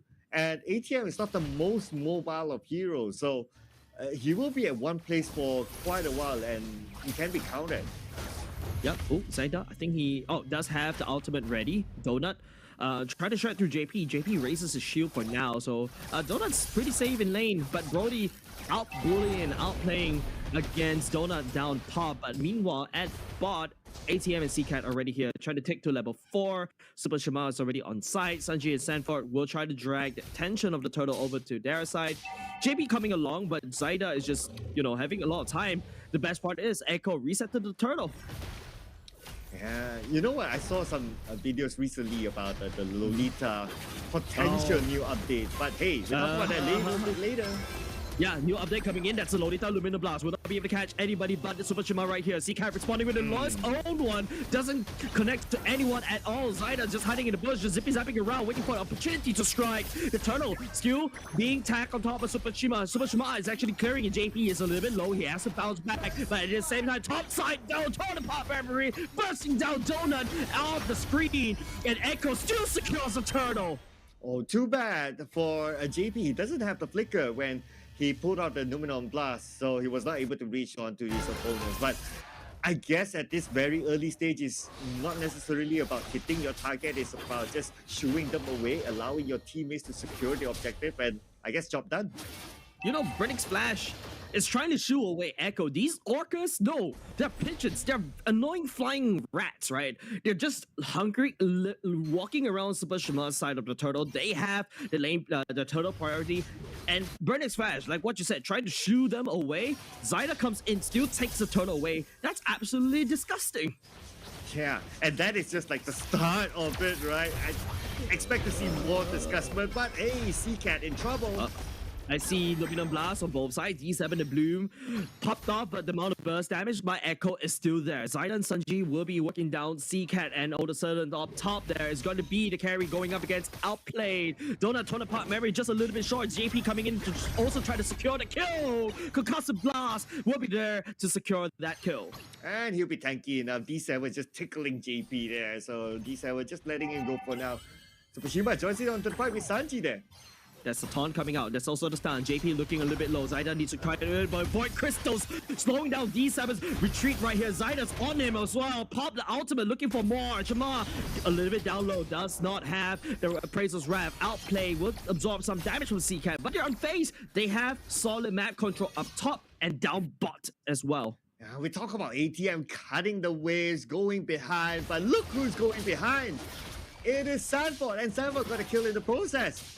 At this moment, ATM, he's not able to play at all. Oh, Verdict Flash is pandemonium. It's a flashbang and also a crash and burn. Flicker, CCAT does have the flicker, doesn't want to use it at all, decides to save it up, but JP still has the Luminous Blast. Verdict Flash doesn't have it, unfortunately. Right now, second round, here we go, the total. So at this moment, Burnex Flash seems to be in control of the situation, but Echo, they are waiting for the rest to come, and we'll definitely see a fight. Zyda has arrived, outplay as well. Everyone's just waiting for the turtle to go down.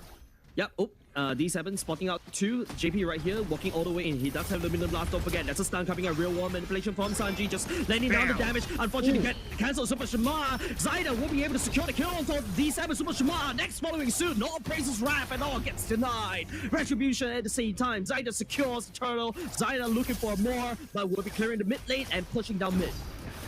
0-7. Make that 0-8 now again at the bottom lane, Chase. The bottom lane again. And Stanford is just, to a certain extent, having fun. He doesn't mind giving himself away to the turret because I guess it allows him to go back faster. I don't know. No way. No way. Stanford actually duked out against ATM down bot. ATM didn't do any damage towards him. It was the turret that executes him instead. So no EXP, no gold. Give it over to ATM. ATM is starved. This is a ATM where you click on it and it doesn't want to give you money. Yeah, go to the next register or use e-wallet instead. Damn annoying. Yeah. Please. Anyway, Super Shima now in the mid lane. JP's gonna come in. One manipulation by C-Cat right here. Sanji's gonna respond the same as well, but he has the back run and alongside Zyda, the atomic bomb landing down, and D7 has to roll. D7, no. He is down on the ground. Donut following suit. No more circle, no more bread. For the side of the Burning Splash, Echo echoing out loud and proud. Mid lane crack open, top side gone. ATM successfully shut down by Sanford. They thought they would have at least got Zyda, but Zyda had backup together with him. I mean, the backup from Echo on point. This is the chemistry that they talk about. Train for 12 hours. This is the result. I don't know whether, like, this is basically like, I don't know. This is like how many, like, how additional, okay, I'm going quick math right here. Oh, sorry. 4 hours additional OT.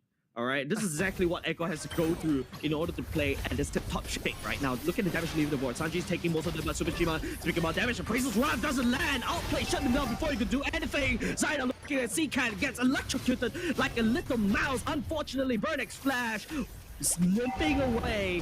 Luminous Blast will be landed, but Burnex Flash, they get pushed back into their base. Echo focusing on the bot lane turret. Dude, look at where ATM is at right now. But the rest of Echo, they're just ignoring him. No one is really going back. Okay, maybe Sanji, but hey, why not get a kill before you do so? Okay, we joked about ATM, you know, running low gold, so he decides to go and cut the waves, 2 waves at the same time. But this ATM is weak. Look at Sanji, he's doing a lot of damage against ATM. JP. ATM knows. ATM knows. ATM knows. He's going down. Yeah, he's going down. There's 2 men on him. He's got to sacrifice himself to Sanji. Oh. No, Outplay steals it away. Rude. Yeah, it feels like they were waiting for like, okay, Outplay, you come here because you want to give you the gold, the experience, you have to go later anyway, and secure that kill. They were just buying time for Outplay to come get it. Yeah, it's just last-ditch effort for the side of ATM right now. Zyda securing the Lord right now.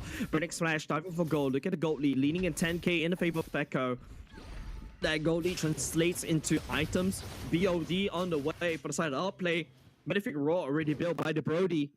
It's beginning of the end for the side of Burnex Flash. Unfortunately, Echo sending the Lord down bot. Yeah, still tons of defensive items for the side of Burnex Flash, and that's not going to be enough to answer back to Echo. I mean, it is a 11k gold lead that we're talking about. Echo going for all-out damage again for their side. Yeah, 1 Dom Eyes, and that's about it. Everything else is just focusing on the burst, focusing on the physical damage. Yeah, now with the Lord Intel down bot, Zyda is just rampaging all across the board, burning the deforestation happening for the side of on the side of Burnex Flash's forest, and Echo is the one that's profiting out of it, right? All that timber, yum yum, but at the same time, Zyda looking for Donut as well. That Donut, that's a lot of damage. Zyda can up consistently against Donut, gets pushed back into his own base. Echo still have the Lord Intel slowly sinking up the waves. ATM get busted down just a little bit low. Zyda already has committed with the ultimate, and C-Cat needs to burn the ultimate just to defend against this Lord. But the Lord is cleaving onto it though. ATM will be there to still clear off the Lord, but at the same time, Zyda looking for more. C-Cat, Luminous Blast charging out just to zone away Burnex Flash. Echo cracks open mid, and now they will be focusing up top. Yeah, the top will definitely be taken down, but C-Cat nowhere for him to go. He tried to join onto the fight, but there was no way he could survive that. Oh, Sanford unleashing the combo right here. Still finds D7 though. No healers on the side of Burn X Flash anymore. They're crashing a burn. Echo right here leading the charge. Sanford finding Donut in the back line side of. Don't has to just zip away, but still catches Donut though. The proc, and ladies and gentlemen, Echo solid 2-0 against Burn X Flash. 0-19. That was the final score before the game ended. A perfect game for Echo. We did thought about like, oh, there's no answer to a lot of these things. Like Uranus had nowhere to play. Oh man, it is just massacre from Echo. Joy was wide open, right? Like, Phoenix Flash literally banned out the only tools that they can do against Joy. And don't forget, they are first pick. Joy could have been easily going to the pockets of Super Shma, but instead they went for another hero. So I think they ultimately paid the price right there. Yeah, and the Uranus pick. I mean, we've seen enough games by now in this tournament, right? Like during the early stage of the tournament, like, oh, how are you going to deal with the Uranus? Are you going to go for the cut wave versus cut wave and all that? Nah, the moment the Uranus been picked, you just pick a Tero. That's it, done deal. Yeah, and I was talking about this before during the draft, right? I don't think the Uranus wants to face a Dyrov head on. The Uranus needs to try to be smart about it, right? Cut even more waves, cut even deeper perhaps, force the Dyrov to return all the way back into base, and then, you know, Dyrov will lose in gold. And maybe that's the only thing that they could do by then. But when ATM decides to do so, I believe it's a little bit too late. And I guess if we look at the items, very unfinished from Burn X Splash. I mean, it's 0-19. The last time we saw the numbers, it was like a 12k gold lead. And even for Echo, well, they're not really complete as well. But hey, it doesn't matter. They're just going all out damage. How many defensive items do they have? Like 1, 2, rough count maybe like 2 or 3, and that's about it. Everything else is just going out for all out damage. 3, I counted for you. 1, 2 Dawn Ices, 1 Immortalities.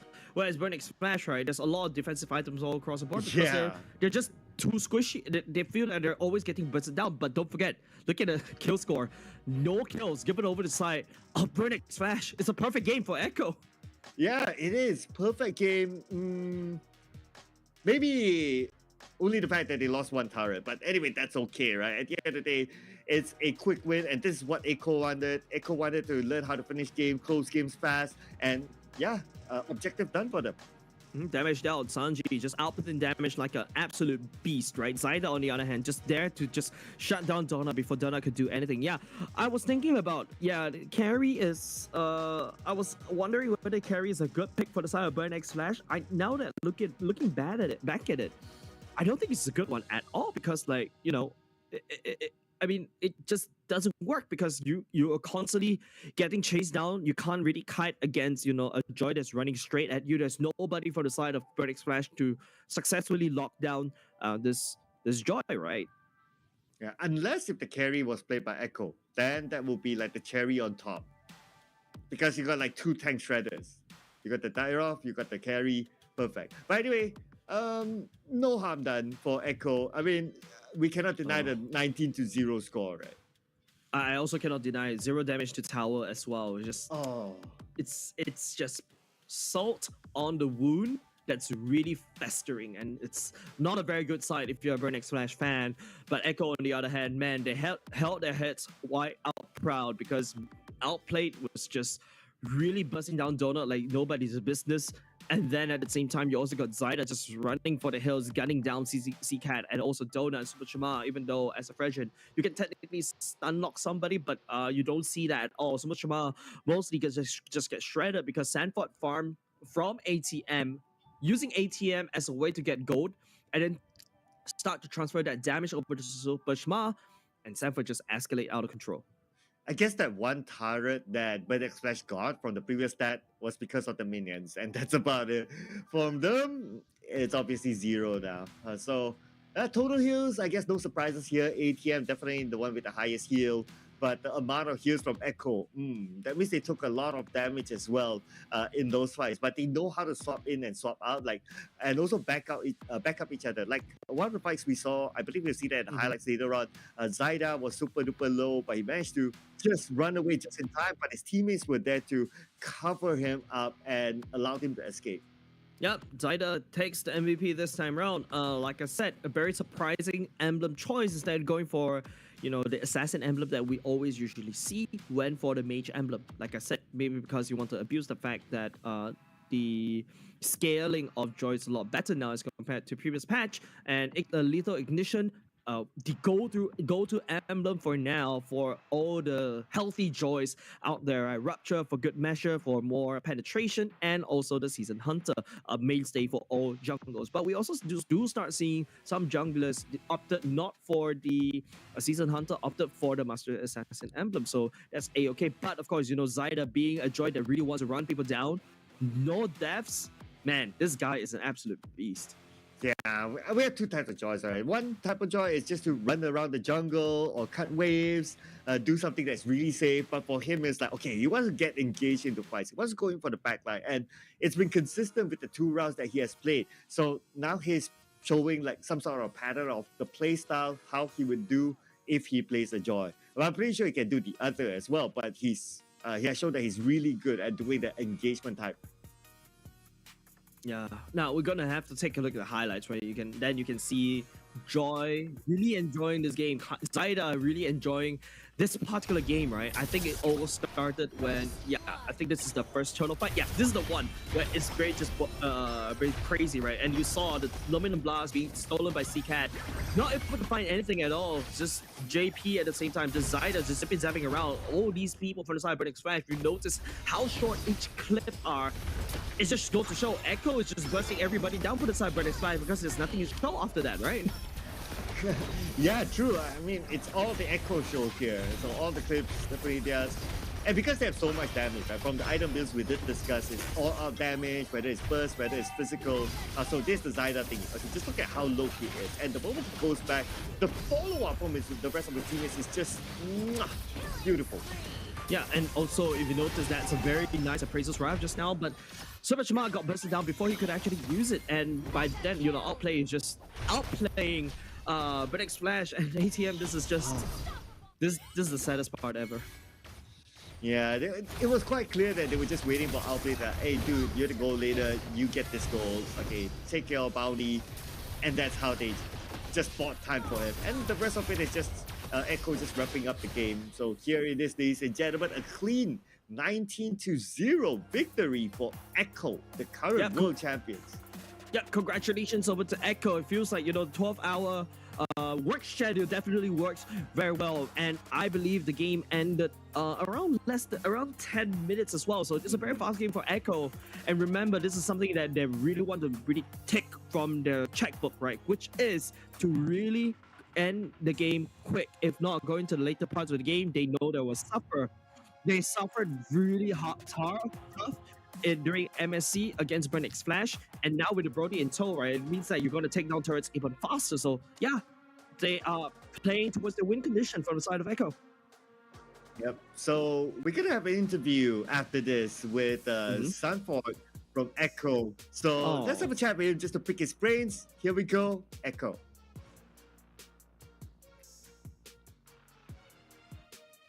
Hey, it's Sanford. Hello. Man, you have no idea how many fans you have here in Singapore. I believe you also do know that, right? But of course, congratulations over that win. How does it feel to finally win against BREN Splash in their full roster, and with you not on your full roster? It must feel good after the MSC game, right? For me, it's just normal because every team we fight, we just treat them each other fair. Yeah. I see. So, in your opinion, just now, right? Do you think BREN Splash is at their tip-top condition as compared, you're facing before in MSC, right? Do you think they're in their tip-top condition in that particular series? I guess yes, because Shima is not feeling well, and I hope Shima get this is my message to Shima, get well soon, bro. You're a very good player. That's so cute. So Cloud, anything you want to ask Sanford? Yeah, so now Echo, with this win, at this point at least, you are topping the group. So do you think you guys can go all the way to be the champions of this tournament? And who would you like to meet in the grand finals? Of course, we're feeling it, but the team I want to face in the grand finals is Onyx. Oh, okay. Very interesting storyline. I love it. It's like it feels like Snapdragon Pro Series will just allow you guys to have the second chance to go up against, teams like, for example, Onyx ID, right? But of course, you have a message to your fans, supporting back at home or even all across the world. Hello to the fans, and thank you for supporting us. We're gonna do our best to get the championship. All right, that's it. Thank you very much, Sanford. You're amazing EXP laner. You're one of the most humble EXP laners that I've ever seen so far. Big fan of Diablo right here, and then I put you against each other. But then Sanford, you're always very humble. Diablo, on the other hand, he's very arrogant sometimes. But with that said, thank you very much, Sanford. Hope to see you next time going in as well, and hope to see you in the grand finals for Snapdragon Pro Series. Thank you so much. Thank you. Oh. My heart melts when I see Sanford. I just don't know why. In real life, he's also very small and cute at the same time. Yeah, it just melts my heart. I mean, you have to pick one, man. Diablo or Sanford. Come on. No, Diablo is more like the bad boy vibe that I cannot bring back to my mom. Oh. And then you have Sanford is like, yeah, the cute little boy that I can bring back to my mom. But you know what else you can bring back to your mom? You can bring back to your mom drinks, and that is courtesy of Monster Energy. Thank you so much for being with us, Monster Energy. Unleash the beast. Don't unleash the beast in your mom. They'll be really scary though. But I don't understand how you're gonna do that, because if you unleash the beast in my mom, she's gonna chase me down. She's gonna chase me down because I probably lied a lot of things about to her as well. So yeah, she's gonna find a revenge on me as well. So I gotta run away and dash around. And speaking about dash, there's also this FEBot Dash Cup that's going around by THL. Win up to 5,000 euros. Find out more in esl.gg/FEBot. Yeah, 5,000 euros. You can bring that back to your mom. She's gonna love you for it. For sure. It's like, finally, my son. Buying affection? Don't we all do that? Okay. Anyways, ladies and gents, thank you very much for joining us for this particular series. Upcoming match, it is going to be RFR going up against AP BREN. So yeah, continuing on the tradition of stream chilling, it is going to be AP BREN that we'll be seeing as the last series of the day. But thank you very much for joining us. My name is Jace. I'll be currently going to be signing up, going to introduce Husky back onto the desk, going to be, Sir Cloud as well. With that said, thank you very much. Hope to see you and stay tuned for more.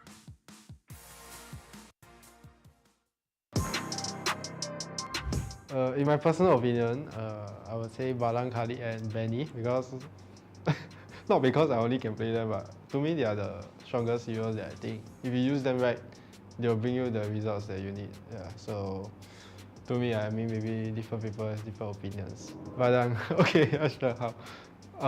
Just tell you physically, I would say it's like how you play gold lane, but you just have to keep watching for your farms, and once you hit the power spike, then you will know you are able to one-shot enemies, then just find the right opportunity to go. But before that, he's not very weak in the early game. You just have to know how to utilize his kits. Like his first skill, there are pushbacks and stuff, and depends on how you use it against the enemy. You can stop him from trading with you so much, and you can clear the waves and just focus on. A little more time right now. The Immortality comes up, and Diablo in the back with a fish cloud. The passive still going to be able to connect right now. Diablo! If you are able to get plating, I will get it instead of joining the fight. So if I get my items fast, then afterwards, I feel like once I hit my power spike, I will know. So I will just find the squishy targets and just burst them down. Yeah.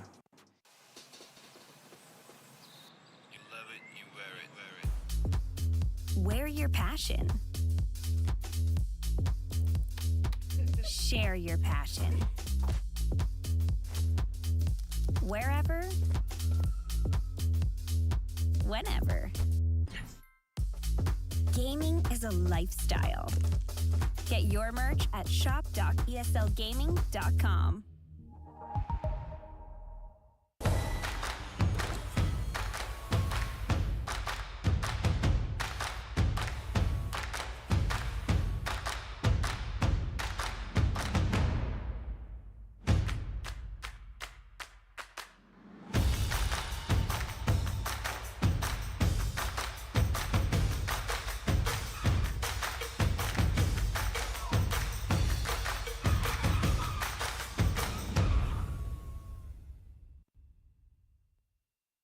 The Snapdragon Pro Series powered by Samsung Galaxy is brought to you by Snapdragon Elite Gaming, Samsung Galaxy S23 Ultra, Monster Energy, and DHL.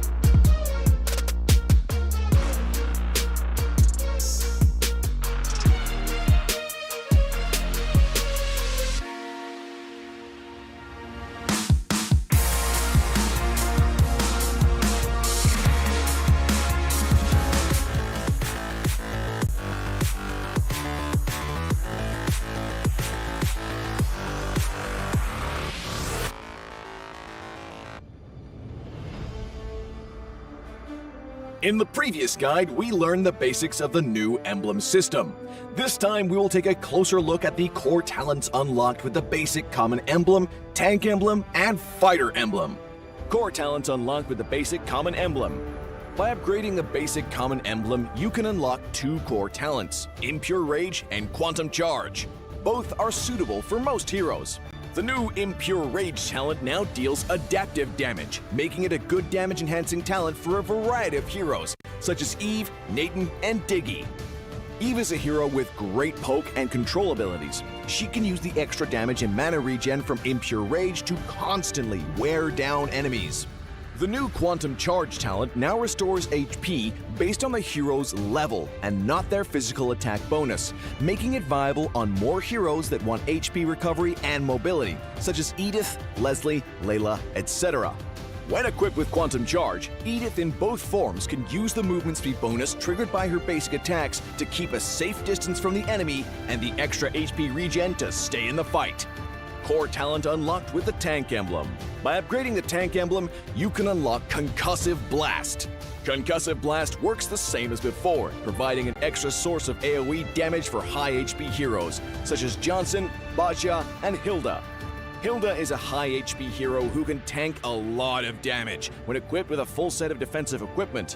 The Concussive Blast talent will not only enhance her survivability, but also boost her damage.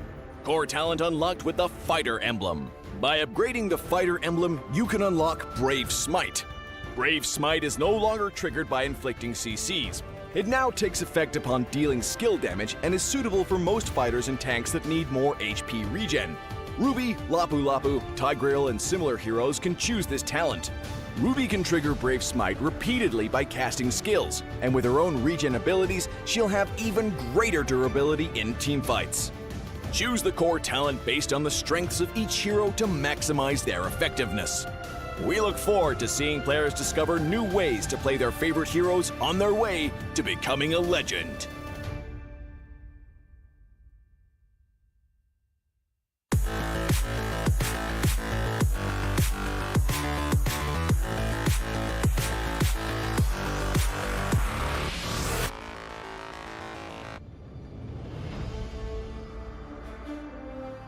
In the previous guide, we learned the basics of the new emblem system. This time, we'll take a closer look at the core talents from the Mage, Assassin, Marksman, and Support emblems. Core talent unlocked with the Mage emblem. By upgrading the Mage emblem, you can unlock Lethal Ignition. The new Lethal Ignition now deals adaptive damage, making it a great option for any hero with heavy-hitting combos. With the change to adaptive damage, heroes with high physical damage can now use this talent to enhance their damage, such as Saber and Natalia. Saber's first skill and ultimate combo can easily trigger the effect from Lethal Ignition, dealing much more damage to enemy heroes. Core talent unlocked with the Assassin emblem. By upgrading the Assassin emblem, you can unlock Killing Spree. Now that the talent is no longer reserved for the Assassin emblem, it becomes a good choice for any hero who can perform chain kills. Heroes with magic damage like Karina and Julian can now take this talent as well. Karina's ultimate resets after she kills an enemy hero. When equipped with Killing Spree, she will recover HP from each kill, allowing her to stay healthy and go after more kills. Core talent unlocked with the Marksman emblem. By upgrading the Marksman emblem, you can unlock Weakness Finder. The new Weakness Finder talent is no longer reserved for ranged heroes. It works well for heroes with high attack speed, as it can improve their laning and slowing abilities. A hero like Mincathar can take Weakness Finder because his second skill increases the attack speed of his basic attacks. When combined with equipment that can provide more attack speed, he can reliably trigger the slow effect to prevent enemies from escaping. Core talent unlocked with the Support emblem. By upgrading the Support emblem, you can unlock Focusing Mark. The Focusing Mark talent works the same as before. It allows support heroes to increase the damage their teammates can deal to the target enemy. Kaj's ultimate can be used to drag key enemies to his team. When equipped with Focusing Mark, the ultimate will also increase the damage the target takes, allowing Kaj's team to quickly burst down the helpless target. Choose the core talent based on the strengths of each hero to maximize their effectiveness.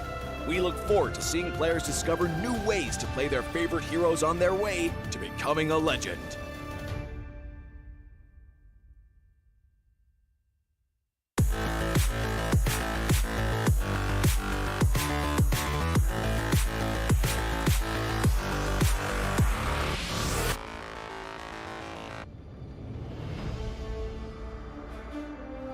When upgrading your emblems, you will unlock talents at specific levels. Different emblems will unlock different talents. You can choose an emblem by role and use the talents it unlocks directly as your default setup, or you can freely mix and match different emblems and talents to create a custom emblem setup. We're going to show you how to create your emblem setup for your heroes. Emblems. First, let's take a look at the revamped emblem system.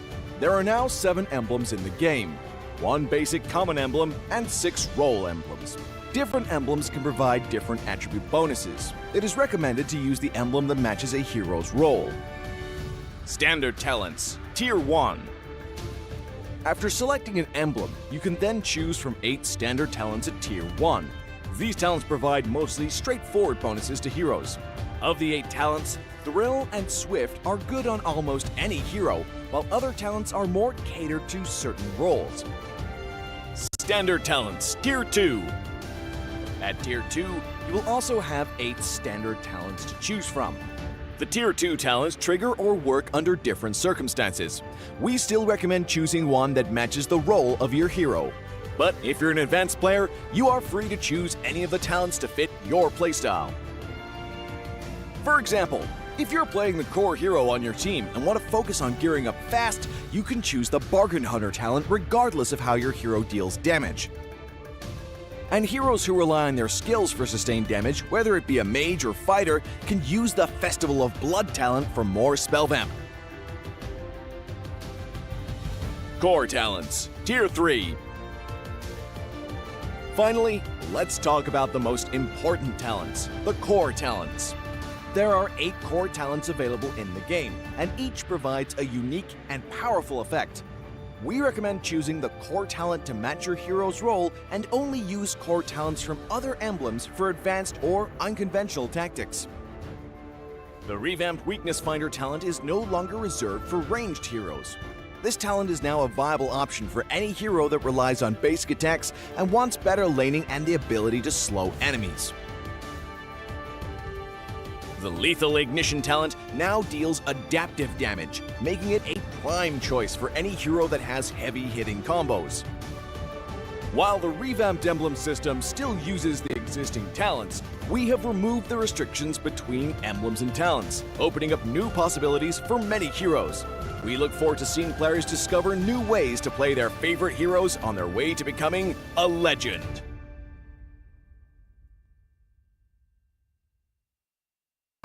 Welcome to Mobile Legends! What is a winner? Make a promise, then I go and deliver. What is a break? They all amazed, this ain't for beginners. Back in the days, we used to dream, but now we can get it. Work, we gotta push to the limit, then work till we finish, then push to the limit, then work.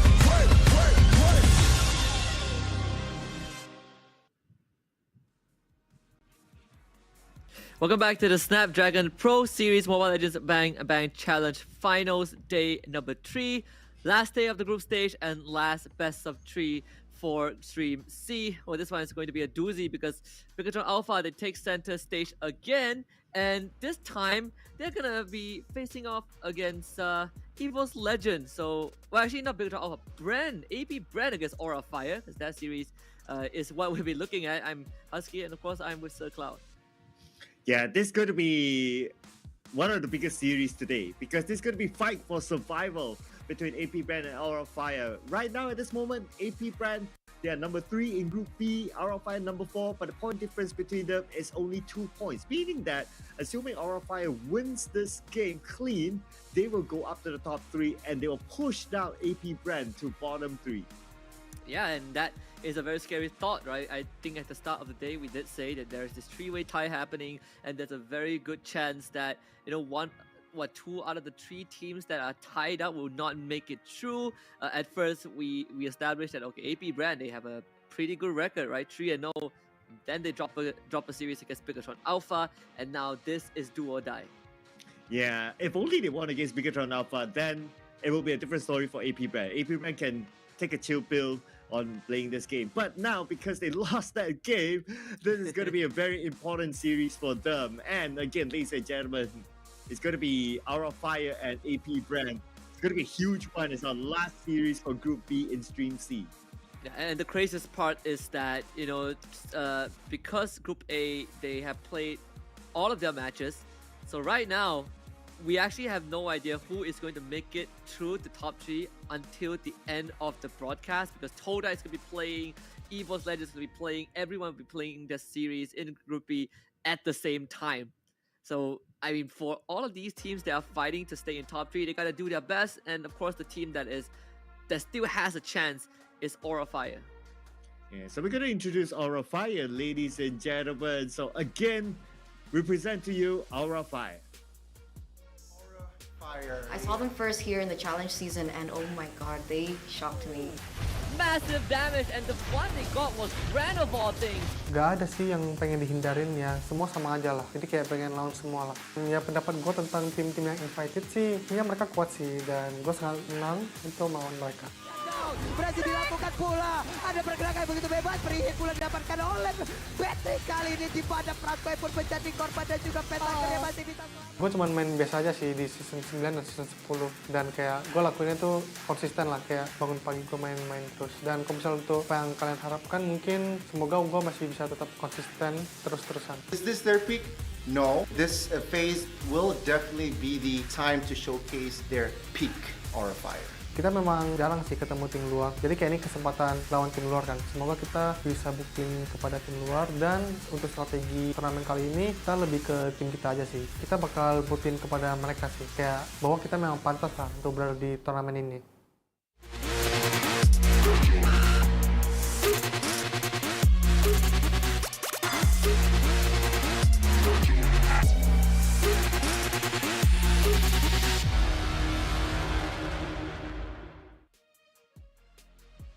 There it is, Aura Fire on the screen right now. Kimura, Van, Sin, Kabuki, and Hai. One last ride, one last best of 3. And there's a chance by the end of this, they keep burning on and make it to top 6, or they might just get extinguished under the wrath of AP BREN, which is a very scary thought nonetheless, right? Because AP BREN, despite losing early on to Bigatron Alpha, still has proven that they are one of the top contenders in Group B. Yeah, what makes it even more interesting is that this is pretty much the El Clasico region, the Philippines versus Indonesia. It's always the talk of the town whenever any of the teams from this region go up against each other. As for Aura Fire specifically, they are coming into this round on a win as compared to AP BREN. So they definitely have the motivation. They're on a high right now. So we can expect to see the best of Aura Fire coming soon. Yeah, and I mean, for Aura Fire, they definitely, you know, you look at their track record, right? They beat 2 teams. They beat Esports Legends and they beat Todak. They end up dropping to Bigatron Alpha, and earlier on they also dropped to Onyx, 0-2. So actually, both AP BREN and Aura Fire came in with a loss with the previous series, but luckily for one of these teams, they're gonna walk away a winner. Speaking about AP BREN, let's bring the boys up and take a look at what AP BREN has to say. Now, to be honest, the journey for BREN Esports is quite interesting. The silence is taken out. Izanami. Now, Chico, guys, left in no man's land. He's taken out. The Fatal Link's gonna come to 1. So us, AP BREN, coming up from another tournament and we won. I think we are more comfortable and well prepared in this tournament, and I believe that we will reach the highest result ever. They proved it in Cambodia. They won a gold medal for the Philippines in the 2023 SEA Games. I'm expecting them to bring home another title in the form of the Snapdragon Pro Series. Outsword, super low. Gonna be safe for now, but will be taken up by Riquitiano, the cleanup. They dominated in their group, and honestly, they still look like they're in their gold medal form. BREN here in the challenge season reminds me of BREN Esports in season 11 regular season, where they've been on top week after week after week, and they're so clean. We already know our attitude inside and outside the game, and we respect each other. That's why our team is really strong. So recently, we won a couple of tournaments, so I don't find a reason why we couldn't win it here.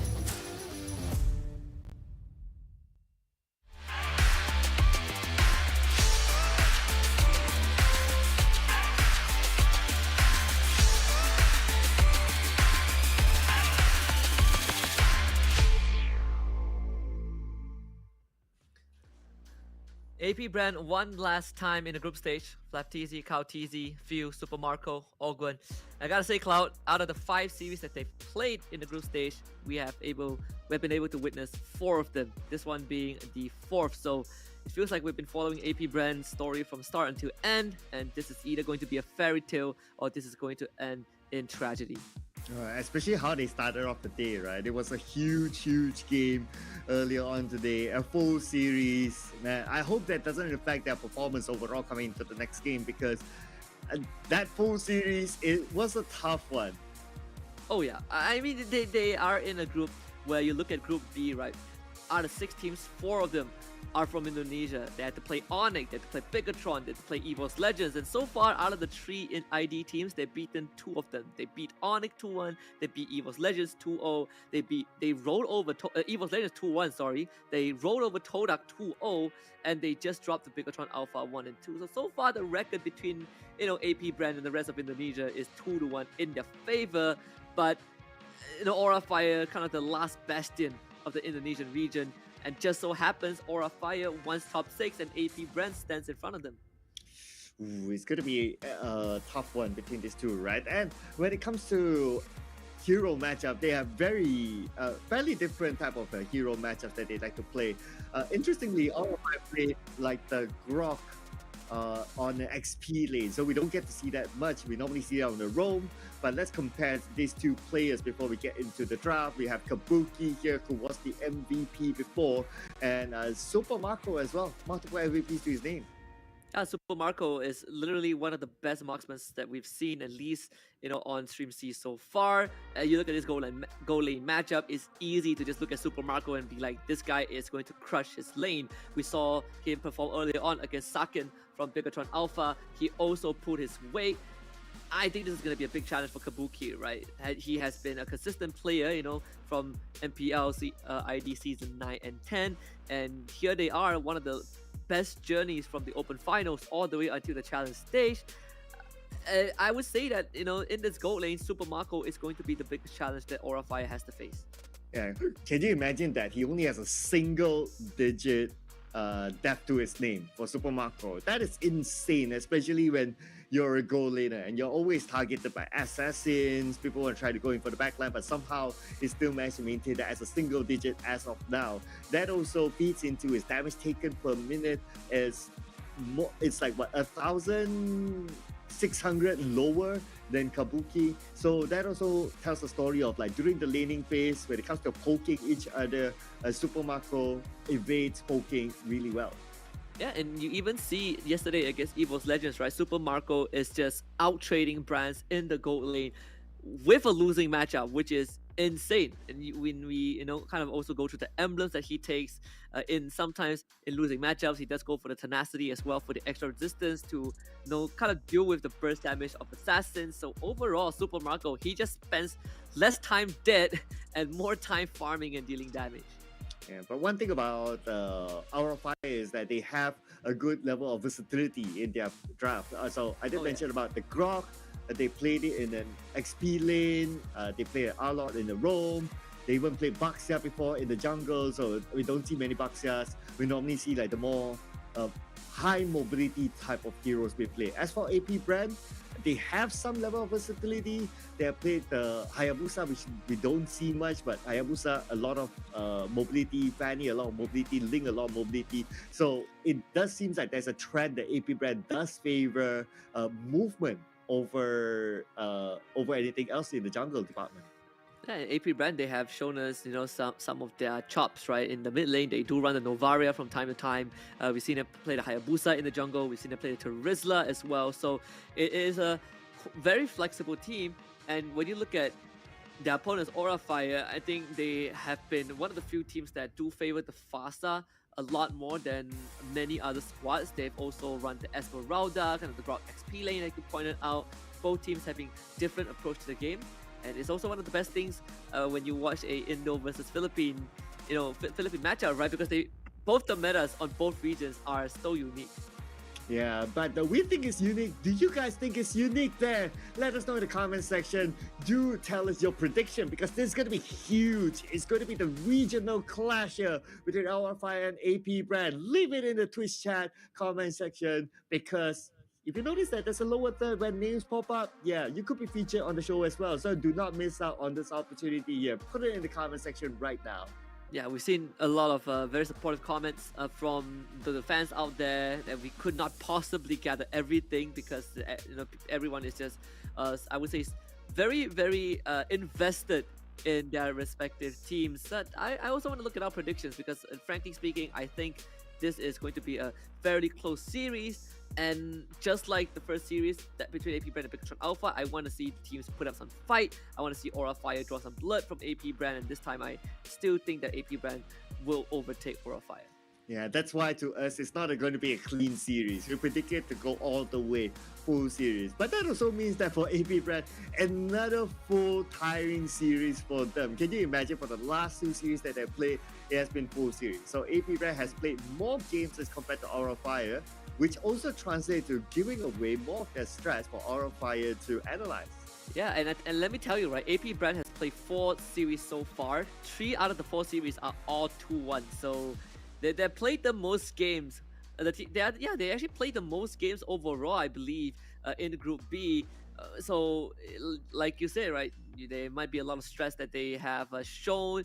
And now the question is, how deep is the pockets of AP BREN? How much more do they have left in the tank?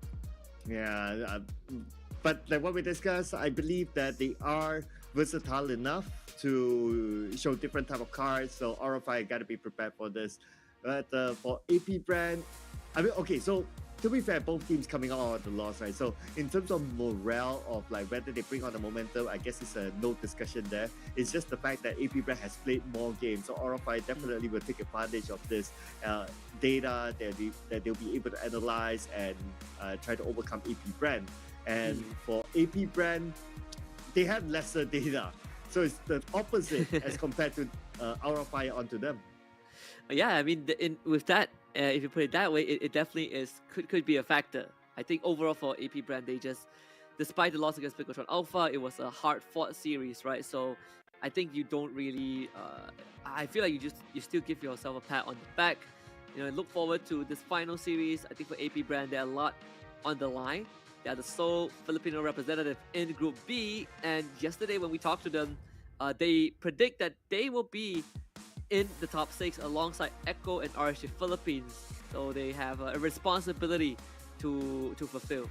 Yeah, so far, okay, if we compare like the highlight players for between AP BREN and Aura Fire, and based out of the MVPs, Aura Fire's MVP, Van as well as Kabuki. There's 2 key players. But for AP BREN, they have out of the 5 players, 4 players have got an MVP before. We got Baptizi, Kaltizi, Supermakwe, as well as Ogwen. So if we talk about like distribution of MVPs and also potential individual player skill, it does look like AP BREN has a more balance in terms of how they're going to distribute the skill level of the players. Yeah, I think that when you look at the teams that have made it, from Group A, we've already found like our top 3 teams, which is pretty crazy, right? RSG Philippines, Echo, and Red Giant Esports. All these 3 teams have already made it. So the final 3 slots really comes down to the end of today's broadcast. We know that it's between contention of 4 teams. Onyx Esports, Bigotron Alpha, AP BREN, and Aura Fire. These 4 teams are fighting for the final 3 spots, and one of them eventually will have to go. Yeah, I mean, this is the tradition of a competition, right? Somebody has to bite the dust, bite the bullet at some point. So it's going to be either one of these. Sadly, both of these are great teams. I would like to see them in the playoffs, on the stage. But yeah, it is just part of the game. Somebody has to, say goodbye. I mean, we talk a lot about AP BREN. Right? I think coming to this, a lot of fans would consider them the favorites to win the series, but Aura Fire, right? We were able to witness one of their games, I believe, on day 1. What do you think is going to be kind of the advantage that Aura Fire can bring into this to hopefully overcome AP BREN? I think for Aura Fire, Okay, one thing about AP BREN is that they like to play the Uranus. They played it a couple of times before. One of them with a win, one of them with not. And with the games that we have seen in recent time, Uranus have been pretty popular, especially at the start of the tournament. But towards like the last, I think like towards the second half of yesterday and also like today, we see how the Uranus has been easily countered by just picking the Tyrell. So if they want to play that, they have to make sure they bat out the Tyrell. But Aura Fire, it's not only about the Tyrell. If they don't have the Tyrell, they can still go for the carry. As long as they can get a tank shredder, Uranus will not be able to function. So for AP BREN, perhaps because of that and the current state of how Uranus is being played, they might want to consider to not play the Uranus at all. Yeah, and I think we also saw like what was that hero? Esmeralda getting picked up, right? Esmeralda, we saw early on Bigatron Alpha Game 3 against AP BREN. AP BREN had a Uranus, and Bigatron Alpha, they just completely ignored the Uranus, right? They make quick work of that hero from that mid to late game. I do wonder if AP BREN would just fall back to the Novaria. When we talked to them on day one, they say that, well, Coach Ducky asked their mid lane to play Novaria, and he just played Novaria all the way. And we also saw how a hero like Angela is more favored in the Indonesian region, and Bigatron Alpha proved that this hero could be a big headache for unprepared teams. Yeah, Aura Fire has played Angela before, now that you pointed that out, and they got away with a win with that. So it could be banned out. Even in like the previous series, Angela was banned out, even though it was between BREN Splash versus Echo. But I guess they were just being prepared on what they might face in the playoffs later on for Echo.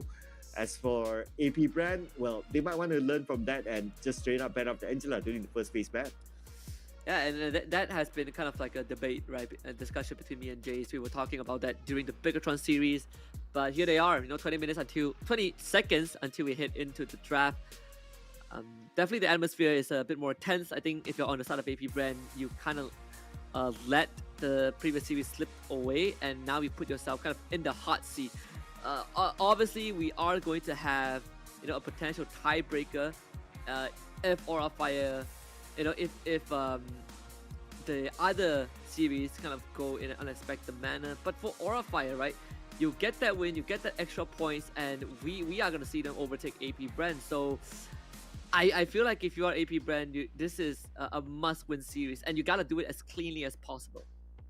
Yeah, it's absolutely a must-win. This is the battle for survival for both teams. Now I don't want to go home as we head on to our first game's draft. Here we go. So the Paquito as well as the Valentina banned out. With the Paquito being banned out, Paquito is one of the counters towards Uranus. I don't know if AP BREN still wants to go for it now that they banned it out. But if they do plan to go for it, then they have to ban out the Dayrov at least. Yeah, I believe the Dayrov was used as well. I'm trying to figure out if Aura Fire did pick that up. I know that yesterday in one of the games when when was it Onyx or was it Aura Fire against Todak? No, it was Bigatron Alpha against Onyx, where Bigatron Alpha went Uranus 2 games in a row, and Onyx had Dayrov as a counter for both games. So that could be a possibility, but I can see that AP BREN, they are showing a lot of respect to Kimura by banning out the Paquito. They also are banning out Hyde, Franco as well. This could allude to a possible Joy opening for AP BREN as they ban out the Fanny. Ooh, okay, Franco out too. So yeah, Joy is one of them. I guess high mobility ones like the Lancelot could be open to. Hayabusa could be another option for Aura Fire. If not, then I would say I'm thinking around the lines of, but it's definitely the Fedrin will be one of the early picks. And if AP BREN doesn't pick it for themselves, Aura Fire would go for it. But AP BREN, they don't have a common record of playing Fedrin. Yeah. And there's a chance that this, because Ling and Fanny are banned out, the Novaria could also be a pick, AP BREN falling back to what they're comfortable with. The Yeeve is going to be the choice of ban for Aura Fire to wrap up the first phase. Many openings to be taken, and there it is, the Joy picked by AP BREN. Very, very straightforward. So now, when it comes to the mid lane, Fedri is definitely going to be picked up by Aura Fire. It's played commonly by their XP lane. So I am seeing a Farsa be picked up now that Valentina as well as Yip is out. Farsa, there is a potential of a Novaria as well, now that we are cutting down on the majors. Yeah, and we also have the Grok in the equation, right? One of the best answers to a Farsa. If the Farsa gets reviewed, I would say for AP BREN, they are not as inclined to pick Farsa as Aura Fire's Sin. So that could be a less contested pick. I think the Farmers is kind of still up on the table if, AP BREN wants to go for it, why? But they're going to go for the Angela themselves. Oh. Taking a page out of Bigatron Alpha. Yeah, because they didn't ban it, right? And you mentioned about how the Indonesian teams, they love how to play the Angela strat. So rather than giving it away to them, they'll take it for themselves. So now that the Uranus been picked, okay, this is the moment a Dyrov can show up. Like the best moment. They can still pick it. I feel like it would be okay if the Angela wasn't in the equation, but with the Angela, with the Heart Guard, it's going to be a bit tougher, right, to kill the Uranus unless you absolutely dominate him early game. I have an answer though, the Esmeralda wouldn't be too bad because Angela gives you shield, Uranus has shield, Esmeralda loves to siphon the shield away. We'll see if that's going to be the case for AP BREN. Okay, so the Kaja pick is really to try to catch the Joy when the Joy starts running into team fights. And if he's able to keep like the flicker, like for later use, at least he can protect the backline. And that will be really important because the Joy will try to target Claude, who will be at the backline. But now we're going to the second phase ban, and we still see the Dyrov still open though. I'll be surprised if Aurofire don't pick any tank shredder. If it's not Dyrov, then I want to say carry, but unfortunately they already got the Claude. Who else can? I also think that Esmeralda would actually be a fairly decent pick, but that also means that they're relegating this Fredrin into the jungle role, which is completely fine. You can see that they took out the Leslie because you don't want anyone to shred the Fredrin. There's a high chance Aura Fire also bans out the carry because they don't need a marksman anymore and they want to keep the front line as robust as possible. Yeah, there is that. And there is also the... Okay, taking the time to ban though. Alright, so it's still a Kadita. So no Dyrov ban still.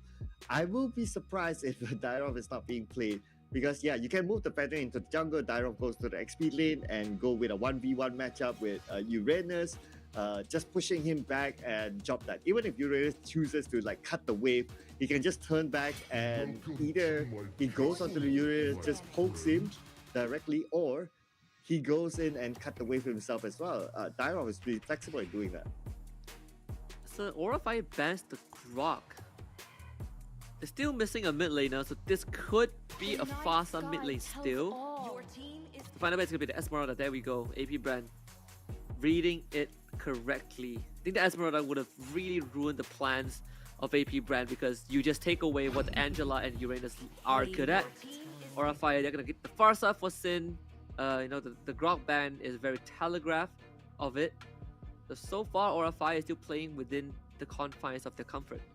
Yeah, I see the Farsa pick because Feather S-Ride combo with Kaja can be very disruptive, especially at the early stage. You got good enough burst damage at a long distance even. So you don't need to worry about, okay, I'm not in the right position when Kaja jumps in, that's fine.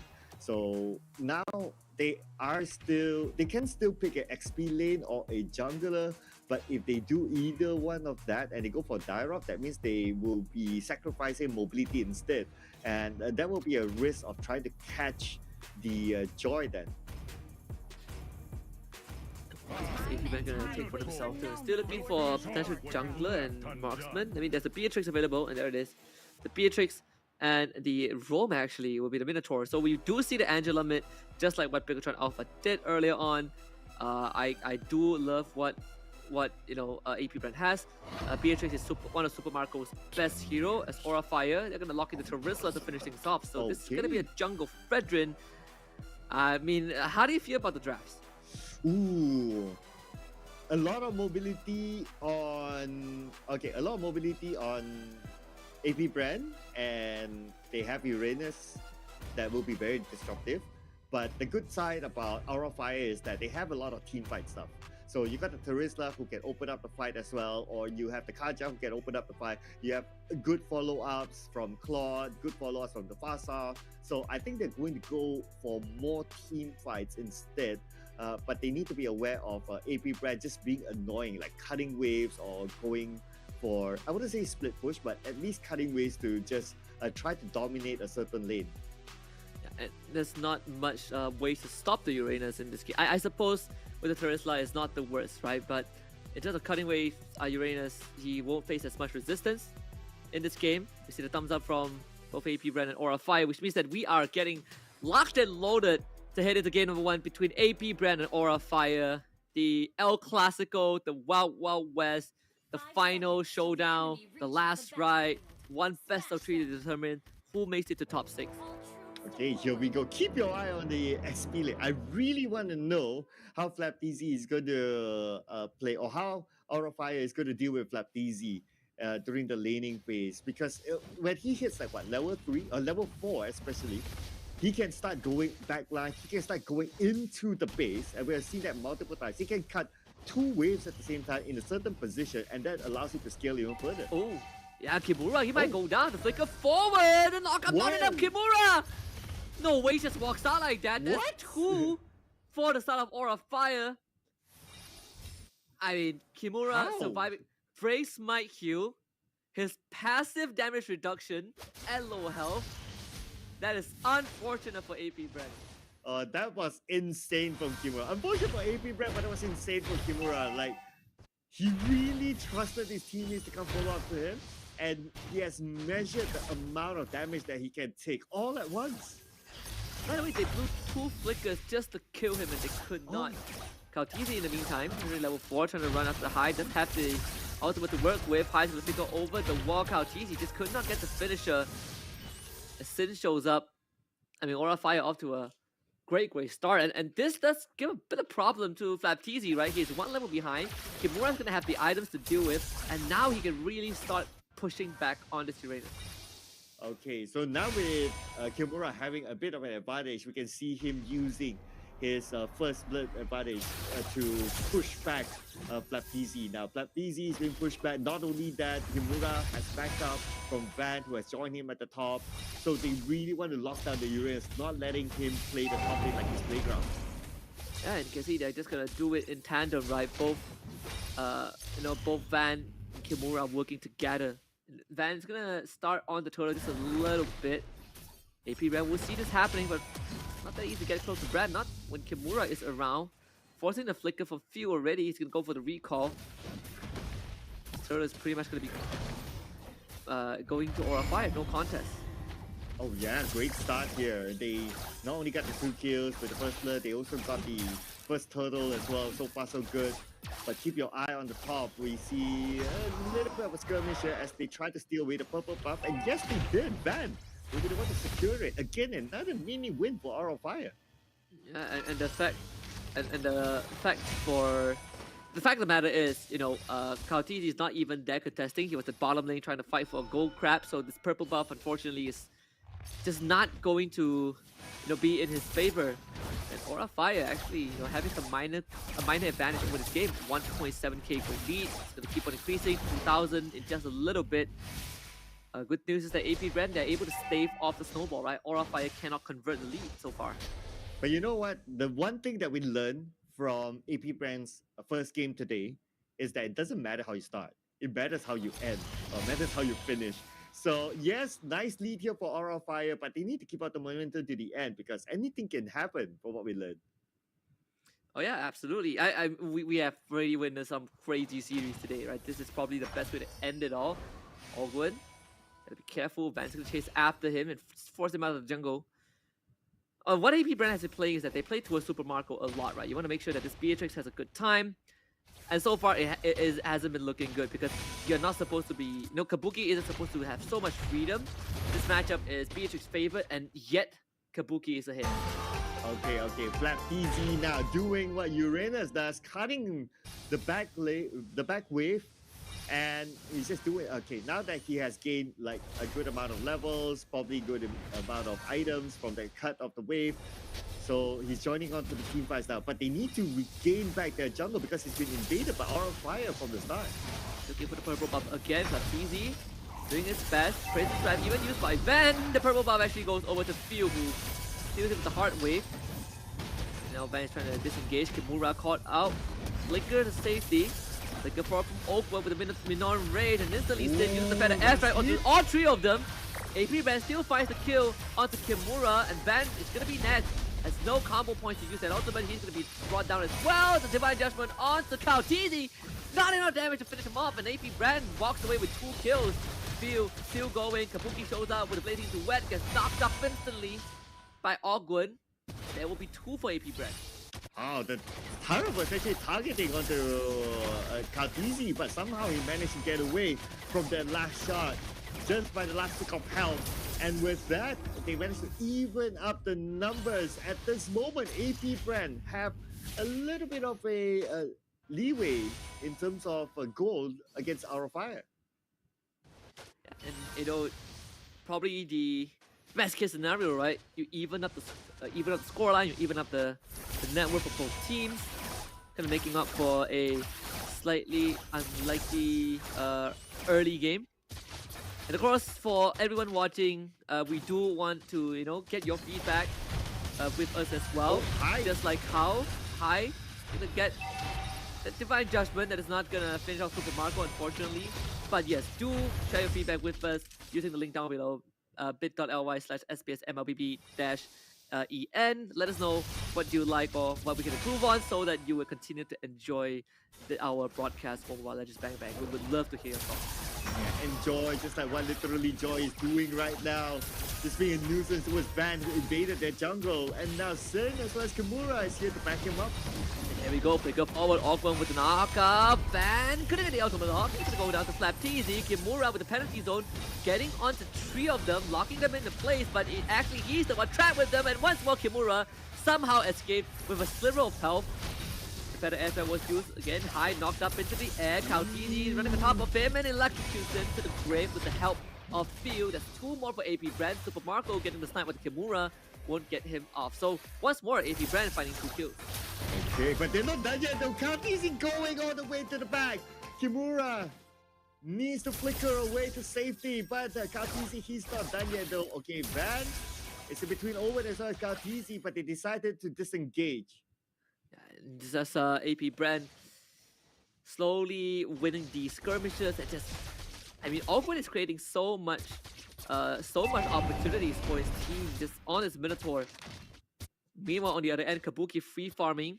You can say the same for Super Marco as well. Both the marksmen finding space for themselves as AP Brand. They're gonna start working on this 3rd turtle, and there's no contest from Aura Fire. Yeah, so now AP Brand has the lead. This total secured. Let's calculate the numbers. 1,200 ahead of Aura Fire. Just like that. And they're starting to scale right now. And with this scale, well, Flap TZ, they needed 3 onto him. But can they get the kill onto Flap TZ? Flap TZ still dancing around. And look at his HP. What does it take to take him down? They need some kill reduction, right? They just don't have enough damage with the Angela helping him out. Van's gonna unleash the ultimate, but absolutely shredded by the Nibiru. Super Marco just destroys him. AP Brand. Okay.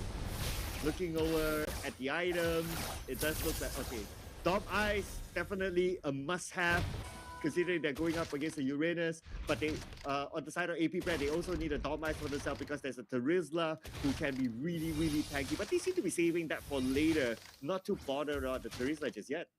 Oh yeah.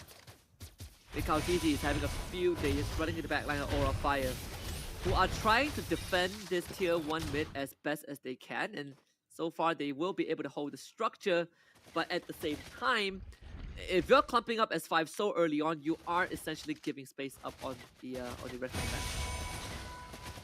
Alright, speaking about space, now Flaptizi moving down to the bottom lane, trying to find space and opening up the map for his teammates, but nobody's gonna have a care for Flapeasy for now.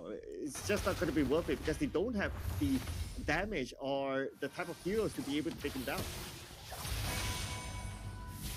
And you kind of also want High to be kidnapping people with the Divine Judgment, right? So you can kind of get these pickups. Easier said than done, though. It feels like Aura Fire, they just do not have the means. Like, sure, every time High drags someone back, the Angela's going to use their ultimate, and suddenly all that effort will be for nothing. And does get the taunt, though. Massive damage from Kabuki on the field, but unfortunately not enough. Yeah, now that the Lord is up, we can see both teams prepared to take it. Aura going towards the Lord. Van will open up the Lord first, but Flapeasy is there, and there's nothing they can do about Flapeasy now. Yeah, he's just going to put his body in front. Just harass Aura Fire as, you know, slowly, little by little. And the best part about AP BREN right now is that you can send Field to a side lane, which is where he's at now. So he's going to push out the side lane, and whenever he needs to join the fight, he's just going to pop it ultimate and show up, right? Just attach himself to a teammate that needs him the most. So while Aura Fire is jostling for control over the Lord Pit, you are going to have a side wave that's getting slowly shoved out by the Angela. This Lord Dance, quite a while. You see a tangle here between the two, but now the Lord is down to 50% of health. Still a long way to go though, because we don't see the big damage coming out just yet, and everyone is not really committing to the Lord 100% because they know that the snipe will come in. And there it is, penalty zone. It's going to be concealed as well. High looking for a smash, and they do. They grab Ogwen. Perfectly sprung trap from Aura Fire to find 2 kills for themselves and the Lord. Kimura pushing Flapeasy away as well. Few joining in just a bit too late. And the fact that Super Marco got caught out was what Aura Fire needed. Yeah, Aura Fire needed that. Aura Fire needed the turtle because they don't want the gap to be too big. But overall, Flapeasy still stands tall. And not only that, he managed to get a couple of kills in the process. So he's not only a big chunk of wall, but he's also able to be a brick that can be thrown onto the opponent and take them down.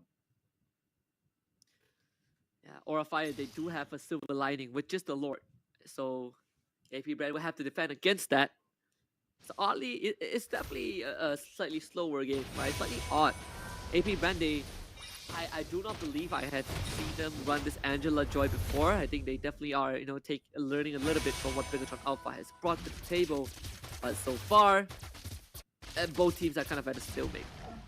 Yeah, playing a very disciplined game. Yes, they do have a Joy that has a lot of mobility, but Joy does not necessarily give you that instant burst damage up front. So it's not like they can go for pickups that easy. And plus, they need to be careful of the Kaja on the other side as well. Yeah, the bottom tier 2 has already been taken down thanks to the Lord. And now this High's Divine Judgment becomes slightly more deadly. AP BREN will need to show a lot more respect to this Kaja down the road. Oh, okay. They're just pulling them back right now, okay? Bringing them to somewhere that they can start a fight. Flapeasy now at the front. High will be the first target, but High is not the target that they want. There's no picker for Oakland, but the airstrike used already. Unfortunately, Flapeasy is still alive. They go to penalty zone. Big knockout from Oakland. Seems to be 1-for-1 trade so far. Super Marco able to take out Kimura, and Sin gets run down by Kautizi. Van staying alive as much as possible. Big Appraiser's Wrath for a kill. But it's still AP BREN coming out on top. And meanwhile, Kabuki in danger. Kautizi almost grabs him down. 2-for-3 trade in favor of AP BREN. That was a close one. Nice sidestep there by Kabuki. But after all that, the first turret is still up, but it will go down really soon. There's nothing that I can do about this. Kabuki joins in. I cannot catch anyone because he does not have the Divine Judgment to his after, and plus he doesn't have the flicker as well. 95 seconds more to go. It's going to take a while. Oh, it definitely is. I mean, look at this replay, right? This fight, Flapeasy doing so much nuisance, and Open instantly just engages. All the while, the Aura Fire were not able to get to Super Marco, and he just shreds the health bars of Aura Fire. Yeah, and look at Van. He's tanking this like a champ. It took Super Marco, the one with the highest damage dealing hero on the side of AP BREN, to take it out finally, but that is after suffering like 3 casualties at least. Aura Fire once more calling dips on the Lord. That is what has been keeping them in the game. Is being able to get Lord and get the side lane precious, but I do not feel like it will be as easy as the previous one. This time it's definitely going to be harder now that both teams are starting to stack up in terms of their items and level as well. But BREN, they are playing the disciplined game. They're starting to fight now on the mid lane. Instantly, Ogwen shows up once more. Big knockup onto Kimura, who cannot move at all. Natizi soaking up majority of the damage. What are you going to catch? Lord dropping low already. Ban wants to finish off. They are going to blow out Ban! And it's perfectly executed by AP BREN. There is nothing that Ban could have done in that situation. Aura Fire forced to retreat as AP BREN takes the Lord. Oh, and look at Flaptizi's position. He's like, yeah, just going in front, opening up the map, just being a nuisance, and there's nothing that you can do about it. He's pushing the rest of Aura Fire back, and with that, they'll be able to take the turret. And just start to see that massive damage, right? The top wave is going to be dealt with by Kaotizi. Mid inhibitor will be down. Lord coming in bot as well. This is the empowered Lord, so AP BREN, they might be able to crack open a second inhibitor turret. Yeah, that's very high potential because right now the top lane, Aura Fire is busy. Aura Fire, how do you defend this? The Lord charge again, inhibitor down to half health. They might need to use the Feather Airstrike. Ogwen continuously heating up his team. The rest of Aura Fire desperately try to hold on the structure, but it's just not doable. 2 inhibitors down in one fell swoop. Ooh, like what you mentioned, like what you predicted. Looks like the inhibitor turret is down. Now, the focus for BREN is going to be on top. The minions are there, and they still have Flaptizi at the front.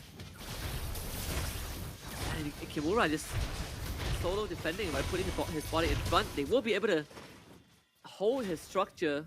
That last inhibitor, keep it alive. But look at AP BREN, almost 7.3k goal advantage, 7.5 now. Next Lord in less than 90 seconds. Yeah, and items-wise, pretty much almost done. We have the immortality onto Ogwen, meaning that he can open up fights as well. But it does not need to expand the immortality. It can be a follow-up, especially if you have a chunky Flaptizi here in your team. But for him to open up fights as well, he needs Aura Fire to be able to get there. Aura Fire, they're smart enough to know that the Minoan Fury will be waiting for them if they all gather up for like a party. And High, he's just gonna get run down. Nothing that he could do in this situation, and now the electrifying beast is gonna use Kimura with the penalty zone instantly. The counting engage from Ogwen, big Minoan range with the knockout. They all just stand there as Kaotizi dances on the dead bodies. Kabuki couldn't do enough, and AP BREN finds 3 kills. Yeah, again, Flaptizi into the base, just showing himself, and now showing dominance over Aura Fire. I mean, Aura Fire, there's nothing they can do about Flaptizi. He will be in the front, okay? No minions, that's fine. He can still tank out, no issue. And now they're trying to counter back. Kabuki doing his absolute best to keep this intact. High will be back. Does have the Flicker and Divine Judgment. This could probably be the last chance. You can see the Consume play. High instantly goes in, gets the pull, knocked up as well. Can they do enough damage to defend the base? And they can. No kills for Aura Fire, but the base stays intact for now. Well, that is also because the Lord is already up. So for AP BREN, it's like, yeah, it's okay. You can defend that's fine, but you won't have enough time to come and take the Lord away. You can see the movement here coming in from Van, but there's not much you can do, especially with Flaptizi at the front being the bodyguard. Yeah, a very hopeless situation for Aura Fire right now. I mean, how do they come back from this? Ooh, I guess they need to deal with Super Marco, which is way, way behind. But the problem is, how are they going to get to Super Marco? Okay, who has the mobility to go onto the backline? If you kind of think about it, none of them from Aura Fire. They don't have like a Lancelot or that kind of like assassin who can go in behind. They're probably the best bet is for High to be able to catch Super Marco, but even so, the distance will be too far for him. Yeah, many things. I mean, I guess if they hit to the late game, you have your fair share of damage, right? You have Fasa and Claude, but I honestly do not think that they are going to get to that point at this rate. One last push, the third Lord charging down the middle lane. Aura Fire needs to deal with it as best as they can. You can see Kabuki just churning all of his damage to the objective. AP BREN continues to slowly poke and prod at them. Flaptizi absolutely fearless. The Lord will drop. But Aura Fire, they gotta do something there. They're letting AP BREN run circles around them. Yeah, and they gotta be careful about gathering up as well because the Minoan Fury is active. Well, they can somewhat counter with a penalty zone, but that is also with the condition that Kimura is not caught in the fight. Orban sustaining massive damage again. Ogwin fading back. Kabuki once more forcing AP BREN to retreat. I guess we're going to be waiting for the 4th Lord to possibly end this. 80 seconds until that happens. Yeah, and we have more than 50k goal for these two teams. So in general, these teams would have completed their items. So items or goal lead will not be a big issue for now. It's all about who can make that right execution or who will make that first mistake will be punished because we're heading into the 20-minute mark game. Potentially, which team gets wiped out can be finished off in just one push. Absolutely. Death timers are starting to get unbearably long. Aura Fire are taking control on the bottom side. Let's make sure that Lord spawns, they will have some sort of presence, but they just still know what to do with LabTZ, right? The best candidate is going to be Kabuki. As he hits that late game, he's starting to do massive damage, but even then, getting to AP BREN is a tough task on its own. Yeah, getting to the back line. Super Marco, how are they going to reach him? At this point, 513 KDA, FlapDZ will be the front line together with Ogwen. They got two front liners if you think about it. Of course, FlapDZ will be the main one, followed up by Ogwen because he can still follow up in team fights with the Minoan Fury. But if you look at AP BREN, they can deal with the backline. They have Kartizi, they have a George who can just run onto the backline. So they have that versatility, that option to deal with Aura Fire in the fight. Oh yeah, 4th Lord spawn already. Van does see this happening, but he needs his team with him, right? Kabuki will have to be the difference maker. Kabuki and Sin somehow get to the backline. If they can catch Super Marco, it's gonna be not a win, but they will save the game and put it back where it belongs, the neutral state. Oh man. Okay, Van just poking. I hope he's not doing favors for BREN. Just winding out the life of the Lord and then BREN just finishes it off. It will be heartbreaking because he's doing a lot of work now. FlapDZ still at the mid, just taking care of Kimura, but that will be the main target. At some point, once they see that the Lord is low enough, they will go in onto Van. Kabuki should be in the brush as well. Trying to chunk it down a bit more. FlapDZ taking massive damage. There it is, a concealed play into Divine Judgment.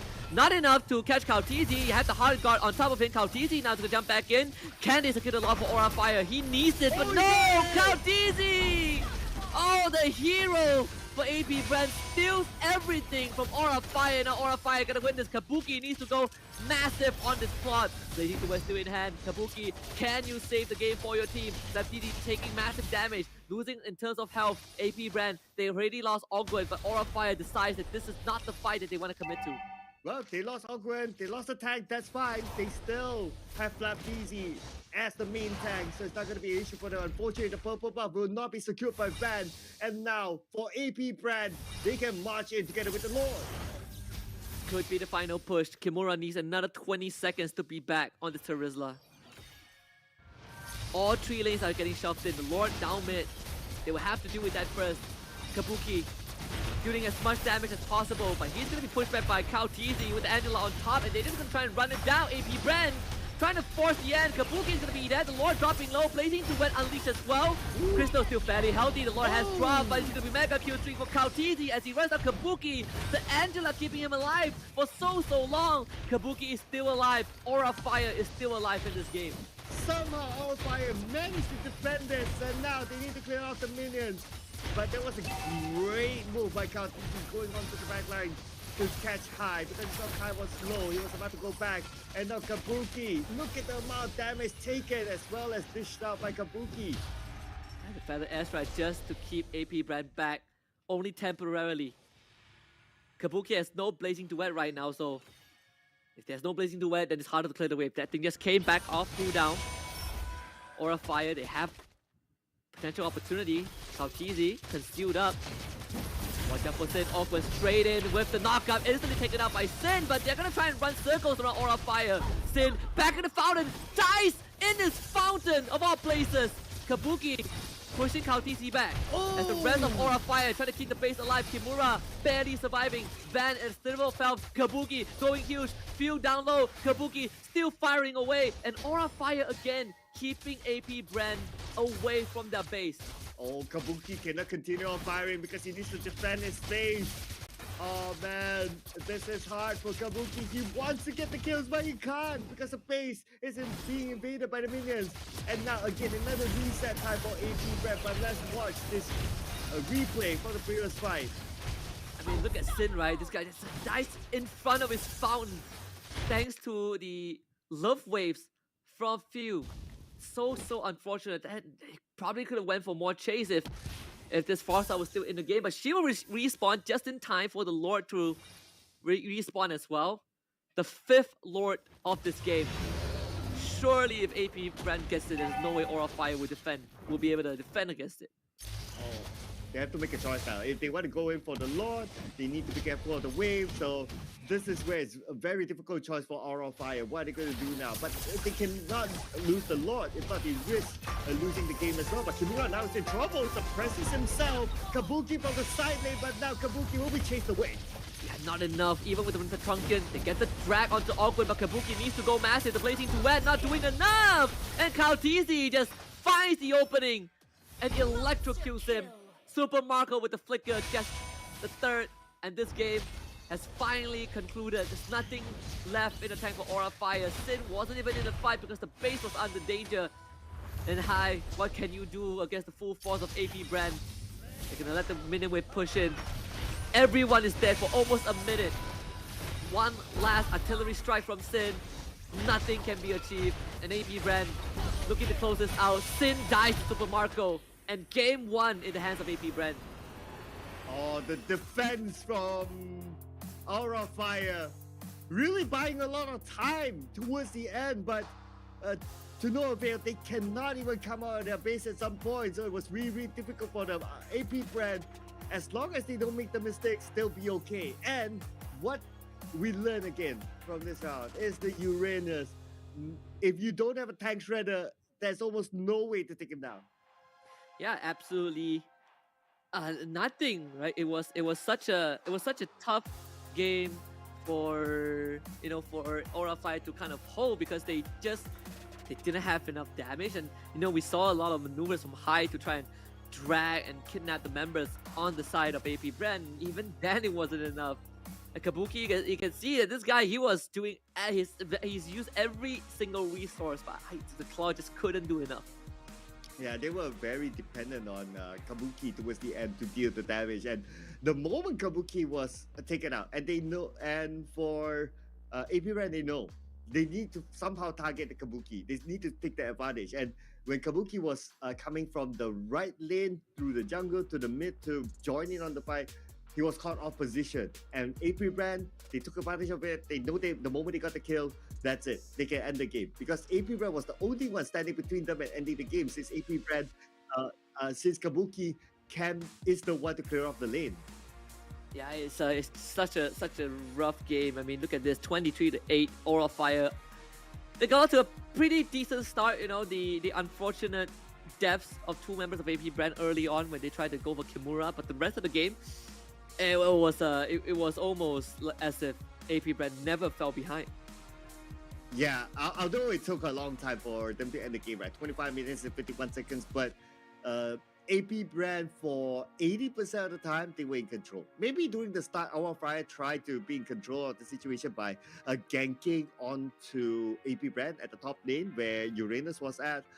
They got the first blood that time, but that was pretty much their only moment. After that, the moment Uranus comes online, gets onto level 3, level 4, then AP BREN just takes control of the map. It was as clean as a game as it is, right? AP BREN definitely learned something from their series against Bigatron Alpha, sporting the Joy Jungle and the Angela mid, just like how Bigatron Alpha did against them. And you can see overall, in the damage output, right? At Kabuki, most damage dealt, but conversion of damage into like a kill or an objective, that was nowhere to be seen. Yeah, this stat just shows that again they were very reliant on Kabuki to pull off the damage. And on top of that as well, yes, they have more damage than AP Brand, but couldn't convert the kills. That is also because Flapteasy have been taking in a lot of damage. They have Ogwet as well, who naturally is as a tank. Taking a lot of damage. So they got two big tanks there as the front line. So naturally, Aura Fire will stack up all this damage. But like what you said, they couldn't end the kills. Yeah, it's you look at that, right? Ogwen 20 assists in this game. Flapteasy, the sandbag, 474,000 damage taken on this Uranus. Absolutely unkillable. Yeah, this is. I mean, this is something that we kind of expected, right? Like, he's an Uranus. His role is just to soak damage, and he did it really well. He became the target man, and his distance between him and his teammates was far enough that his teammates could follow up, or the opponents couldn't get any more closer to his teammates, especially protecting Super Marco. And again, our Fire, they don't have an answer on how to go onto the backline. Everyone is just annoyed by the sandbag that is Flapteasy, who is just standing in front, and there's no way to go around him. Yeah, absolutely no solution, right? But I as much as we say that is a very resounding victory for AP Brand, let's take a look at the MVP of game number 1, none other than Kautizi on this Joy Jungle 6-0-14. Complete menace. I know you have a lot of kitty cats at home, Cloud. Does this remind you of when one of them is very, very mischievous, is running around your house? Quite hard to control. Yeah, I am going to call my cat Katizi now. Looking at how he's playing this. I mean, 6-0-14, right? Man, this just reminds me of me putting fried chicken in the kitchen and not even able to touch it. It's gone. It's exactly what Katizi is doing. Not even able to touch him. 6 kills in the bag. So you're fighting for food with your kittens, huh? Yeah, we are literally like fighting every time, especially when it comes to fried chicken. So, our fire is the fried chicken for Kautizi. Yeah, I mean, at least AP Brand, they're willingly giving Kautizi, the kills. He probably had a very, very full meal. But we see all these small skirmishes, right? Kautizi and Spew, when these two are together, when the Angela, every time she uses the hard guard onto the Joy, and the Joy is running around on top of Spew with the lethal ignition, it is such a menace. Like you could not do anything to them. He's constantly healing up the Joy. The Joy is two-shotting your backline, and then you have an Angela who's shooting you down, who's healing his teammates. And I mean, look at this, right? Look at Sid. He cannot even show his face. Yeah, and just like the cat that Kautizi is, like how are you going to catch it? Like we talked about, like Aura Fire does not have the mobility to catch onto a high mobility cat like a Joy. So no answer for that. No answer to go in for the back line. No answer to deal with the front line as the Uranus. I think to a certain extent we can say that AP Brand outdrafted Aura Fire.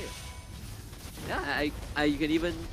I think that when we said that Aura Fire is most likely going to go for Farsa, that one did come true, right? They are one of the few teams that still actively run the Farsa.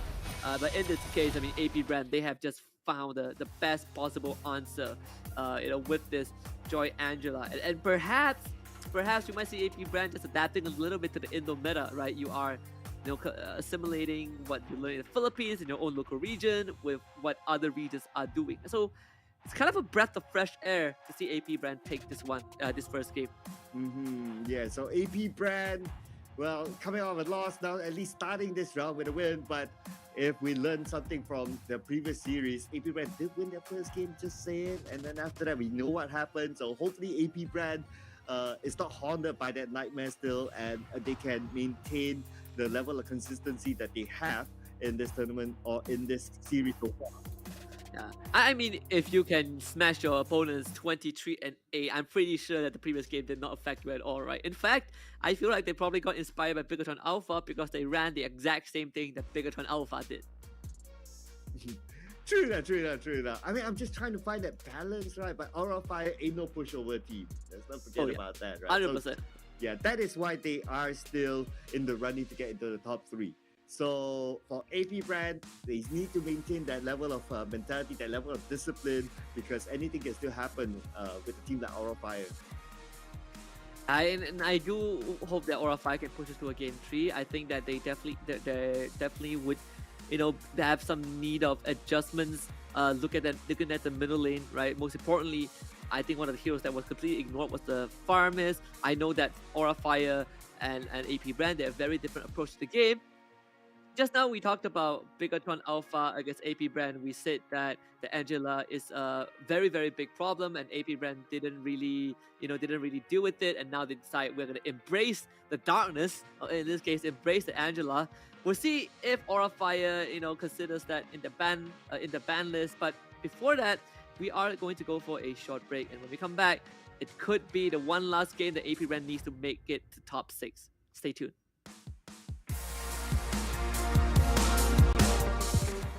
Kalau untuk perubahan emblemnya, gue kurang tahu sih secara signifikan. Cuman gue suka sih sampai sekarang karena bisa kita mix emblemnya.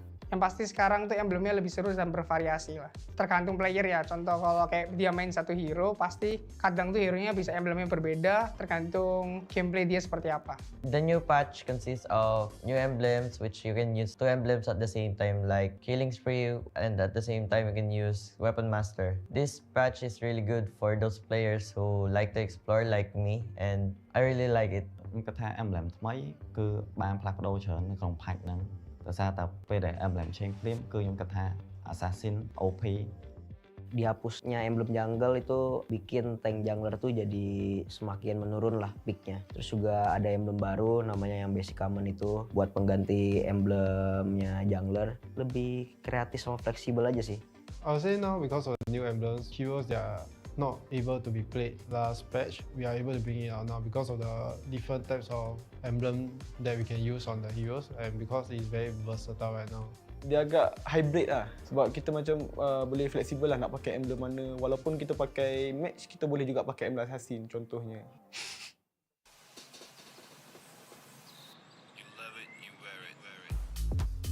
Wear your passion.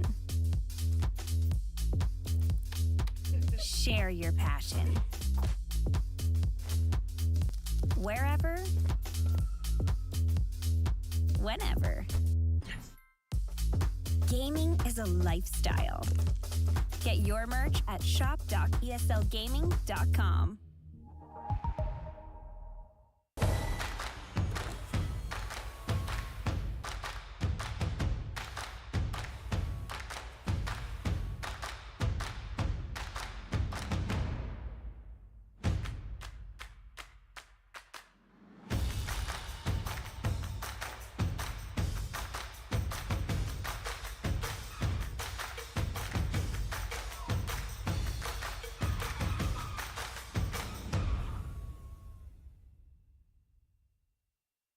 The Snapdragon Pro Series powered by Samsung Galaxy is brought to you by Snapdragon Elite Gaming, Samsung Galaxy S23 Ultra, Monster Energy, and DHL.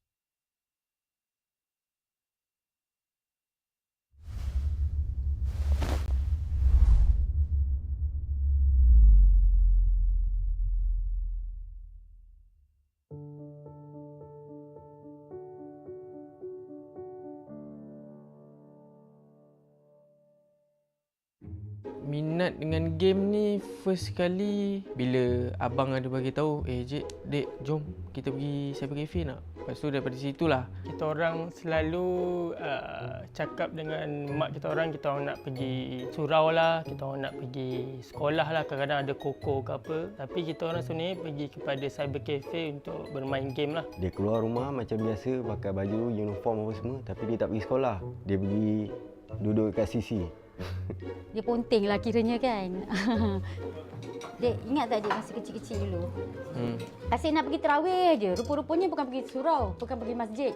Pergi main game kat sisi. Macam mana boleh kantor yang main tu? Yang Umi pergi surau. Oh, Umi pergi surau. Cek kita orang tak ada. Bila dah dapat tahu, sebab surat datang dekat rumah kan. Ayah balik and ayah buat apa yang patut lah. Basically rotan ke apa. Kayu dia pun ada lagi, tahu mana lah tak tahu. Bermula daripada hari itu saya slow down sikit lah. Actually, ayah dia tak tahu. Kita orang ada laptop tau kat rumah. Bila saya dengar je bunyi motor tu dah bergerak, dah berjalan, time tu lah saya akan turun, saya akan main game sampai dia balik. Waktu tu lah saya akan macam terus shutdown PC apa semua. Macam tu lah. Try main senyap-senyap lah. Sama lah antara kita orang 3 beradik pun lalui benda yang sama.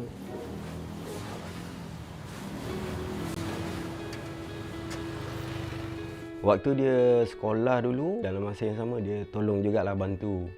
Saya buat barang, macam barang burger kita orang ada macam secret recipe lah. Kat sos kita tambah apa, kat mayo kita tambah apa. So daripada situ ayah cakap, okay dek, kalau kau tolong ayah kasih kau sehari dalam RM5 macam tu. Dekat sinilah tempat dapat pocket money lah from ayah. Dia ada banyak sisi dulu, ada kat sini, ada yang kat sana, atas sana. So itu antara sisi-sisi yang selalu pergilah. Dia tolong dia burger, tapi dalam masa yang sama dia akan cari ruang macam mana nak pergi sisi. Tengah malam sampai pagi pun ada juga.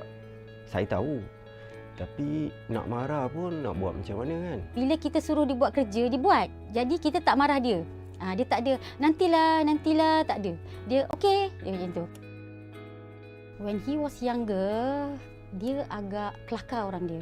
He likes to tell jokes. Kita panggil dia Pak Lawak. Selalu buat joke sana, joke sini. Dia happy-happy macam tu lah. Kan? Dia lahir pun special. Apa tu? Dia lahir dalam kereta. Mana datang? Waktu tu saya dah start macam full time lah with kerja burger. Bila dah lama, Umi ayah pun tanya, "Dek, kau nak buat apa ni, Dek?" Saya tak tahu nak pergi mana lah. Umi pun bagi idea try lah pergi kulinari kan. Saya jumpa beberapa orang yang membuatkan saya punya motivation tu tak ada. Waktu tu lah saya betul-betul start main ML lah. Saya tengok abang saya Amin tu, dia dah sampai tahap rank yang tertinggi at Mobile Legends. So disebabkan jiwa kompetitif saya ni, saya rasa macam dia tak boleh jadi ni kan. Aku nak kena main juga ni. So dari situ start slow-slow main. Dia jenis yang penyayang, dia suka kucing. Ini nama dia Along. Kita orang dulu memang banyak kucing lah, lebih daripada 10 ekor lah. Seronok lah kalau ada kucing kat rumah, dia rasa tenang, rasa happy. Best lah kalau ada diorang. Tu kenapa tu?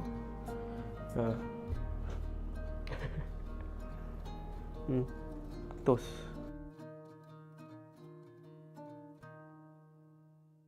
Waktu saya tengah intern, ada orang tag saya. Waktu dia cakap, aku nak kau join Todak ni. Ada satu nama tim Todak ni. Waktu tu saya dalam dilema lah. Sebab at that time, saya tengah intern tu, lagi 3 bulan after that, saya dah boleh habis belajar. Dah boleh dapat sijil. And dalam masa yang sama, kalau peluang ni terlepas, dah memang takkan ada dah. Dia beritahu saya yang dia tak dapat nak teruskan internship tu. Dia cuba nak berubah haluan kepada pemain Mobile Legends lah masa tu. Mak saya ni dia jenis anti lah. Dia fikir yang gaming ni buruk untuk dia punya masa depan. Saya cakap dengan mak saya yang Umi, adik ni jenis yang dia boleh pergi jauh. Dia memang power. Dia antara the best in Malaysia. So why not let him try lah. Kami pun cuba lepaskan tali itu perlahan-lahan. Saya kata tak apalah kalau macam tu. You just proceed with what you think it's best for you. Okey lah, you pergilah saya kata. Tapi you kena buat betul-betul. Kalau you buat tak betul, kau balik sini. Saya pun dapatlah keluar daripada kawasan belajar lah. Saya pergi ke Todak. Saya terpaksa menipu lah basically. Saya bagi tahu dekat umi ayah saya yang Todak akan sediakan kontrak.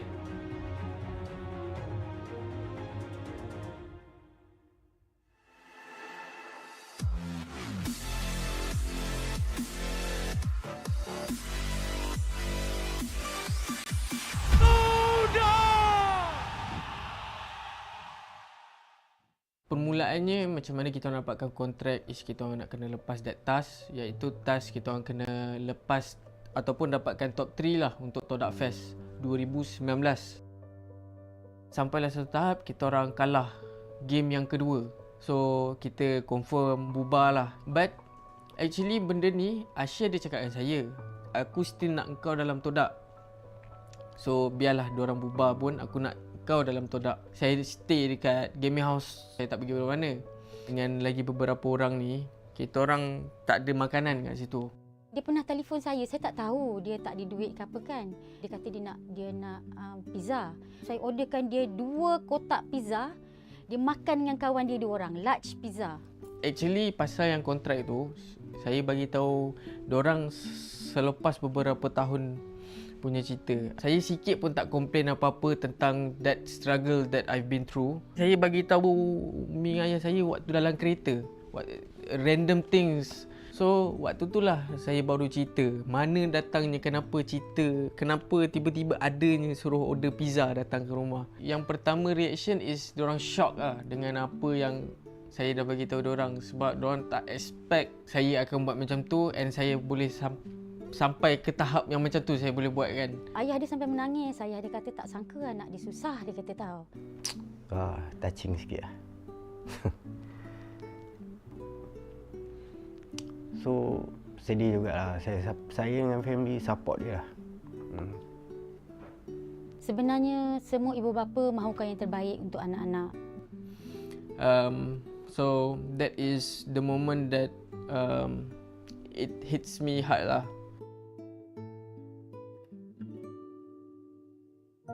Kalau saya tak follow my passion, saya habiskan study kulinari apa semua, mungkin saya tak dapat nak banggakan my parents, adik-beradik saya bangga, tak dapat nak wakili Malaysia untuk SEA Games, and saya tak dapat nak pergi tengok pun negara-negara lain like Vietnam, Singapura, Indonesia, Jakarta apa semua kan. So the choice is very unpredictable lah untuk kita buat ya. Saya harap dia pandai uruskan benda dalam kehidupan dia untuk menjadi seorang player yang betul-betul lah. Saya sebenarnya sangat berbangga dengan Moon, dengan pencapaian dia bukan saja untuk Moon tetapi juga pasukan teammates dia yang lain. I want to achieve to win international punya tournament lah. For once, at least for once lah. My things is maybe I nak menang international or dapatkan top 3, top 2 lagi sekali. Baru I rasa puas hati and no need to prove to anyone anymore lah. Yeah.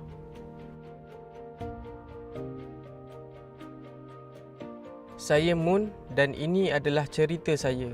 Saya harap daripada kisah ini dapat memberi makna dan semangat untuk korang terus berjuang.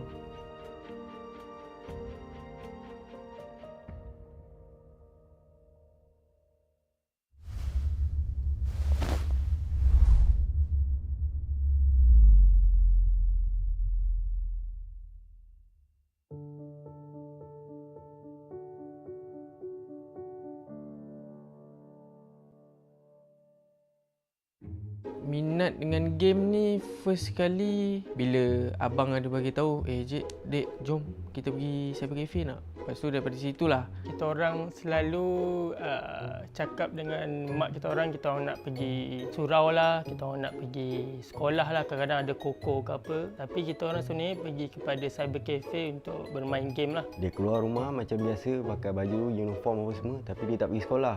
Dia pergi duduk kat sisi. Dia ponting lah kiranya kan. Dek, ingat tak dek masa kecil-kecil dulu? Asyik nak pergi terawih je. Rupa-rupanya bukan pergi surau, bukan pergi masjid. Pergi main game kat sisi. Macam mana boleh kantor yang main tu? Yang Umi pergi surau. Oh, Umi pergi surau. Cek kita orang tak ada. Bila dah dapat tahu, sebab surat datang dekat rumah kan. Ayah balik and ayah buat apa yang patut lah. Basically rotan ke apa. Kayu dia pun ada lagi, tahu mana lah tak tahu. Bermula daripada hari itu saya slow down sikit lah. Actually ayah dia tak tahu kita orang ada laptop tau kat rumah. Bila saya dengar je bunyi motor tu dah bergerak, dah berjalan, time tu lah saya akan turun, saya akan main game sampai dia balik. Waktu tu lah saya akan macam terus shutdown PC apa semua, macam tu lah. Try main senyap-senyap lah. Sama lah antara kita orang 3 beradik pun lalui benda yang sama.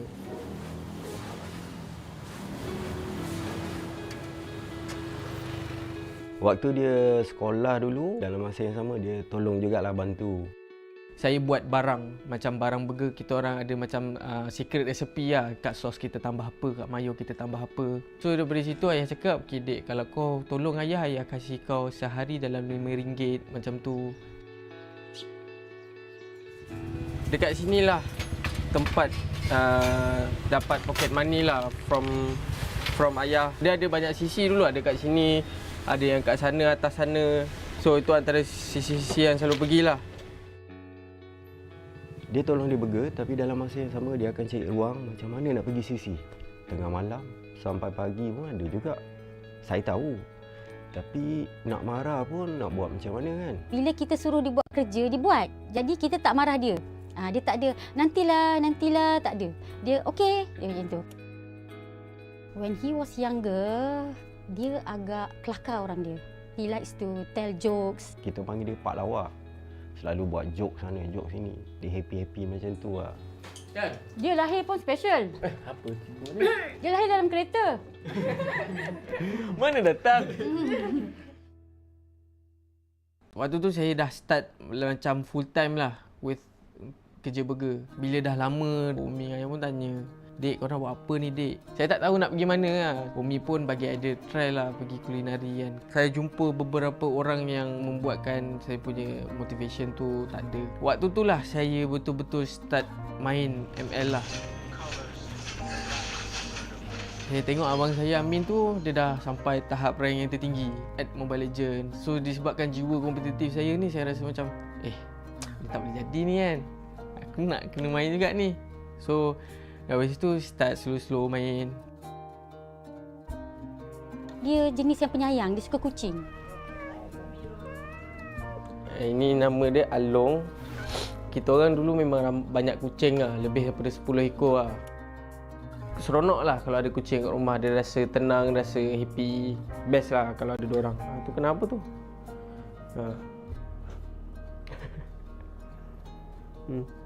Tos.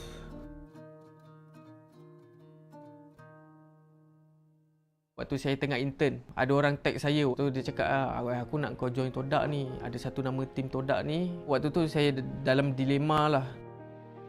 Sebab at that time, saya tengah intern tu, lagi 3 bulan after that, saya dah boleh habis belajar. Dah boleh dapat sijil. And dalam masa yang sama, kalau peluang ni terlepas, dah memang takkan ada dah.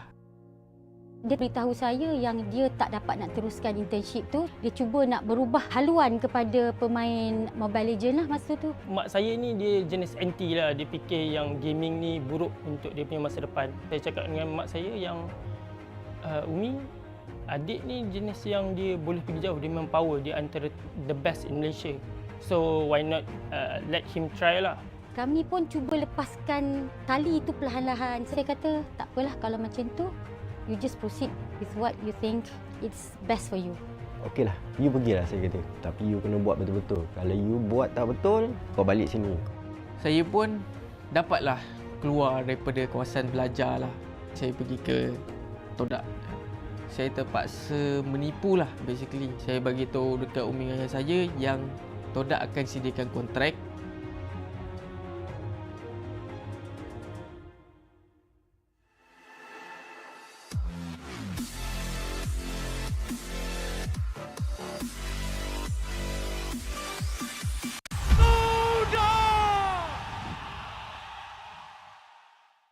Permulaannya macam mana kita orang dapatkan kontrak is kita orang nak kena lepas that task, iaitu task kita orang kena lepas ataupun dapatkan top 3 lah untuk Todak Fest 2019. Sampailah satu tahap kita orang kalah game yang kedua. So kita confirm bubar lah. But actually benda ni Asia dia cakap dengan saya, aku still nak engkau dalam Todak. So biarlah diorang bubar pun aku nak kau dalam Todak. Saya stay dekat gaming house. Saya tak pergi mana-mana. Dengan lagi beberapa orang ni, kita orang tak ada makanan kat situ. Dia pernah telefon saya tak tahu dia tak ada duit ke apa kan. Dia kata dia nak pizza. Saya orderkan dia 2 kotak pizza. Dia makan dengan kawan dia 2 orang, large pizza. Actually pasal yang kontrak tu, saya bagi tahu diorang selepas beberapa tahun punya cerita. Saya sikit pun tak komplain apa-apa tentang that struggle that I've been through. Saya bagi tahu umi ayah saya waktu dalam kereta, random things. So So waktu tu lah saya baru cerita mana datangnya, kenapa tiba-tiba adanya suruh order pizza datang ke rumah. Yang pertama reaction is diorang shock lah dengan apa yang saya dah bagi tahu diorang, sebab diorang tak expect saya akan buat macam tu, and saya boleh sampai ke tahap yang macam tu saya boleh buat kan. Ayah dia sampai menangis. Ayah dia kata tak sangka anak dia susah, dia kata tahu. Touching sikit lah. So sedih jugalah. Saya dengan family support dia lah. Sebenarnya semua ibu bapa mahukan yang terbaik untuk anak-anak. So that is the moment that it hits me hard lah.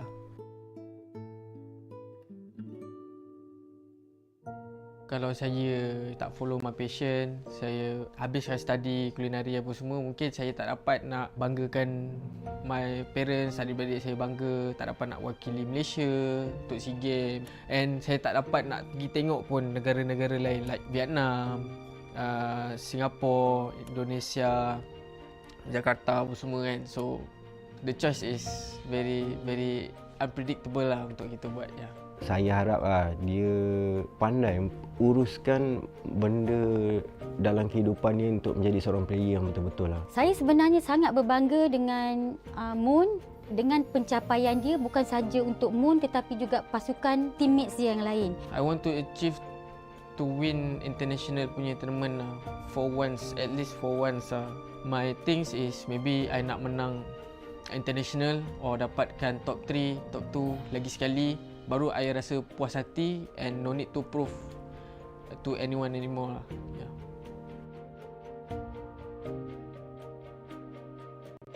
Saya Moon dan ini adalah cerita saya. Saya harap daripada kisah ini dapat memberi makna dan semangat untuk korang terus berjuang.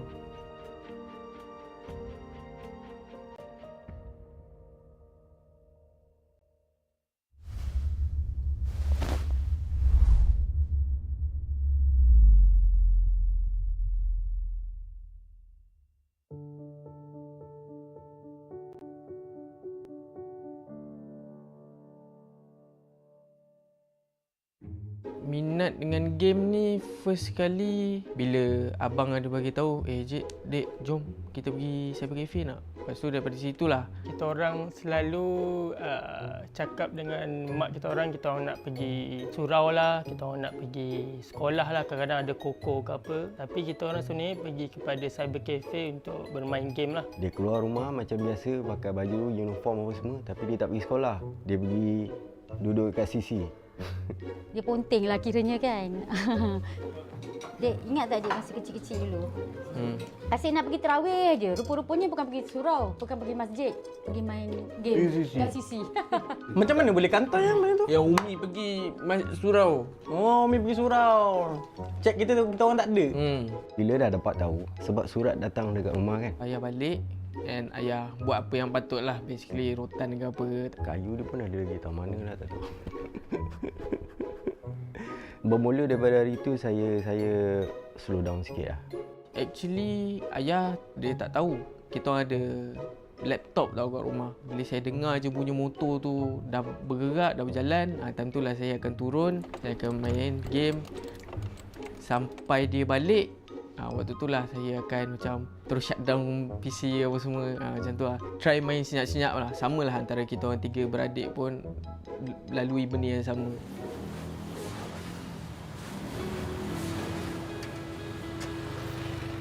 Waktu dia sekolah dulu, dalam masa yang sama dia tolong jugalah bantu.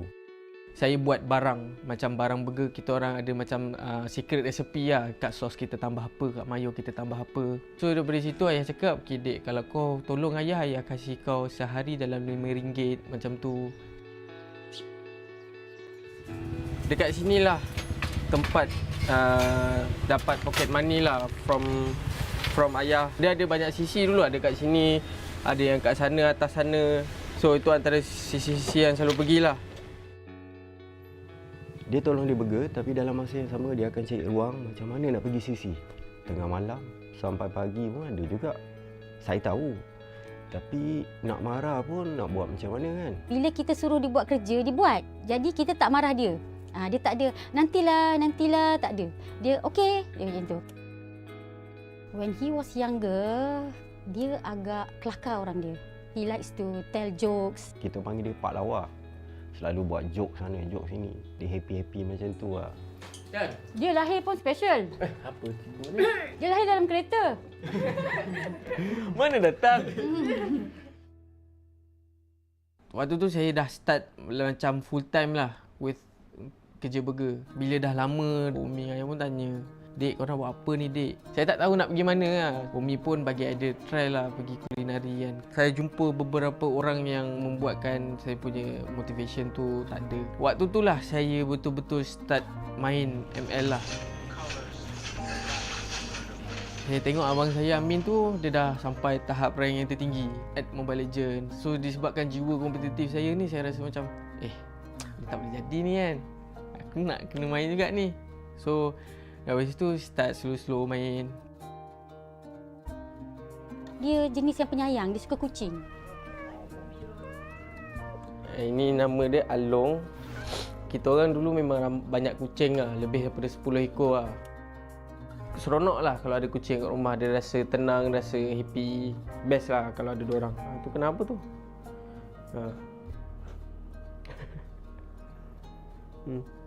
Tos.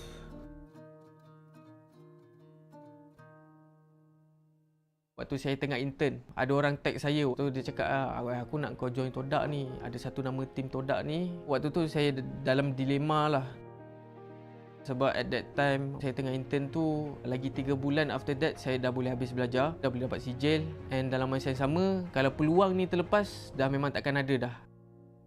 Dia beritahu saya yang dia tak dapat nak teruskan internship tu. Dia cuba nak berubah haluan kepada pemain Mobile Legends lah masa tu. Mak saya ni dia jenis anti lah. Dia fikir yang gaming ni buruk untuk dia punya masa depan. Saya cakap dengan mak saya yang Umi, adik ni jenis yang dia boleh pergi jauh. Dia memang power. Dia antara the best in Malaysia. So why not let him try lah.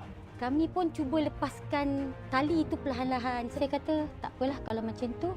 You just proceed with what you think it's best for you. Okey lah, you pergilah saya kata. Tapi you kena buat betul-betul. Kalau you buat tak betul, kau balik sini. Saya pun dapatlah keluar daripada kawasan belajar lah. Saya pergi ke Todak. Saya terpaksa menipu lah basically. Saya bagi tahu dekat umi ayah saya yang Todak akan sediakan kontrak.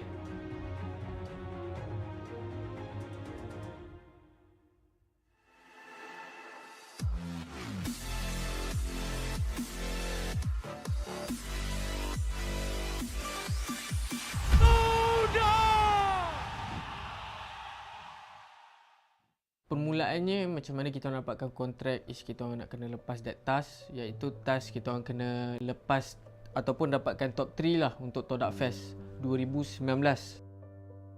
Sampailah satu tahap kita orang kalah game yang kedua. So kita confirm bubar lah. But actually benda ni Asia dia cakap dengan saya, aku still nak engkau dalam Todak. So biarlah diorang bubar pun aku nak kau dalam Todak. Saya stay dekat gaming house. Saya tak pergi mana-mana. Dengan lagi beberapa orang ni, kita orang tak ada makanan kat situ. Dia pernah telefon saya tak tahu dia tak ada duit ke apa kan. Dia kata dia nak pizza. Saya orderkan dia 2 kotak pizza. Dia makan dengan kawan dia 2 orang, large pizza. Actually pasal yang kontrak tu, saya bagi tahu diorang selepas beberapa tahun punya cerita. Saya sikit pun tak komplain apa-apa tentang that struggle that I've been through. The Snapdragon Pro Series powered by Samsung Galaxy is brought to you by Snapdragon Elite Gaming, Samsung Galaxy S23 Ultra, Monster Energy, and DHL. Welcome to Mobile Legends. What is a winner? Make a promise, then I go and deliver. What is a threat? They all amazed. This ain't for beginners. Back in the days, we used to dream, but now we can get it. Work, work, work. We gotta push to the limit, then work till we finish, then push to the limit, then work, work, work, work.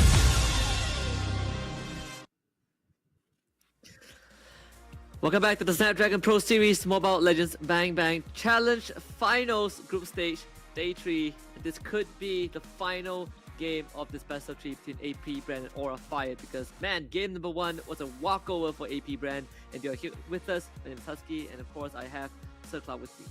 Yeah, and I have some updated news as well based on the grouping, because some games are played simultaneously with the game that we're watching right here on Stream Chilling.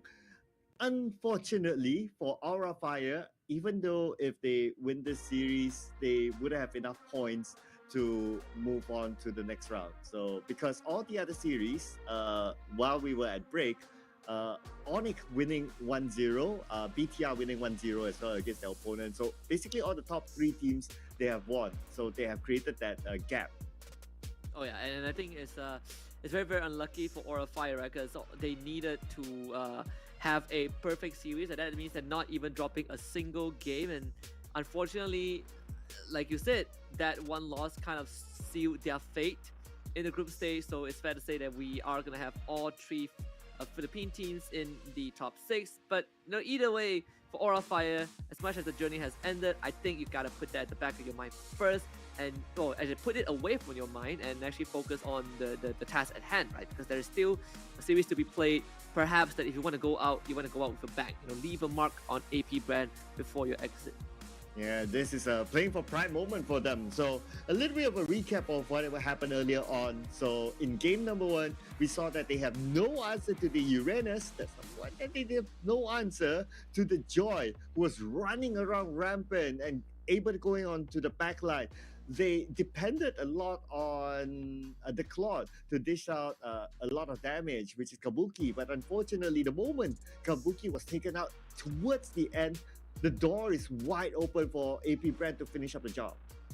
Yeah, and I think overall for Aura Fire, Kabuki, him and Sin, they were kind of like the biggest damage dealers in game number 1, right? A lot of these output, a lot of these team fights really comes down to whether Kabuki can get to the back, get their blazing duet going, whether Sin can get some snipes with the feather airstrike. It's just when you have a Joy who has an Angela attached to it running at you, it becomes infinitely harder. So hopefully Aura Fire is going to adjust to that a little bit. I don't know if you are looking to ban the Angela or you just ban out the Joy completely to kind of remove the threat. I feel like the Joy also is an important hero to consider. Yeah, so there needs to be a big rework on Aura Fire's draft. But speaking about the draft, we're going to head straight on to it. So this time, we see the Joy being banned out. No surprises. They had no answer to that. They banned out High Mobility League as well. They banned out the chunky one, Franco for AP BREN, and as well as Paquito. So now the Joy is out. Fedrin is still open, some of the early picks, and some of the top majors are open as well. The Yves as well as the Valentina could be one of the early picks. Yeah, and you see, I mean, for the side of AP BREN, right, it's very straightforward. Brandon Franco means that we don't want anyone to lock down the Joy, and Aura Fire, very, very good response. They just take out the Joy, so we're going to see AP BREN probably in going for a different approach. They did ban the Fanny as the 3rd hero in the first phase, and they're going to do it again. Fanny banned out, still opens up for the Novara if they ever want to go back to basics. So with the Fanny out, at least one mobility that they don't need to worry. Actually, 3 now, 3 mobilities.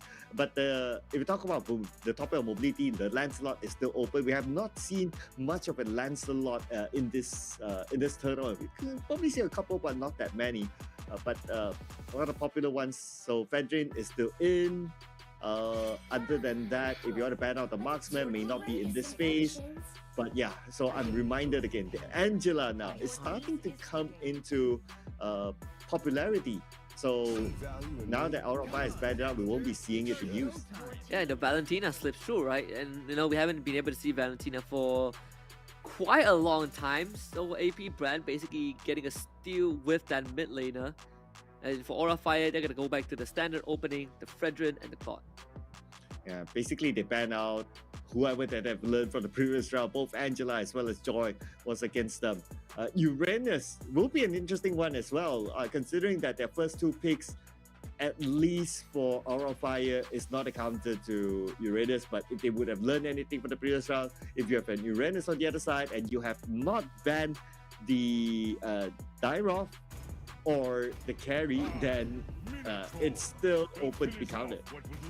Yeah, and I think, you know, for the side of AP BREN, they're gonna get even more AoE. Look at that, the Terizla and the Minotaur.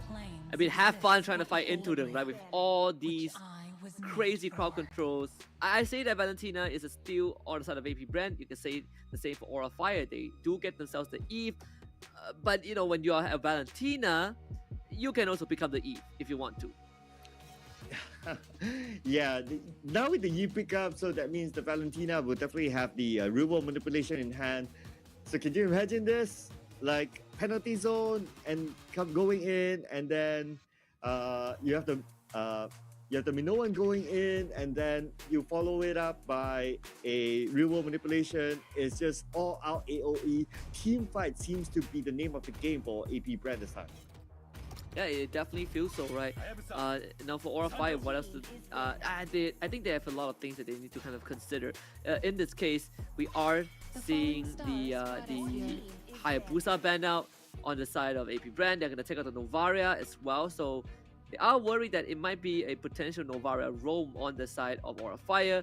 I believe that was it MPL Indonesia, but Yim has been put in the roam role before. That could be a possibility, but sometimes I think it was Jace who said that Yves got relegated because the Novaria was farming so much as a roam. But overall, you want to eliminate the presence of these snipes and, you know, vision this intel gatherer for the side of Aura Fire. In fact, Jums from Tora did the Yves roam during a PR Malaysia too. So it's doable. It's unusual, but it's doable somehow. And they won that game, by the way. So I don't know if we'll see that. I think if we do see that here, it's going to be mind-blowing for me. I don't think we'll see that. I think they will pick a chunky one, because right now their 3 picks are not chunky for Aura Fire. So they could go for like a Grok or maybe even like a Kaja again. But the Grok would be the good one. At least they need a chunky frontliner. Yeah, and at the same time, right, because Aura Fire reviewed the Claw so early, AP BREN, they are not concerned about tank shreds, right? You can see that they instantly locked in 2 beefy frontliners with the Terizla and the Minotaur, and not having to think about what if there's a Leslie, what if there's a carry that just shreds 2 out of health bar. So this is going to be an XP lane Fredrin as the Lancelot gets locked in for Van. Ooh, okay, the Uranus is taken out, and finally some level of mobility for Aura Fire. So at least something for them to deal with the Valentina, able to go onto the backline, just skipping by the Terizla and also the Minotaur and just ignoring them, going all the way back, because they also still need to deal with the marksman. And I think they're going to pick a Beatrix, yeah. Because why Beatrix is great? Because Beatrix also has good AoE damage at once. So you can see all of so far the picks from AP BREN, it's all set up for team fights. Yeah, and you know, there's a Lancelot, sure, but how do you get to the back, right? We're still waiting for a jungler on the side of AP BREN. It's going to be a Martis as well, so big beefy frontline, massive disruption on their end. I mean, Aura Fire, they have their work cut out for them. Yeah, at some point we're going to see like AP BREN just going around as a 5, trying to take fights, trying to catch like 2, 3 at once. This is going to be a massacre that they're planning out to take down their opponent, Aura Fire. And now Aura Fire, the last pick, definitely going to be a chunky one. A Grok is still available. I heard the sound, so I guess we're no longer guessing, but no chunky one. Interestingly, Kadida likely to play as a roam. So everyone's pretty soft. They're going to hope for the Fedrin to really tank out most of the damage then. Yeah, going for the one shots, right? And there are some very good rolling potentials to kind of open up the map a little bit. You know, we talked about needing to get to the back, needing to get straight to Super Marco. The Kadida is one of those better options where you do have means to keep Super Marco in place if you reach that. But I still think it's a tall task for Aura Fire, right? This game, there are not many stakes left. They are not going to make it to top 3, but still, a win would be nice. You know, taking one game off of AP BREN would be nice. Yeah, I'm not too sure about the Kadita pick. I know the idea of the one shot is great, but you have a lot of chunkiness on AP BREN. So it's going to be hard for them to target. the best target is definitely going to be the Valentina or the Beatrix, but Valentina is going to be staying far away. The Beatrix will naturally stay far away as well. So with the three strong frontliners, beefy front, it's going to be hard for them to reach the backline even. There it is, game number 2 of AP BREN against Aura Fire. Could be the very last game in the series for Group C, at least for Stream C. Kautizi and Van, two decorated junglers, but Kautizi has definitely had a much better game in game 1. You can say the same for the gold lane as well, Kabuki and Super Marco, where Super Marco just had a very dominant game number 1. Yeah, Super Marco, a perfect game for him. No kills on him. So it was great. He could probably do that again now that he has great protection in front. So gotta keep an eye on that. But Onward goes in onto bat, but it's still early. Everyone's still level 1, level 2. Not having enough of those skills yet to get that first split. There's a lot of contests on this river at least. They want to keep the Lancelot safe as much as possible, but BREN, once more, this is what they love to do. A bit of disrespect, a bit of dominance, high, forced away already. Orange buff under contention. This Baptiste will not be able to pose much of a nuisance as Van still secures the buff with the help of his team. But you can see that AP BREN, the idea, right, just to interrupt the jungle pathing as much as possible. Ooh, lots of assassin as well as fighter type emblems for AP BREN. No one's going in for like tankiness emblems, so that means they're going to take more fights just like now. And first blood instantly going over to the side of AP BREN. That won't be taken by Oakwood. The Decimate will be there by Kautizi, as he was able to take down his counterpart. Van drops. Not the start you want as Aura Fire. Yeah, team fights is the name of the game for AP BREN here, and they're not leaving this lane just yet. Kabuki has no space to farm as he needs to back out. At the same time, the total is up, and Kimura is starting it though, but we can expect a rotation coming for AP BREN to go up to deny it. Yeah, absolutely. You see High also getting out-traded in the middle lane, right? Again, there's just an aroma for the side of Aura Fire. You really are looking at Sin to be able to do something in these team fights. You gotta make sure that you don't have your RWM stolen by few as well. Total will get resetted. AP BREN, they're not in a rush to get the objective as Van once more having his cam stolen underneath his nose. It's gonna be a tough one for Aura Fire to contest this. And Kimura has arrived. He will be at the forefront because he's the tankiest of them all. But even so, there's only so much that he can do, especially try to protect the backline. And now Van being chased away by Flapdeezy, while Kautizi happily takes away the turtle. Nothing that Van can do, right? You get hit by the penalty zone, instantly you're tethered to a very restricted spot. So Aura Fire, they're gonna lose that objective and still trying to find certain openings, right? And I think there's a lot of responsibility for High and Van to really get the ball rolling. But AP BREN, they are just playing together as a unit, and it's very hard to get these individual pickoffs for Aura Fire. Yeah, and that's part of the idea of AP BREN, right? It's like move as a unit, try to get team fights, and as long as they can do that, Aura Fire, pick up players like High, will have a very difficult time to do his one-shot. So the only way that he can do his one-shot is, I don't know, try to get lucky that someone's left alone at the lane, I guess? Yeah, that could be the approach, right? But for Aura Fire, I think that you, as much as this game is slowing down, because you are running a Claude, so it is okay for the game to slow down a little bit. You want this Claude to be able to farm up, get 2 to 3 items before he really starts to become effective. But at the same time, you also want to make sure that Van doesn't get invaded as much and doesn't have any extra pressure put onto him.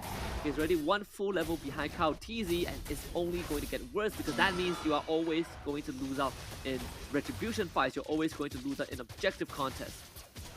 Okay, Ong went down to 50% of health, but no worries. He can just swap in, swap out with his teammates. Flat easy, yep, not going to be an issue. He can evade that as well. And just look at the chunkiness that they have. At this level, early stage, is still not going to be enough damage for Aura Fire to pick out anyone one-on-one. Super Marco even. Oh, the follow-up beautifully rotated by AP BREN. They have this all part of the plan. Yeah, so tough for Kabuki to deal with. You're in a losing matchup against Super Marco, and your entire team was drawn to the other side of the map. So AP BREN, they was like, wow, it's a free kill down bot, we're gonna take it. Turtle now spawning as Aura Fire. They're gonna catch a fight in the jungle. Kautizi actually dropping low, but unfortunately High ends up going down. They go for one trade. Kimura though caught in a rough spot, finished off by Super Marco as the Turtle now down to less than half health. Baptiste keeping Sin in place, the penalty zone, and RWM used by Few as well. Van will take the Turtle away, but Sin is on the run. Baptiste looking for him. Sin most likely will go down. Van surely will. 2 kills for AP BREN. You know, it's like that meme, right? It's like, you got the total, but at what cost? That is exactly what happened to Van. He got it, but ooh, he loses teammates. High could be the next one as well. Just absolutely shoved away from this mid-tier 1, and this is a big problem for Aura Fire. You lost the mid-tier 1 under 6 minutes. The jungle is now going to be a free-for-all, and this Lancelot is not going to have a good time at all. You're going to lose your objectives. All the buffs will start to be invaded by AP BREN.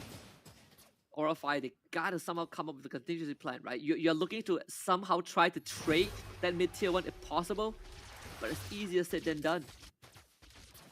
Yeah, and speaking about trades now, if Owen knows that High is there, he'll definitely try to go in for it. But Kabuki is there as well to guard him. More like Owen guarding Kabuki at this point. Looking at the movement of BREN, right? Every day talk about like, okay, Aura Fire, if they want to get pick-offs, they need to get lucky to find someone all alone. BREN, nobody is alone if you think about it. It's, again, right, you can see AP BREN, they're putting so much pressure onto Kabuki. I mean, sure, High is there, but I do not feel like High can protect Kabuki himself. He's going to try to go for a cheeky. One shot gets interrupted by Kautizi. AP BREN came prepared, and with High down, this turret is gone. I don't think Aura Fire can hold this for long. They'll be able to stave off the wave just for a while, but Aura Fire once more, right? They bring 3 members up top. Van is going to farm bot and try to catch up. That's pretty much it. Yeah, and Kautizi is just roaming behind, so he's giving information to his teammates as well as to how many people from Aura Fire are there. Kimura on the other side, Owen catches him, so he's going to stop him there, but at the same time, Super Marco definitely secures the turret as like what you mentioned, and now they're fully focused on the bottom lane instead. Turtle spawn, third one, the third and final one of this game. Baptiste once more looking to isolate Van, making sure he doesn't get in, but penalty zone will miss. So Van will be part of this contest. Kautizi though in a fight, trying to take down Van, but it ends up getting destroyed by High.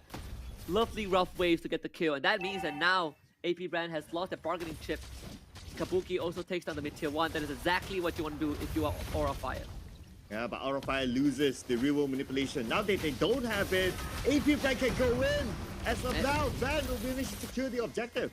And lovely stuff, honestly. I mean, for the stuff of Aura Fire, Van gets the turtle. They even, they didn't lose too much, in fact, in the interaction. So overall, Aura Fire, they open up the middle lane. Kabuki gets a ton of farm in the meantime. They get the objective. Okay, High is alone. Tries to get away with the rough waves. But Super Marco will be there. Okay, here we go. High will be okay. Not even want to take any risk at all. Kabuki just showing up at bottom side as well. He's gonna always have either High or Sin with him, right? And in this case, this is not as ideal. Both your cores in the same lane. You're gonna share a bit of resources. It does relegate Kimura to this pseudo roamer role, right? Because he doesn't really have much space to farm anymore. All the tier 1s have gone down. Van is going to be cutting the wave. Kabuki will be doing the same in the side lane. And Kimura, he's just left to kind of be that tank that opens up the map because High can't really do it on a Kadita. Oh, and look at the items. Aura Fire don't have the items yet to deal with Flapdizi, especially with this HP regeneration, able to go up easily. But now Van could be caught out here. Everyone's around him. And should be able to get away, no problem. Kautizi taking off some damage in the middle lane. Gotta be very, very careful, right? Aura Fire, just a measly 1,000 net worth deficit. Definitely not a lead that they can't overcome. Purple buff under contest, but Aura Fire won't be able to do anything. So AP BREN secures it. Yeah, Kimura can go in. I mean, you have the penalty zone, you have the minimum fury waiting for him, so he's going to let that go. It's not going to be worth it just for a purple buff, but Kabuki takes advantage of the roaming done by AP BREN as a group, and now opening up the bottom lane instead, considering that he knows that the Lord will be taken by AP BREN. Yeah, you gotta love it that Kabuki is able to find the space to get farmed in, but now this is where it gets very, very dicey. Aura Fire needs to take this Lord. The contest is very crucial. Flapteezy losing a big chunk of his health. Penalty zone use. Kabuki able to get away with the BMI.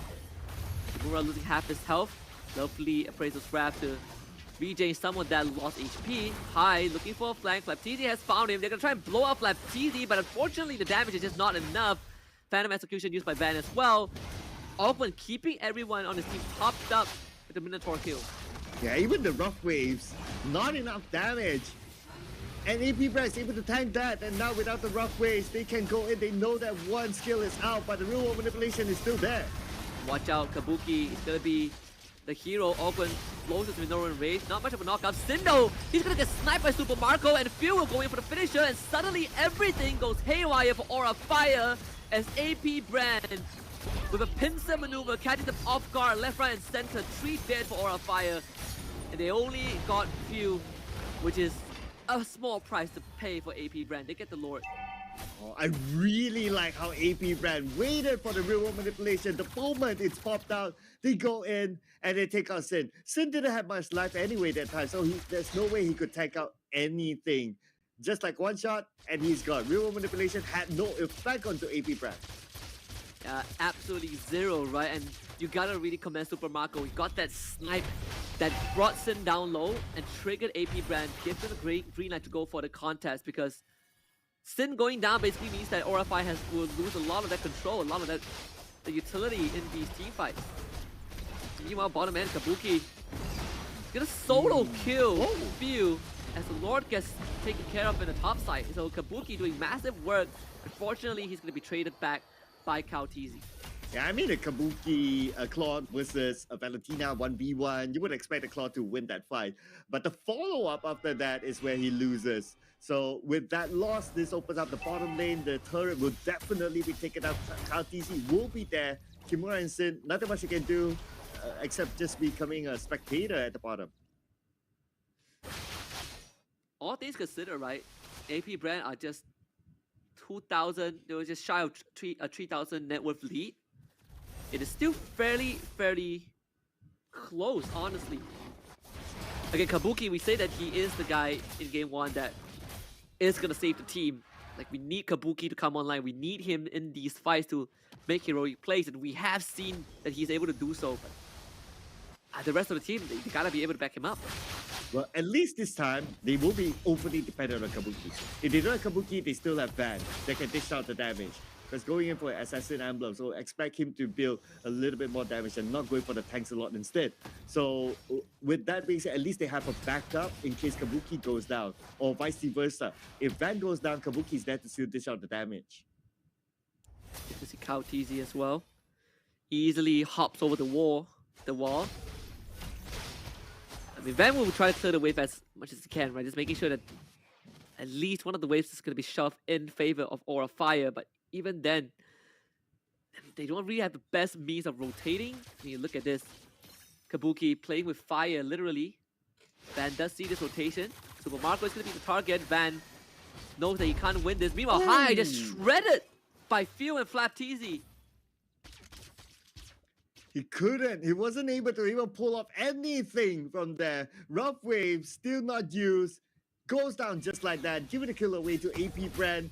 And now Kautizi, although they see he's alone, but he's actually not. Flapteezy has arrived and they just need information where Sin will be at. Sin is way behind, just keeping himself safe right now because he knows that the Lord will be the next contest. 14 minutes in, AP BREN slowly but surely winning down the Lord a little bit. Van has to be very careful with Flapteezy zoning him out. Don't want to get hit by the penalty zone, that's for sure. Kimura also shows up to the battlefront. Kabuki able to secure the orange buff for himself. And once more, look at Super Marco. Unthinkable position. Okay, Ogren. I don't think they know that Ogren is there though. So Minoru Fury can come out. Okay, here he goes. Ogren reveals himself so he knows that he's in the bush. But anytime soon, the Minoru Fury will come out. They can combo in this fight. And High is coming from back as well. Remote manipulation starting things off. Van waiting for the safety. High goes in. Can't get it done again. He interrupted before he got anything off. Aura Fire needs the lore and he can't get it. It's awkward to secure the objective of all people. The Mad Cow giving AP BREN the breath of life that they need. 2 kills for AP BREN and Aura Fire, they are sent packing. Great idea from High to go for the back line. I know he wants to do the one shot, rough ways onto the back, onto Few, but Few sidestep away the moment he notices that he is on the way.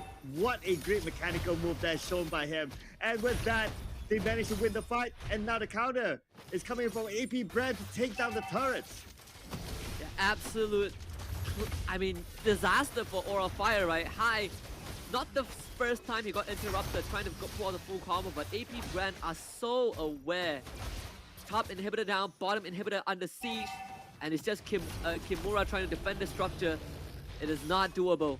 AP BREN will break both side lanes, and Aura Fire in the same position that they were in the previous game. Kabuki doing work on both side lanes with the better mirror image, trying to take everything into his own hands, gets sniped from afar, losing most of his health bar. Aura Fire trapped in their base. Ooh, now this is the moment where Aura Fire, how are you going to come out, all right? Even if we look at item differentiation, okay, first, gold difference is about 7k towards AP BREN. They pretty much have everything in the bag right now. Maybe just about like one item for some of the heroes, but that's about it. But for Aura Fire, look at how far High is. He's like 3 items away to completion. So that's the big difference. Look at this. Look at AP BREN, right? Almost 7,000 net worth advantage. 2 lores in hand. The third one spawning in 70 seconds at the bottom side. We talk about how Kimura is relegated to a role where he's just looking to be a tank, right? Looking to open up the map, because we see every time High tries to do that, he gets destroyed by AP BREN. So Kimura, his hands are tied, that's for sure. Yeah, he went for full tank items.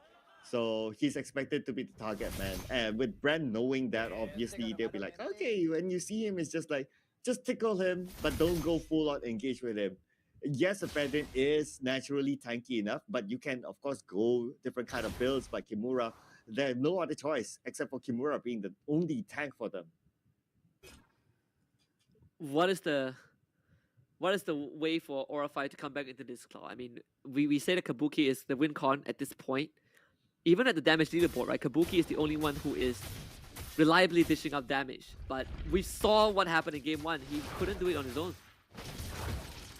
Yeah, in fact, he's the top damage dealer amongst all.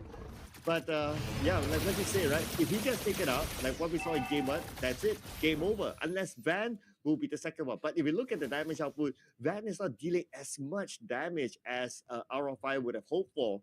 So with that kind of track record, unless he can scale towards the later stage of the game, then great. But if not, if it's still down to Kabuki, then it's going to be the same story again for AP BREN. The lore used already, and Van did find Flap TZ in the brush. Kyle TZ slowly working on the lord also. Kabuki's going to show up early. Okay, here we go. The dance, ladies and gentlemen. Kyle TZ really starting it up, and he knows he can because RFI is now in the deficit. They know that they can't go in because they will be worried about the whole team fight thingy. Oh, look at the damage. 60% health shredded onto Kabuki just like that. Yeah, Kabuki's going to heal up with the minion wave. Does have the Demon Hunter sword, so it's back to full health, back to a healthy state. High. I feel like he has to be the one to find that flank, right? But it's easier said than done, Kabuki! Holy! Look at this, not even Kimura is brave enough to go in, like sending Kabuki to poke a bit. There was a little bit of a risk that Kabuki would have been caught out. But speaking about getting caught, Flaptizi, nope, he's tanky enough still. He is a Terizla. So if this goes on, then for sure AP BREN can secure the Lord. But Aurafire is just waiting for the right moment still. 40% health left on the Lord. They won't go in anytime soon. Cloud, look at the top wave though. It is stacking up. They got it. Aura Fire, that force back. It was on a plan, right? AP BREN, they are just waiting for that wave to stack up. And Aura Fire would have to make a decision. And guess who is going to handle that wave? It's Kabuki. He's not going to be around for this fight. I mean, Van has to pull off a heroic play. He has to get this Lord to even keep the game intact. They're going to go straight to the back. Kimura, they found him! Super Marco bursted by high! Aura Fire needed that. And few under danger. Van pounces onto him and he goes down as well. There's 2 dead for AP BREN. This is the fight that Aura Fire has been looking for. And AP BREN completely caught off guard. This Lord now is in control by Aura Fire. They were so focused on the Lord that they forgot that, oh, someone's going to sneak up behind to pull that one shot, the rough waves onto Super Marco. And the moment they got the target, this is it. Aura Fire is back on track. And the decision to set Kabuki up, well, looks like it was a bait for AP BREN. Yeah, absolutely. I mean, Kabuki shows up top and you see this concealed play from Hai and Kimura somehow reading Super Marco.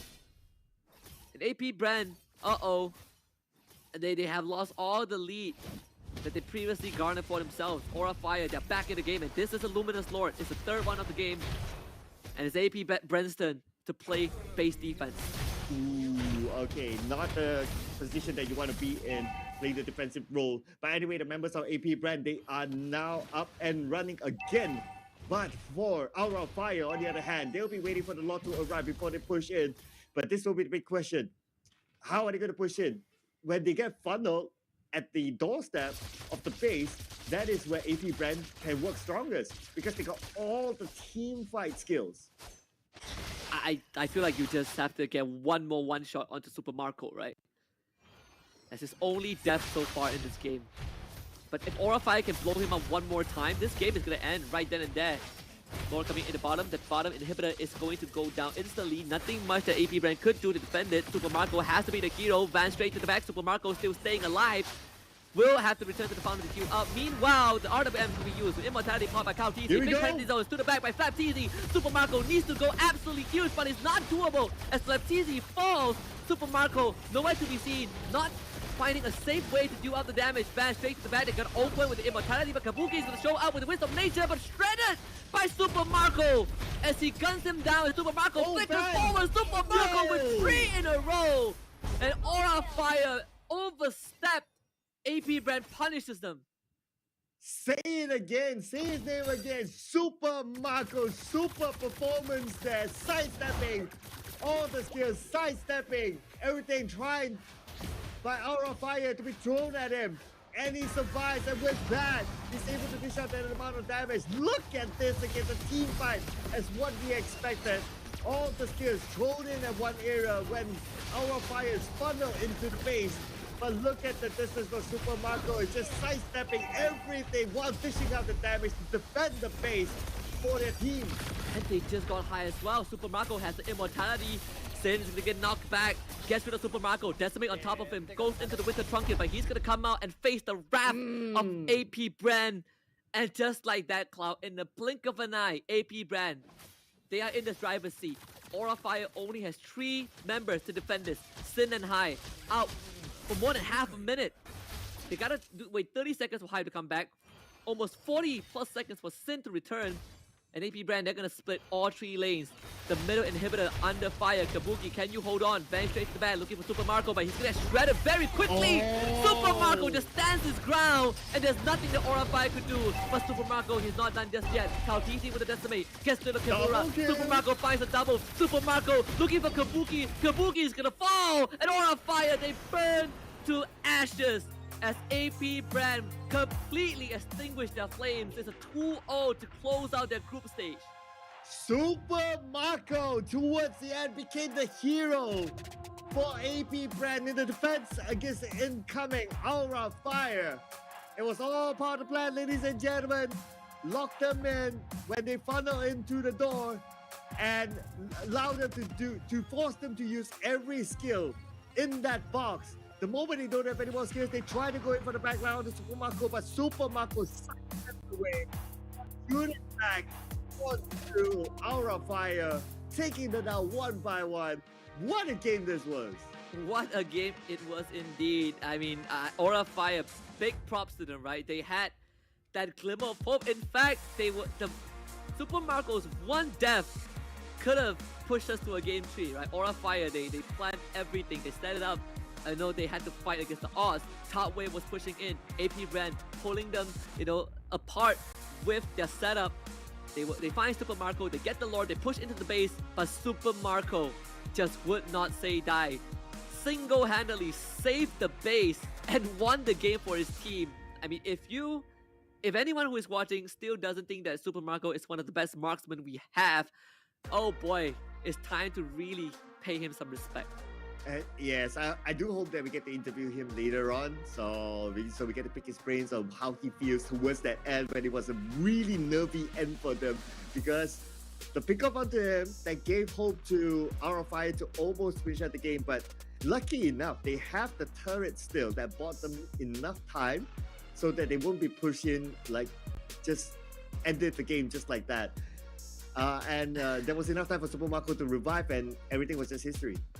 Yeah, Superman of AP BREN. Let's take a look at the post-game statistics, because this one is, I would say, right, AP BREN, sure, when you look at the numbers, 22-9, it felt like they absolutely ran over Aura Fire, but a lot of these kills are from the early game, right? You look at the net worth difference, it's less than 2,000 for the entire game, or at least for most of the game.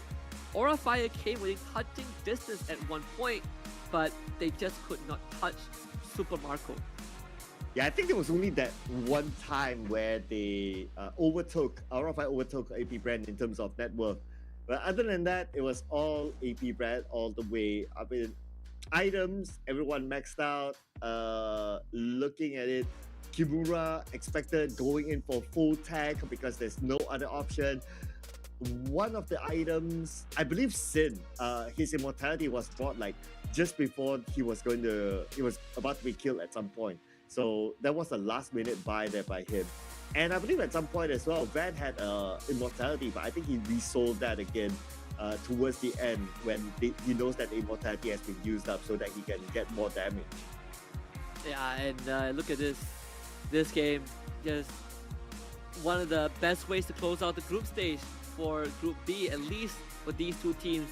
I think AP BREN, they have found their resolution, right? Qualifying into top 6 with a 4-1 score in terms of series, only dropping to Bigatron Alpha earlier today. But for Aura Fire, it is definitely a rough defeat that they can kind of take back as something that they can refer to down the road.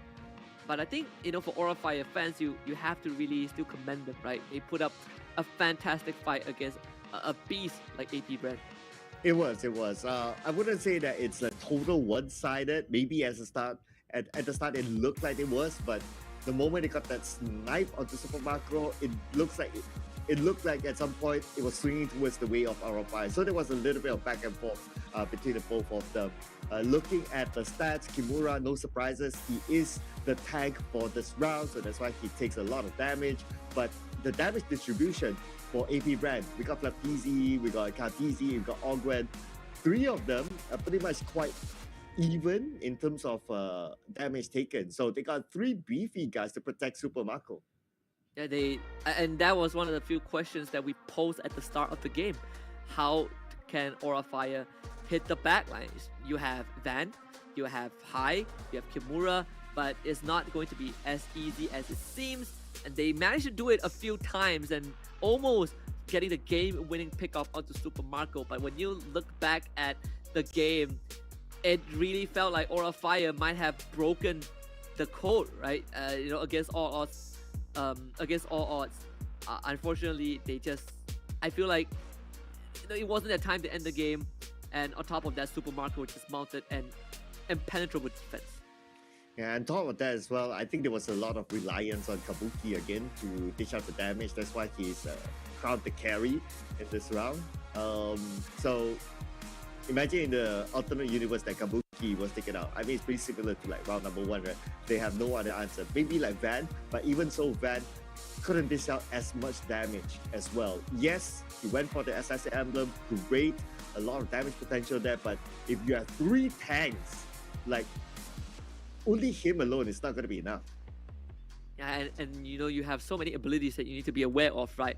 The Minotaur knockup, the Martis, you know, the Martis Mortal Coil, the penalty zone from the Terizla. So many abilities that you kind of need to filter through. Overall, I think Aura Fire, they have so many things that so many concerns to address that, you know, in the heat of the moment, AP BREN easily caught them off guard. Let's take a look at our MVP of game number 2. I feel like we don't need to, you know, think too much about who it is. Of course, it is Super Marco on that Beatrix, 10-1 and 7. Yeah, you know what? In his item build, I think he sold one of his shoes to maximize his damage potential. So you see that it's all out damage for him, just up the back. Yeah, like, I mean, even in the final sequence, right? Like, he bought an immortality. The moment he dies and revives, he sells it and buys a damage item, and then goes for the end game. So, I mean, Super Marco, he has shown up on an MVP screen more than enough times.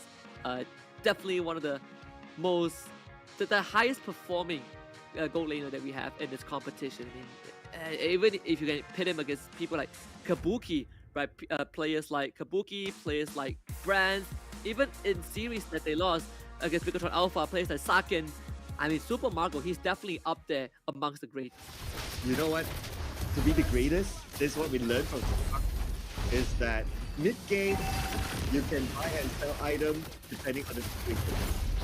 You can even have the tendency to like buy an immortality, use that immortality during a team fight, it goes down, it gets burned out, never mind, you sell it off and you buy another damage item to counter back your opponent. I mean, can you imagine the amount of thought process while all that action is happening? It's insane for one individual. Yeah, I mean, at my age, I can not do that at all. I think my reactions are too slow to pull out, you know, these kind of maneuvers in like what? It takes like 1.5 or 2 seconds to revive for immortality. That's 2 less time for me, right? I need double the time to make it happen. But Super Marco, look at this moment, right? The base defense. And also one thing that's impressive, the target selection. Aura Fire, they were looking for the jugular already, right? They took out 2 members on the side of AP BREN. And, you know, Kabuki overextend just a little bit. And the moment he goes down, Super Marco just flickers forward and cleans up house. You know, I guess this also answers. So I posted a clip a couple of months ago of Izanami's hand cam. And a lot of people were questioning like, okay, why is he playing while he's opening and closing the shop at the same time? So I guess this is one of the answers of why these top level players, they do that. It's because that they want to get used to, like, in certain situations, they're able to mechanically open the shop, do their buy, get back into the game, like in split second, like minimize the time to do that. So I guess that's just part of their mechanical training. Yeah, it could be, right? I think, you know, you really do have to be incredibly aware. And the thought process for Super Marco, right? I think he definitely has lived up to his name multiple times, right? The super in his IGN. But this is the 2-0 win that AP BREN has earned over Aura Fire. I felt like, as much as it looked like a no contest, Aura Fire did put up a pretty good fight. Yeah, I mean, it is a good fight though. It's not like saying one-sided per se, especially when it comes to Game 2. So Game 2 did show that Aura Fire still has the fire in them. It was just that they were put in an unfortunate situation that the final game didn't really matter. It was just playing for pride, but they had pride in them to really fight back and almost brought us on Game 3. So hopefully we'll be able to see the best, or hopefully we'll be able to see more of Aura Fire in the future. Yeah, and Aura Fire, right? Their journey to this area isn't simple, right? Aura Fire is one of the few teams, alongside Evo's Icon, that play all the way from Open Finals and survive until the Challenge Group stage, right? I mean, we talk about Evo's Icons, we have to wave goodbye to them as well because, you know, they were not able to win the final series. Aura Fire, the same predicament. So the 2 Open Final teams not able to make it to top 6, but they have put on such a clinic, such a performance for us. So really grateful and hope to see more of them. But for now, we put that aside because we want to talk to the winners of that series. And guess what? We have Super Marco himself with us. So let's welcome him.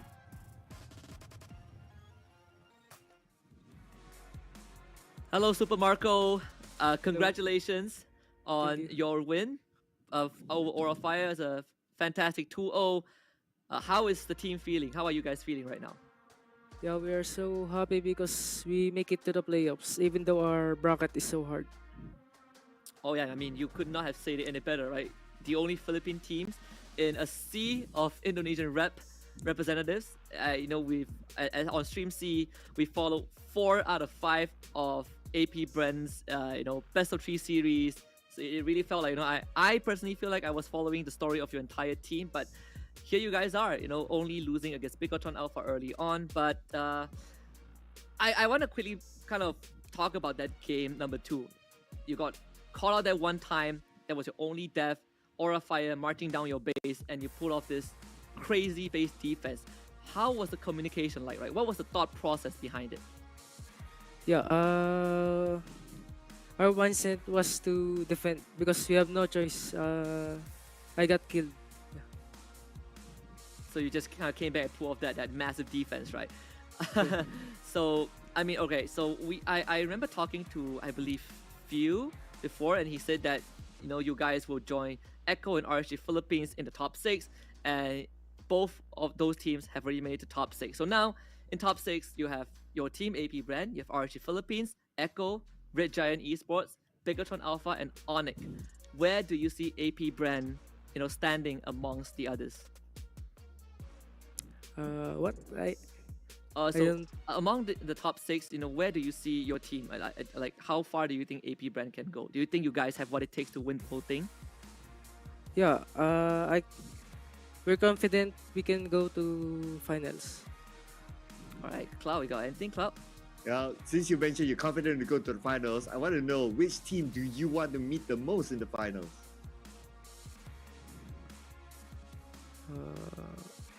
I think Onyx Indo.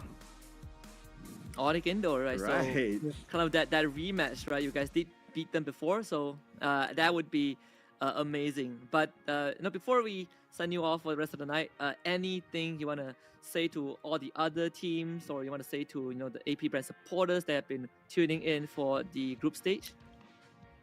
Shout out to my family and my girlfriend Jamie, and to all our sponsors, and to our bosses, Boss AJ, Boss Jeff, Boss Job, and to all the supporters of AP BREN. Hope you will support us until the end. Yeah, and I'm pretty sure they will. So AP BREN against Onyx Indonesia in the grand finals. I'm very looking forward towards that. But for now, thank you very much for joining us. Wish you have a good rest of the night and all the best for top 6. Thank you.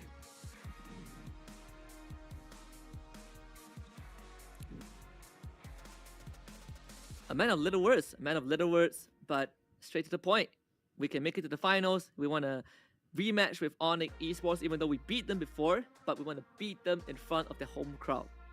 You know what the best part is that I actually asked the same question to Echo, like, okay, who do you want to meet the most in the finals? And they also mentioned Onyx as well. It's like, everyone has a grudge against Onyx for some reason.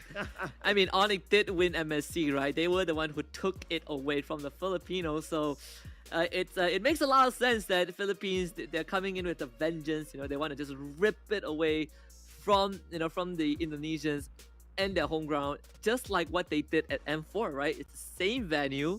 Oh, it would feel so good if you can do it 2 times in a row, which is crazy.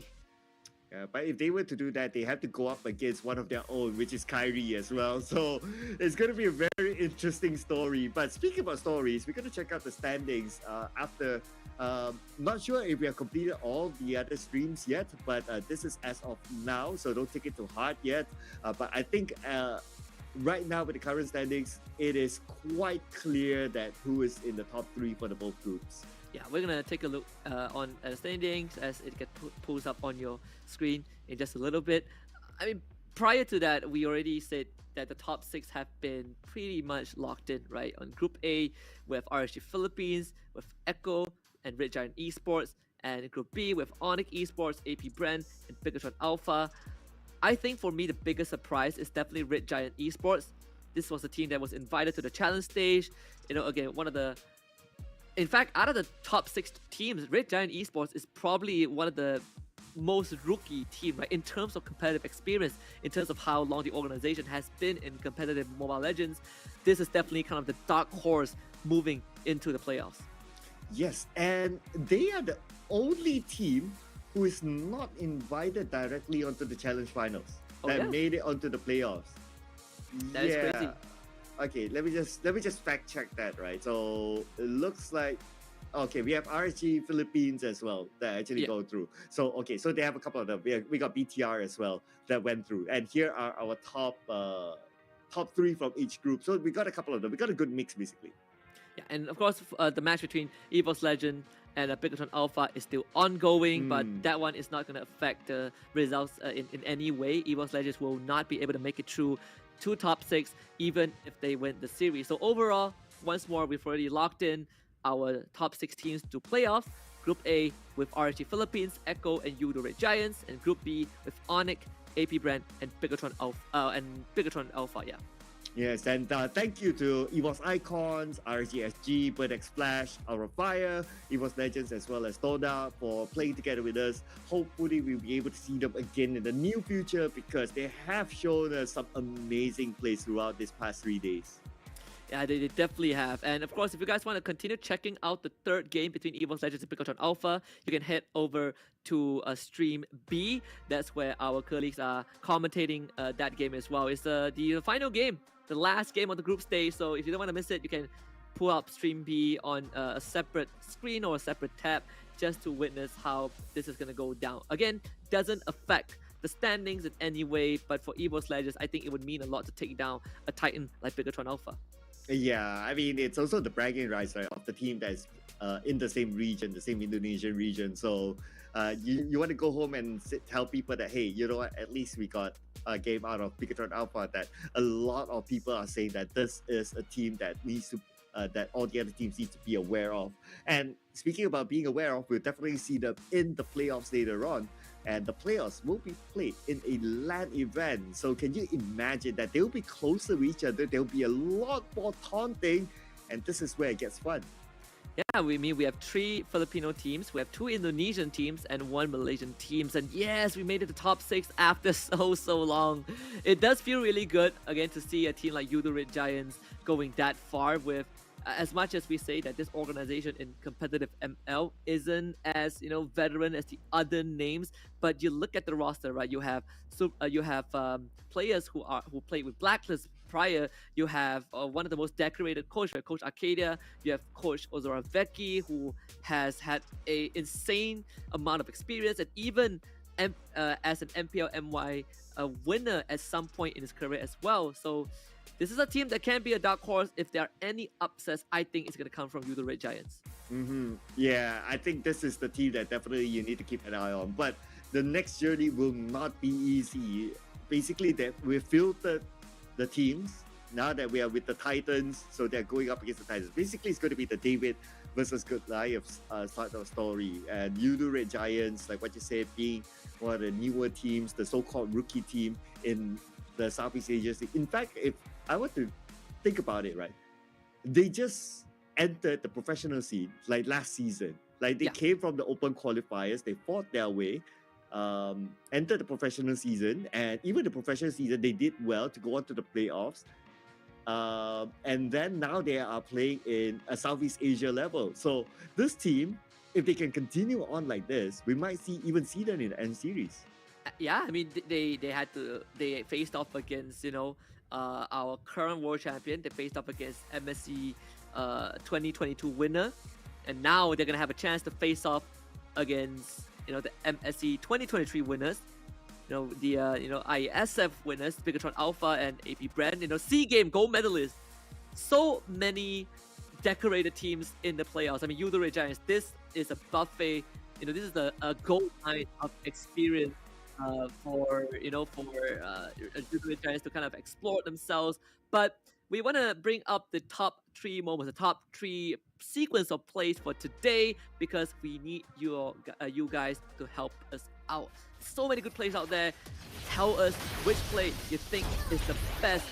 Is it going to be Sakin from Bigotron Alpha? Is it going to be Zaida? Or is it going to be Super Marco? Oh man, these are all great pick, right? It's very hard for us to pick one. But I guess if you want to talk about heroics, right? Like Super Marco arguably was the hero. Like if he didn't play like how he played, like RFI would have won that round. So I would think it. But of course, Zaida has a good moment as well. But I think that both all of them have great moments, not gonna lie. But if you talk about impactful moments, I think Super Marco will get my vote. Yeah, I am also kind of torn between Super Marco and Sakin, right? I mean, Sakin also.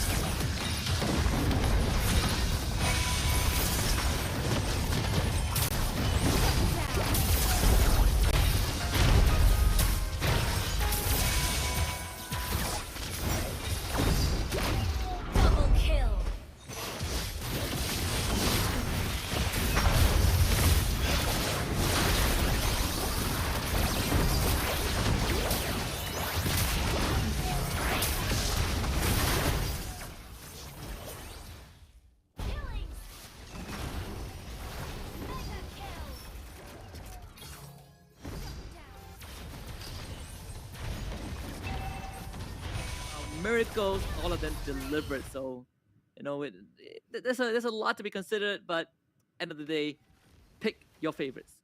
Yeah, pick your favorites. All three of them had their own moments. So I don't know. Sometimes they can be like, oh, irregardless of the moment, because I support that team, I will vote for it, and no matter what. And that's absolutely fine, right? And that's the whole point of being a fan. You want to support your team no matter the ups and downs and whatever happens to the team. So just cast your votes away, and who knows? There could be a reward for the highest vote. I'm not too sure about that. I hope so. I hope so. You know, the easiest way is to draw participation is to have free stuff. You know, have a reward, incentive, right? People play tournaments for prize money. You know, people go to what do you call that? Garage sales for cheap stuff. And as me, I go to parties for free food. I wouldn't mind free food though. But besides the free food, looks like we have a free game for you guys. The night is not over. The night is still young, ladies and gentlemen. As we jump straight onto EVOS Legends versus Bigatron Alpha. Yeah, you thought the night has ended. You thought that, you know, we're going to send you off to stream B. Well, don't worry. We're not going to send you off to stream B. Who am I kidding? We want you guys to stay with us because we're the best. So we'll bring stream B to you guys. Here is Bigatron Alpha against EVOS Legends. In the middle of the game tree, right? We said EVOS Legends, they took one game over Bigatron Alpha early on. This is the very, very last game of the group stage. So here we are. I mean, the stage so far, very, very even game. Yeah, EVOS Legends, well, pretty much playing for pride at this point. So Bigatron Alpha, whatever happens, it wouldn't change the final result. They are at the 1-1 anyway. But it looks like the fight here. Superfin goes down immediately. Hijume gets a kill just like that. I mean, there's nothing that Super V could do, right? Goes for the engage. As a Kufra, if you fully commit, then you pretty much put yourself in a rough spot. But Nia will be traded back as he goes for Super Ken, a 2-for-1 trade. EVOS Legends taking the lead. So now that the Lord is up, it looks like Bigatron Alpha, not enough people here. And EVOS Legends, well, they have the time to contest for it. Yeah, I mean, EVOS Legends, they will be able to set up Lord, but without Nia, it will be kind of a stalemate, right? Bigatron Alpha will get to set this, Super Ken will be back. EVOS Legends tussling over this area. A lot of that responsibility will be on Dreams on this Atlas, and whether he can kind of get to the backline, right? It's all about the tanks. Both of them can and have the potential to catch multiple targets, and immediately Super Vin's getting brought back straight into the rocket barrage and almost sprayed down by Lead. The rumor manipulation will catch him. So Rizzo in a rough spot, almost finished off, but damage wasn't enough. Fluffy caught between a wall and a hard place, still survives. But Nia, solo kill Super Ken. Oh, okay. Not too sure what happened there on top, but that opened up some space for Nia to put pressure on the top lane, and also opening up the Lord for EVOS Legends to take down. So this is going to be a free Lord for them. Once they're done with that, everyone goes back to clearing up the lanes and wait for the Lord to arrive to push in onto Bigatron Alpha. And now EVOS Legends are definitely in the driver's seat, right? Because of this Lord, they are going to be able to crack open that mid-tier 1, and with the bottom lane losing all the out-tier turrets, that jungle is completely inaccessible. So for Super Ken, this might be the last purple buff that he'll ever get in this game. Ooh, okay. Defense time here for Bigatron Alpha, but they still have the turrets though. Just need to keep an eye on the bottom lane. But for EVOS Legends, they sent Nia to actually go in for the split push. She's still waiting for the top lane, for the minions to come in, and by that time he will do his work. There we go, Lord marching in. It's going to be held back for a while, but Dreams is always going to be a menace. The Lord's going to start pounding onto the inhibitor. Engage coming in from the side of Super Vin, trying to go catch on Hijume, who will try to get out, and he's out of it. Nothing much can be done. Hijume will be safe. Inhibitor turret barely hanging on, instantly taken down by BREN. Super Ken wants to survive this. Flicker forward by Dreams to go in with the ultimate, getting the fatal links on, but unfortunately not able to finish off any kills. They end up losing Dream instead. Bigatron Alpha, hold on. Well, they traded back 2 turrets, so I'm not sure if it's a worthwhile trade. but at least they got an inhibitor. So maybe it's an okay worthwhile trade for them. But that also means that everyone is back on a reset right now. And looking over at the items, interestingly, so there's a Terizla on EVOS Legends, but no Dom Eyes. I always believe that if you have a Terizla, that kind of hero that can increase or can lifesteal back, you better have a Dom Eyes. But the fight in the middle now. Meanwhile, Charles Dorizo straight to the back, and they better find Brent. Brent ends up going down. Inisaki start putting out the damage on this Melissa, but unfortunately, both Dorizo and Superwin have already been taken out. So, Bigatron Alpha are not able to continue the chase. EVOS Legends continues to hold on. Dude, this is like brawl in the middle, okay? It's like just everyone just going head on with each other. It's like, okay, don't need to think about going for the flag or something like that. You just go in. That's all. And just look at this. Because there's a good distance for the side of Bigatron Alpha to pull off the better airstrike. That's why they can pull off that amount of damage. But they lose 3 in the front, including Supervin, who's supposed to be the tank, as well as Dorizo. And look at this. Bigatron Alpha still really hanging on. Look at the damage overall leaderboard, right? Hijume at the top, Sakin coming in second. Definitely a bit of a flashback. Bigatron Alpha, they did run the Melissa in the earlier series against AP BREN, and Sakin was able to completely demolish the game. Second Lord spawning on the bottom side also. Again, EVOS Legends, the first one to arrive. Yeah, EVOS Legends going again for the Lord for the second time around. And it does not look like Bigatron Alpha is contesting, at least as of now. But they're sending Supervin just to scout out, just to see what's the potential for them to come in and steal it away. But time is not on their side though. 50% of health left. Zorizo needs to make it fast. But Super Cat behind. Watch out. He cannot go in. Yeah, there's no way for him to head in. But he did cause enough distraction to get EVOS Legend to pull off the Lord. So Lord can get resetted. As the top tier 2 does fall. Nia also not with the team. So they can't start on the Lord just yet. Ooh, okay, so now Lord back to reset, unfortunately. And now EVOS Legends needs to continue it on. But this time around, Bigatron Alpha, they are ready for it. But Zorizo is all the way up top. And now he'll be coming back to join his team. Because as a Grok, the wild charge will be very important when it comes to team fight. So he needs to be together with them. Yeah, and EVOS Legends just camping on that mid bush, right? If they find someone, they can catch anyone from Bigatron Alpha. It's gonna open up the Lord for them. Sakin will check that one. Superbrain also hanging around that area. It's gonna be a stalemate around this Lord pit for a while. However, for Bigatron Alpha, they will always have to tend to the bottom wave because they have lost an inhibitor. EVOS Legends will always have that pushed in. Fluffy spotted up by Zorizo as Superwin. Super Ken starts working on the Lord little by little. Seeing Dreams on the other end. This Atlas can cause massive damage with the Fatal Links. They gotta avoid him.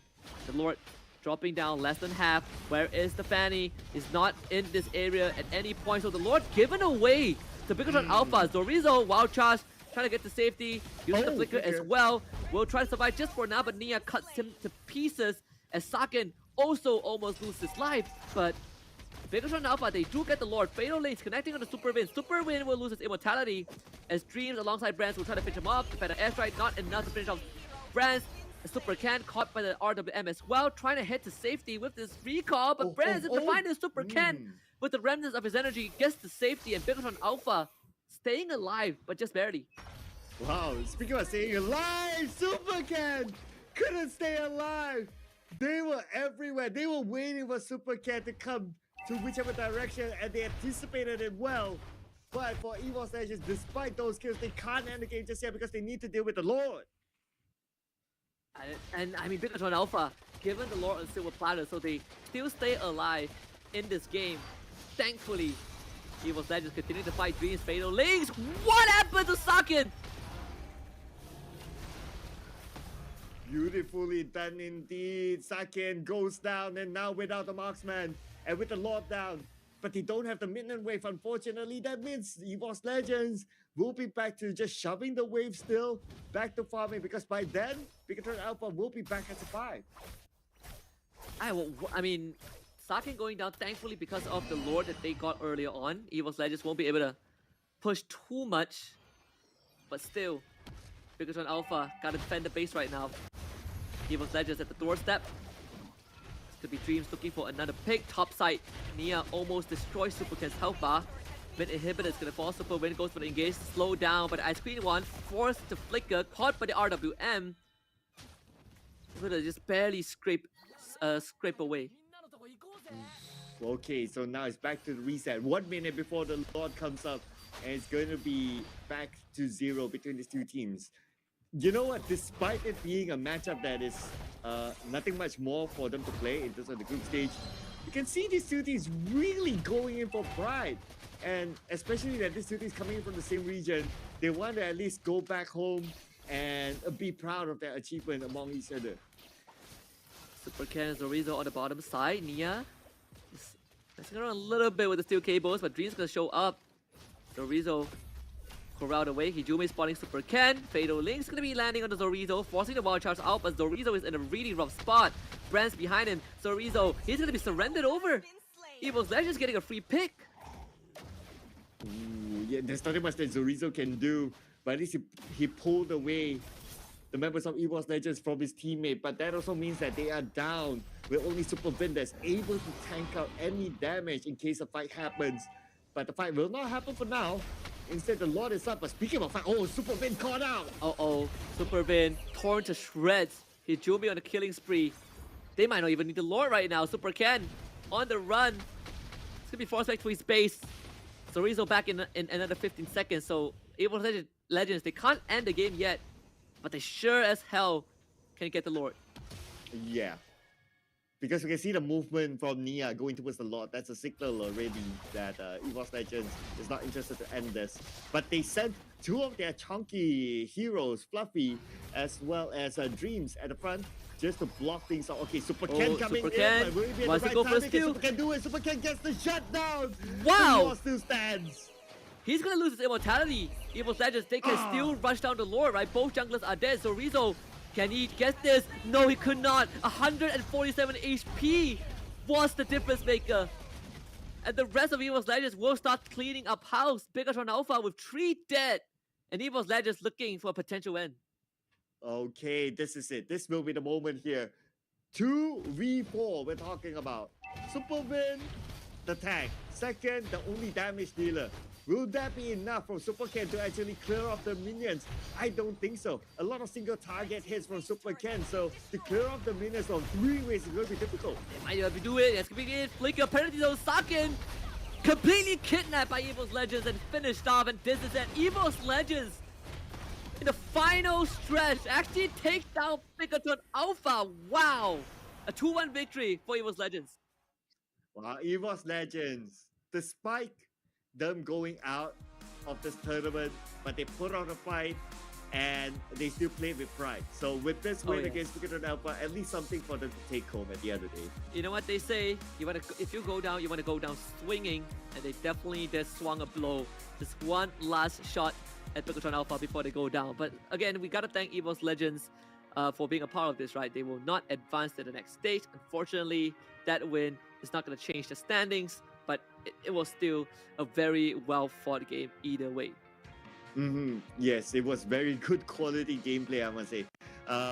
They know who to pick off, they know the discipline, the timing, they know when to go for the Lord, when to disengage. I mean, it was just perfect play for Evo's Legends for me. And I believe it's also the first time for us in Stream C to be broadcasting the game. Oh yeah, I think, you know, it just so happens that it was the last game, right? So then we get to witness a pretty good ending to some of these teams' matches. And that actually just concludes our group stage. We have finished off 3 days of group stage, just plenty of best of threes. I've lost count, but a lot of quality Mobile Legends game. Yeah, I look forward to seeing how will the playoffs be, because in the playoffs, well, it will be the best of the best teams. We're filtered down to the best teams in this tournament, and we'll be crowning the champions by the end of this week. And also, do check out the social medias of the organizers, ESL, and so on, because I believe that in your local area there could be watch parties happening around. So if you can't make it onto the LAN event, join in on the watch party, because that's where normally they will have freebies there, so you don't want to miss out on that. And one of my favorites when it comes to a watch party is definitely the freebies. The games first and then the freebies, right? The freebies come second.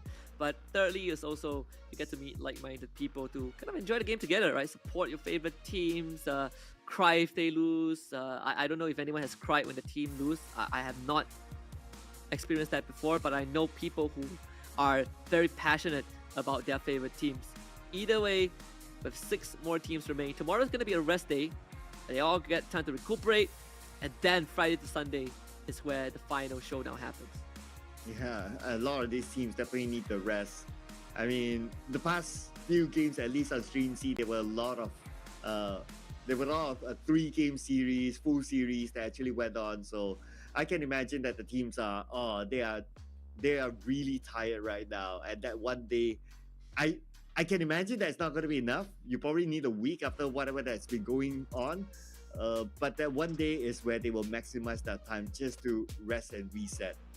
Oh yeah, and I think, for these guys, they definitely have fought tooth and nail, right? Even coming into this top 12, I feel like when I look at the top 12 teams, it's very hard for me to kind of say which team is going to make it, right? I want a lot of teams in my mind to make it to top 6, so it's a tough task to pick out just 6 of them. But I'm glad the top 6 that we have are gonna it's guaranteed to give us one of the best playoffs we've ever seen. Oh yeah, absolutely. I mean, we did talk about like some of the teams that we would like to see in the finals, right? So, but before we go on to that, let's check out the stats from the previous game, and I believe it was quite a long one. So all the items should have been purchased. It doesn't look like a real one-sided game. It still looked like a good 50-50 game towards the end. Yeah, I would say that, this game, Esports Legends, really coming out clutch, coming out on top as well, right? You look at the roster that they played with. Instead of Taz, it was Nia in the jungle, and he really delivered on that Fanny. Oh yeah. Since this is the last game, that it doesn't really matter for them, but so that's why they can put it as sub. So Nia has been playing really, really well, even as a substitute. Him cutting in the waves and him getting the kills onto the backline, that was really on point. I mean, the number 21-8, I don't think this tells the full story, but if you were to watch that game from the start to the end, then you will see that, it's actually quite 50-50. And I think majority of the kills, they got it towards the end as Esports Legends wanted to close out game. I mean, BT, there were some slightly weird moments in that game, but overall, I mean, Esports Legends again pulled up that final hurrah to get this win. I'm gonna look at the numbers just a little bit. We're talking about Saken, but in this game, he was just not able to deliver on that front because it was so hard for him to kind of be effective in that environment. Yeah, damage down here. Moreno, the most damage because of the feather airstrike naturally. But as a marksman, I think a lot of people will expect like, okay, Saken to get more damage. But Saken, the Melissa, for the most part, is very single target. So you don't get like aerial effect as much as compared to like a Beatrix, for example. So like a Beatrix, you can dish out a lot of damage into a single area. That's why you can naturally get a lot of damage as well. So to a certain extent, I believe that is why Melissa is not really that popular now. Yeah, and I mean, we've seen it a few times, but I think, Saken, he definitely had its moments on this Melissa. Overall, this is a game that I definitely feel like, for Megatron Alpha, because they've already made it, you could say whatever you want about them. Maybe they are just, laying back a little bit. I think it's very commendable that both teams, are still willing to give us this high quality gameplays towards the very end. I mean, I'm very satisfied with how this group stage turned out. Oh yeah, absolutely. I mean, the last game even, we were shown a treat here. It was not really a one-sided game. It was pretty 50-50. The scores don't tell the right story. And looking at where the damage taken, no surprises. It's all taken by the tanks. Supervin, Fluffy, Dreams, Zorizo as well, taking majority of the damage, doing their role as a tank. So pretty straightforward, I must say, when it comes to this stat. Yeah, it just nothing out of the ordinary, right? Just very, very direct. The damage to structures as well. Brands, just basically the demolisher on the side of Esports Legends. Yep, damage to tower. Interestingly, Zorizo got a lot of damage to tower. Of course, we expect like the marksman to get majority of damage. In fact, Saket actually slightly lower than Zorizo. If it was not Zorizo, then I would have thought maybe Super Cam might have done it because Super Cam has the mobility to go in and out of situations. Oh yeah, I mean, again, right? We have seen a few Ling matches, but we also saw how it was, this hero was dealt with in those matches as well, right? One of the more purple buff intensive heroes, and it just gets pretty a bit of a headache when you're getting contested and when you start falling behind. So in this case, I think for Bigatron Alpha, they were caught in a rough spot. MVP though, Hijumi with that with the Yves 8-1-9. Yep, 8-1 to 9, pretty straightforward builds as well. All out magic damage for him. That is, of course, the real world manipulation, able to take control of situations as well. So great for him. Always in a good position and hardly ever caught out, despite the opponent has a Ling. So you would think that, okay, the Ling goes on the back line, deals with the Yves, but he positioned himself so well that the Ling couldn't get to him. And you also have the Brute Force Breastplate, right? So you get that extra resistance in these fights. Because a lot of these moments are just, Esports Legends. Dreams, in particular, one of the unsung heroes of this game, on this Atlas, the Fatal Links, the cash potential, so deadly. It does make the life of Bigatron Alpha very hard, very rough. Because, you don't have a Grok or Kufa to dive Farsa. Well, guess what? The Atlas can do exactly the same. And you also stop the Ling from kind of just diving into you because you can always catch him. Yeah, speaking about Dreams, right? So I noticed in the comment section the other day that Dreams was criticized by the fans on his performance, but to be fair to them, of course, this is going up against some of the best teams in Southeast Asia, so that's one. But now I would say I agree with you that Dreams redeemed himself in this final game, showing a good performance as an Atlas. We didn't get to see many Atlases placed in this tournament so far, but for him playing the Atlas, having that group control, even like locking down one individual, not allowing like a Super Ken to get away that easy, I think he's done a great job.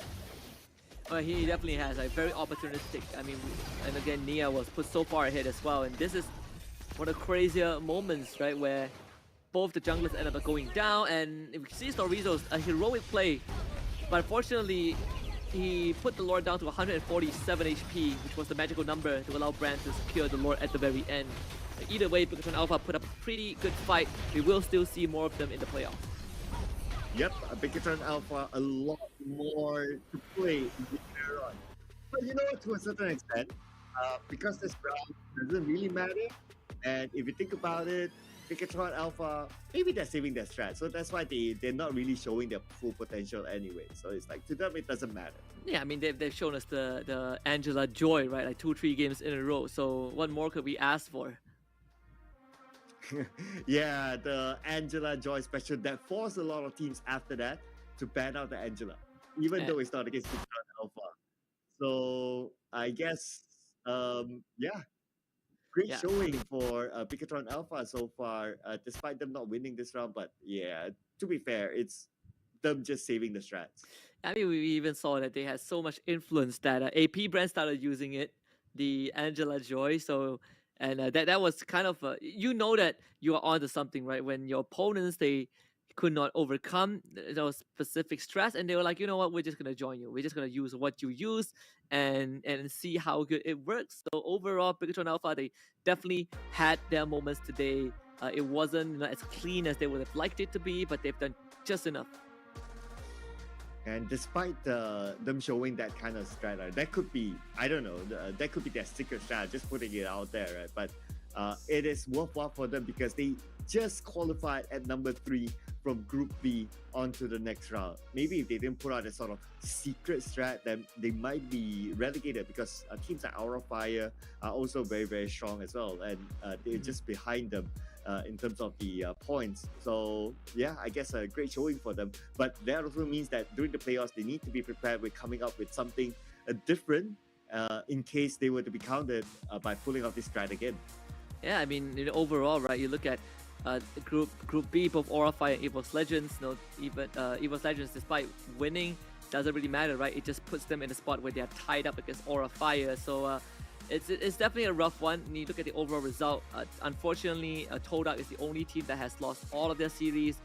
Couldn't even put up much resistance against the team that they're up against. But we have gone through this discussion a few times where this is a roster that is pretty fresh, pretty new, led by a veteran, which is 4Maze. So up against all these stacked teams, it is kind of like a platform for them to gain experience.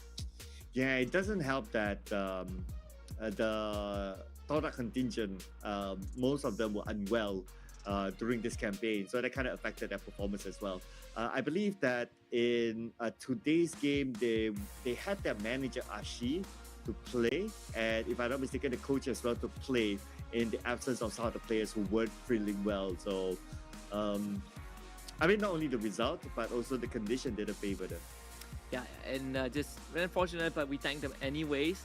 One of the household names for MPL MY, and to a certain degree on their world stage, right? Todak has brought out flags to the international stage, and I'm pretty sure that down the road we're gonna see these players continue to prosper locally. It's baby steps, one step at a time. They've gotten a taste of what the regional teams can do, so perhaps it's a lesson learned. Let's take a look at the updated stats from the group stage. We have just concluded every single game, so here it is. Yeah, so no changes in terms of standings.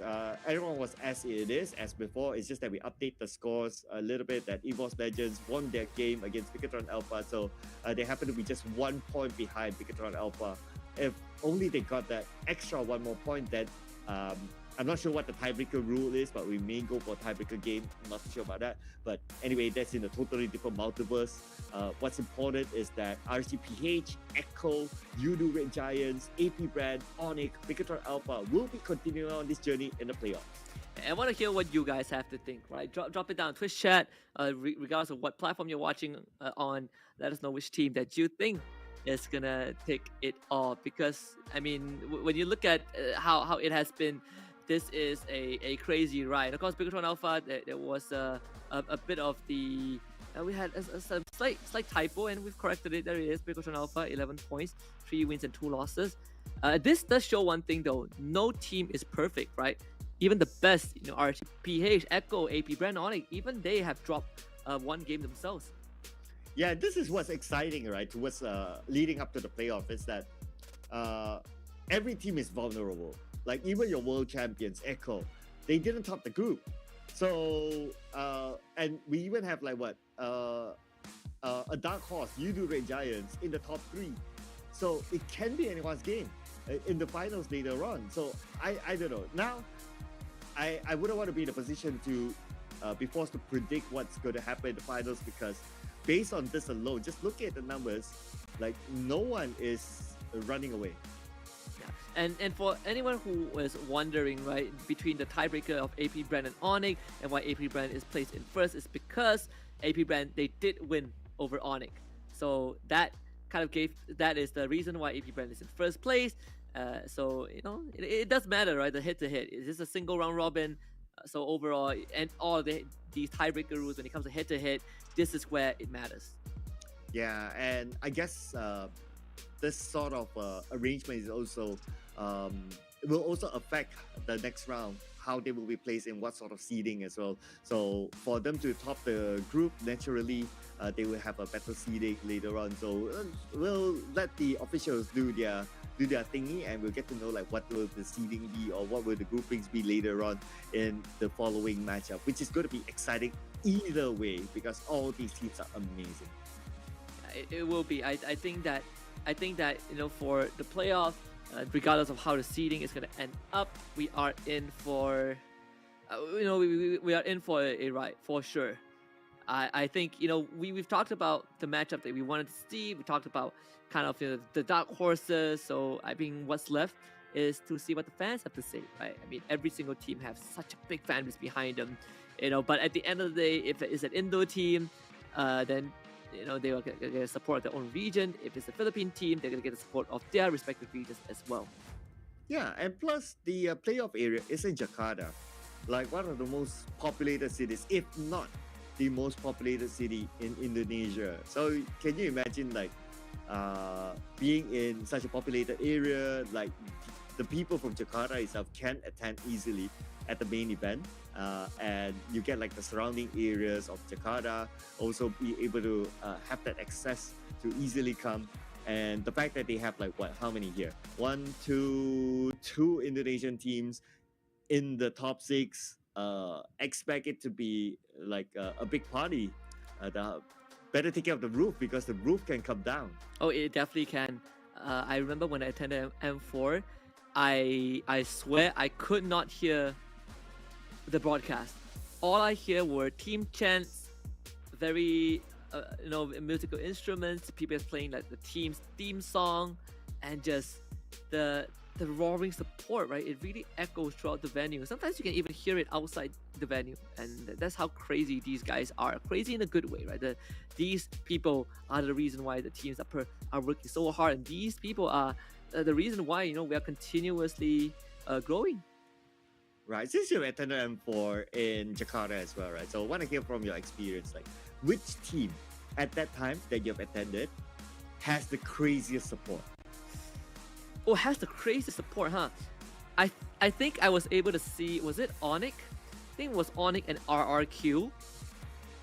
Those were the two that gave me the biggest impressions, because again, well, they're in the hometown of the home ground of the Indonesian teams, right?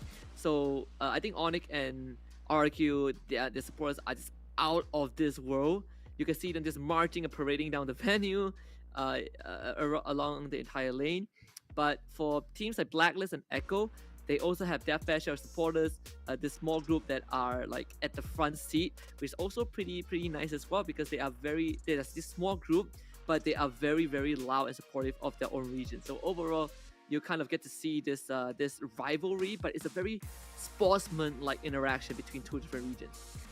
Yeah, I think it's not an apple-to-apple comparison, right? Because you have like the home ground support, and then you have like the away support. So I guess hearing from your experience, like RRQ as well as Onyx has the best support in the home ground category, but in the away category, it sounds like Blacklist that time. Now that Echo is also playing, I'm pretty sure they will have that level of support as well, coming off of being the world champions. But we will ask you about the brackets now. We do have it. RGPH as well as BREN, being the champions of their respective groups, will have a direct ticket onto the next round. Oh boy, this is not gonna be any easy, right? It is a double elimination, so the teams, they are gonna have two chances to kind of play this out. But the first series, Onyx is gonna go up against Real Red Giants. That one is gonna be a doozy. Echo against BTR Alpha. That one is also going to be a banger. Oh man, all of these are going to be bangers. It's hard to predict. Like, okay, Onyx, Red Giants. Red Giants, they need to be the Giant Slayer. They need to step up their game because they're going up against Onyx. And you did mention the home support that Onyx brought during the last M series. So we can expect the same. Since they'll be playing in a LAN tournament after this, right? So Red just need to be up for the 6th man. That is the home crowd as well.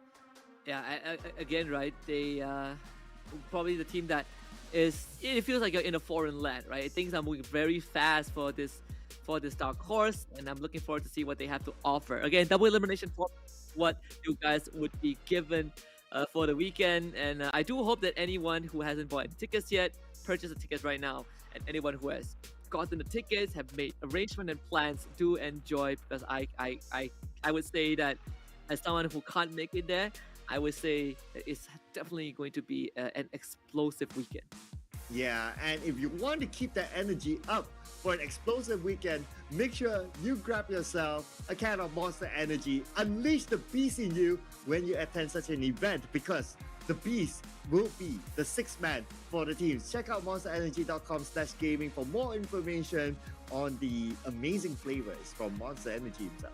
And sometimes when you want to get Monster Energy delivered to your doorstep and you don't know what's the most effective way, let me tell you the secret. We have DHL with us, and they are your choice of delivery. But on top of that, they also are running the FEBot Dash Cup that allows you to win 5,000 euros.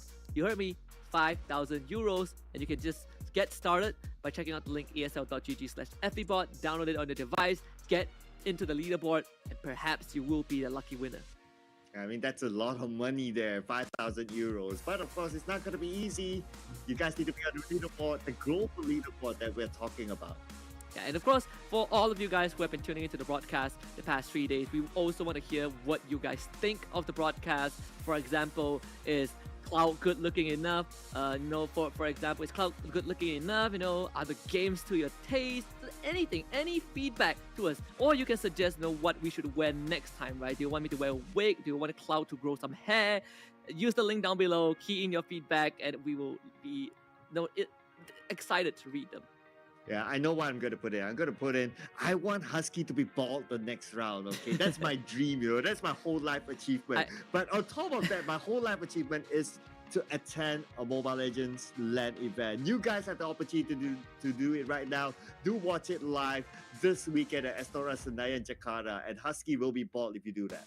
Yeah, if I will go bald if you grow some hair. Okay, Cloud? I think this is a very fair trade. Get your tickets starting at 30,000 rupiah at esl.gg/SPS MLBB tickets. Do it right now. It's starting out very, very fast. You do not want to miss this. Yes, don't miss out on the opportunity to cheer for your favorite teams. And normally in these kind of events, there will be team merchandisers there. And that is that's your chance to get some of that.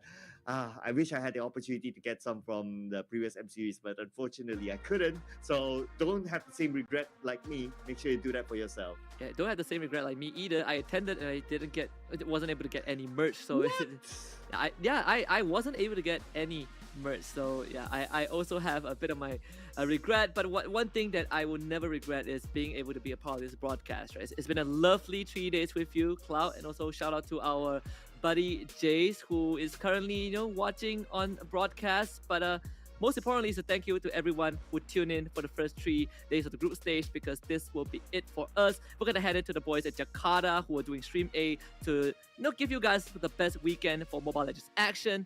With that being said, my name is Husky. This is Sir Cloud on behalf of our friend Jace and everyone behind the scenes. We wish you guys a fantastic night and enjoy the LAN event this weekend at Istora Senayan for the playoffs. Goodbye.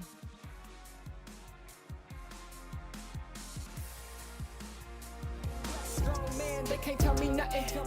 What I represent, they try to keep it from me. I done turned a lot of nothing into something. And I'm still out here pushing all they buttons. They can't hold me down, yeah, for nothing. So I'ma stand up. They can't hold me down, yeah, for nothing. I'ma stand up, yeah, for something. Cause they can't hold me down. I done seen it all. Came up from the gutter, baby, now I'm here to ball. I've been talking, yeah, my ish, so now they wanna call. They got my line tap, oh yeah, they tryna take it off. Oh no, here we go again. Pull me over, let me guess, it's cause my melanin. Asking questions, me and you both know irrelevant. But I stay cool and collected cause I'm heaven sent. They hate it, I love it, they know that there's no one above it except for God. Instead of be coming with negative energy, I gotta move and die. Give me that back, can't touch my crown, I'm a king and yeah, you know that. Talk about giving it back, I'ma come and take that, yeah, I'm a black strong man, they can't tell me nothing. What I represent, they try to keep it from me. I done turned a lot of nothing into something. And I'm still out here pushing all they buttons. They can't hold me down, yeah, for nothing. So I'ma stand up. They can't hold me down, yeah, for nothing. I'ma stand up, yeah, for something. Cause they can't hold me down. Yeah, they know I be about it. I don't do a lot of talking, come and see about it. They gon' try to keep it from you so you don't know about it. I'm a young pharaoh, pick it up and read about it. Here's your opportunity. Telling stories, yeah, to make sure they remember me. Can't hold me down, cause I leave behind a legacy. And don't believe them when they say they who they claim to be. They can't hold me down, yeah, for nothing. Stand tall. They can't hold me down, yeah, for nothing. Stand tall. I'm a black strong man, they can't tell me nothing. What I represent, they try to keep it from me. I done turned a a lot of nothing into something. And I'm still out here pushing all they buttons. They can't hold me down, yeah, for nothing. So I'ma stand up. They can't hold me down, yeah, for nothing. I'ma stand up, yeah, for something. Cause they can't hold me down.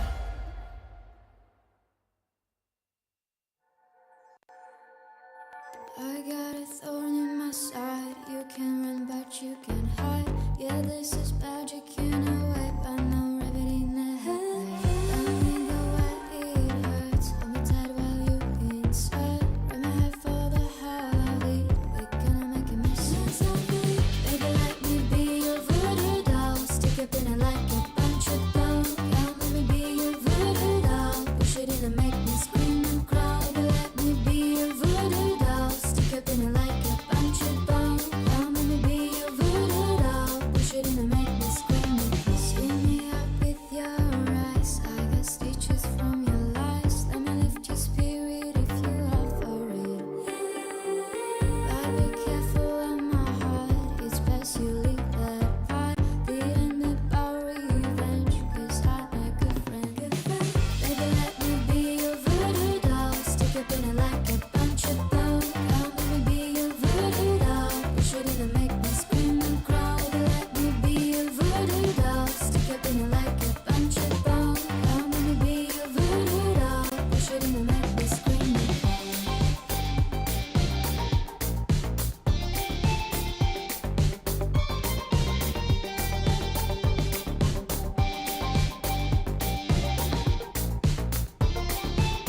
Let me lift your spirit if you are for real. I got pins and needles and spread like candy. Come give me the preservatives while I'm on all fours. This fabric stuff, you know it's enough. And I better than her, yeah. She's a mature. Baby, let me be your voodoo doll. Stick up in it like a bunch of bones. Come let me be your voodoo doll. Push it in and make me scream and cry. Baby, let me be your voodoo doll. Stick up in it like a bunch of bones. Come let me be your voodoo doll. Push it in and make me scream and cry. Baby, let me be your voodoo doll. Stick up in it like a bunch of bones. Come let me be your voodoo doll. Push it in and make me scream and cry. Baby, let me be your voodoo doll. Stick up in it like a bunch of bones. Come let me be your voodoo doll. Push it in and make me scream and crawl.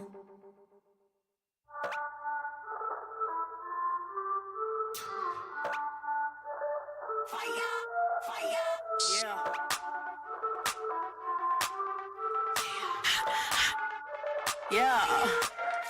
We be hot, mama got game. Check my team, we like the flame. We be bougie, y'all sound the same. We be. Welcome to Mobile Legends. What is a winner? Make a promise, then I go and deliver.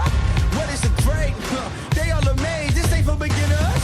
Back in the days, we used to dream, but now we can get it. Work, work, work. We gotta push to the limit, then work till we finish, then push to the limit, then work, work, work, work. Mama got game. Yeah, mama got game. Yes.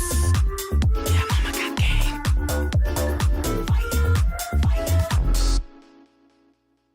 Rockin' be rockin' the game. Hear them screaming, they screaming my name. We be up on the fame. We be all of the power, we reign. Rockin' be rockin' the game. Hear them screaming, they screaming my name. We be up on the fame. We be all of the power, we reign.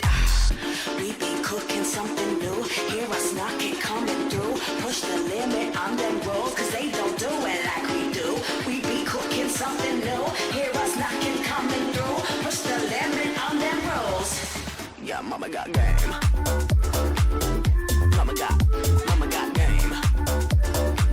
Yeah, mama got game. Yes. Yeah, mama got game.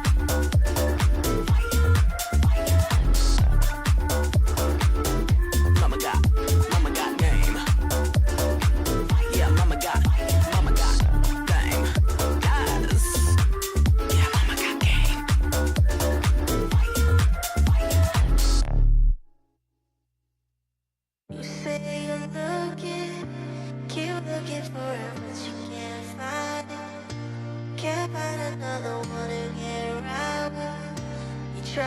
try, but never find someone who's mine. Keep looking for it, but you can't find. Can't find another one, it can't run. Try to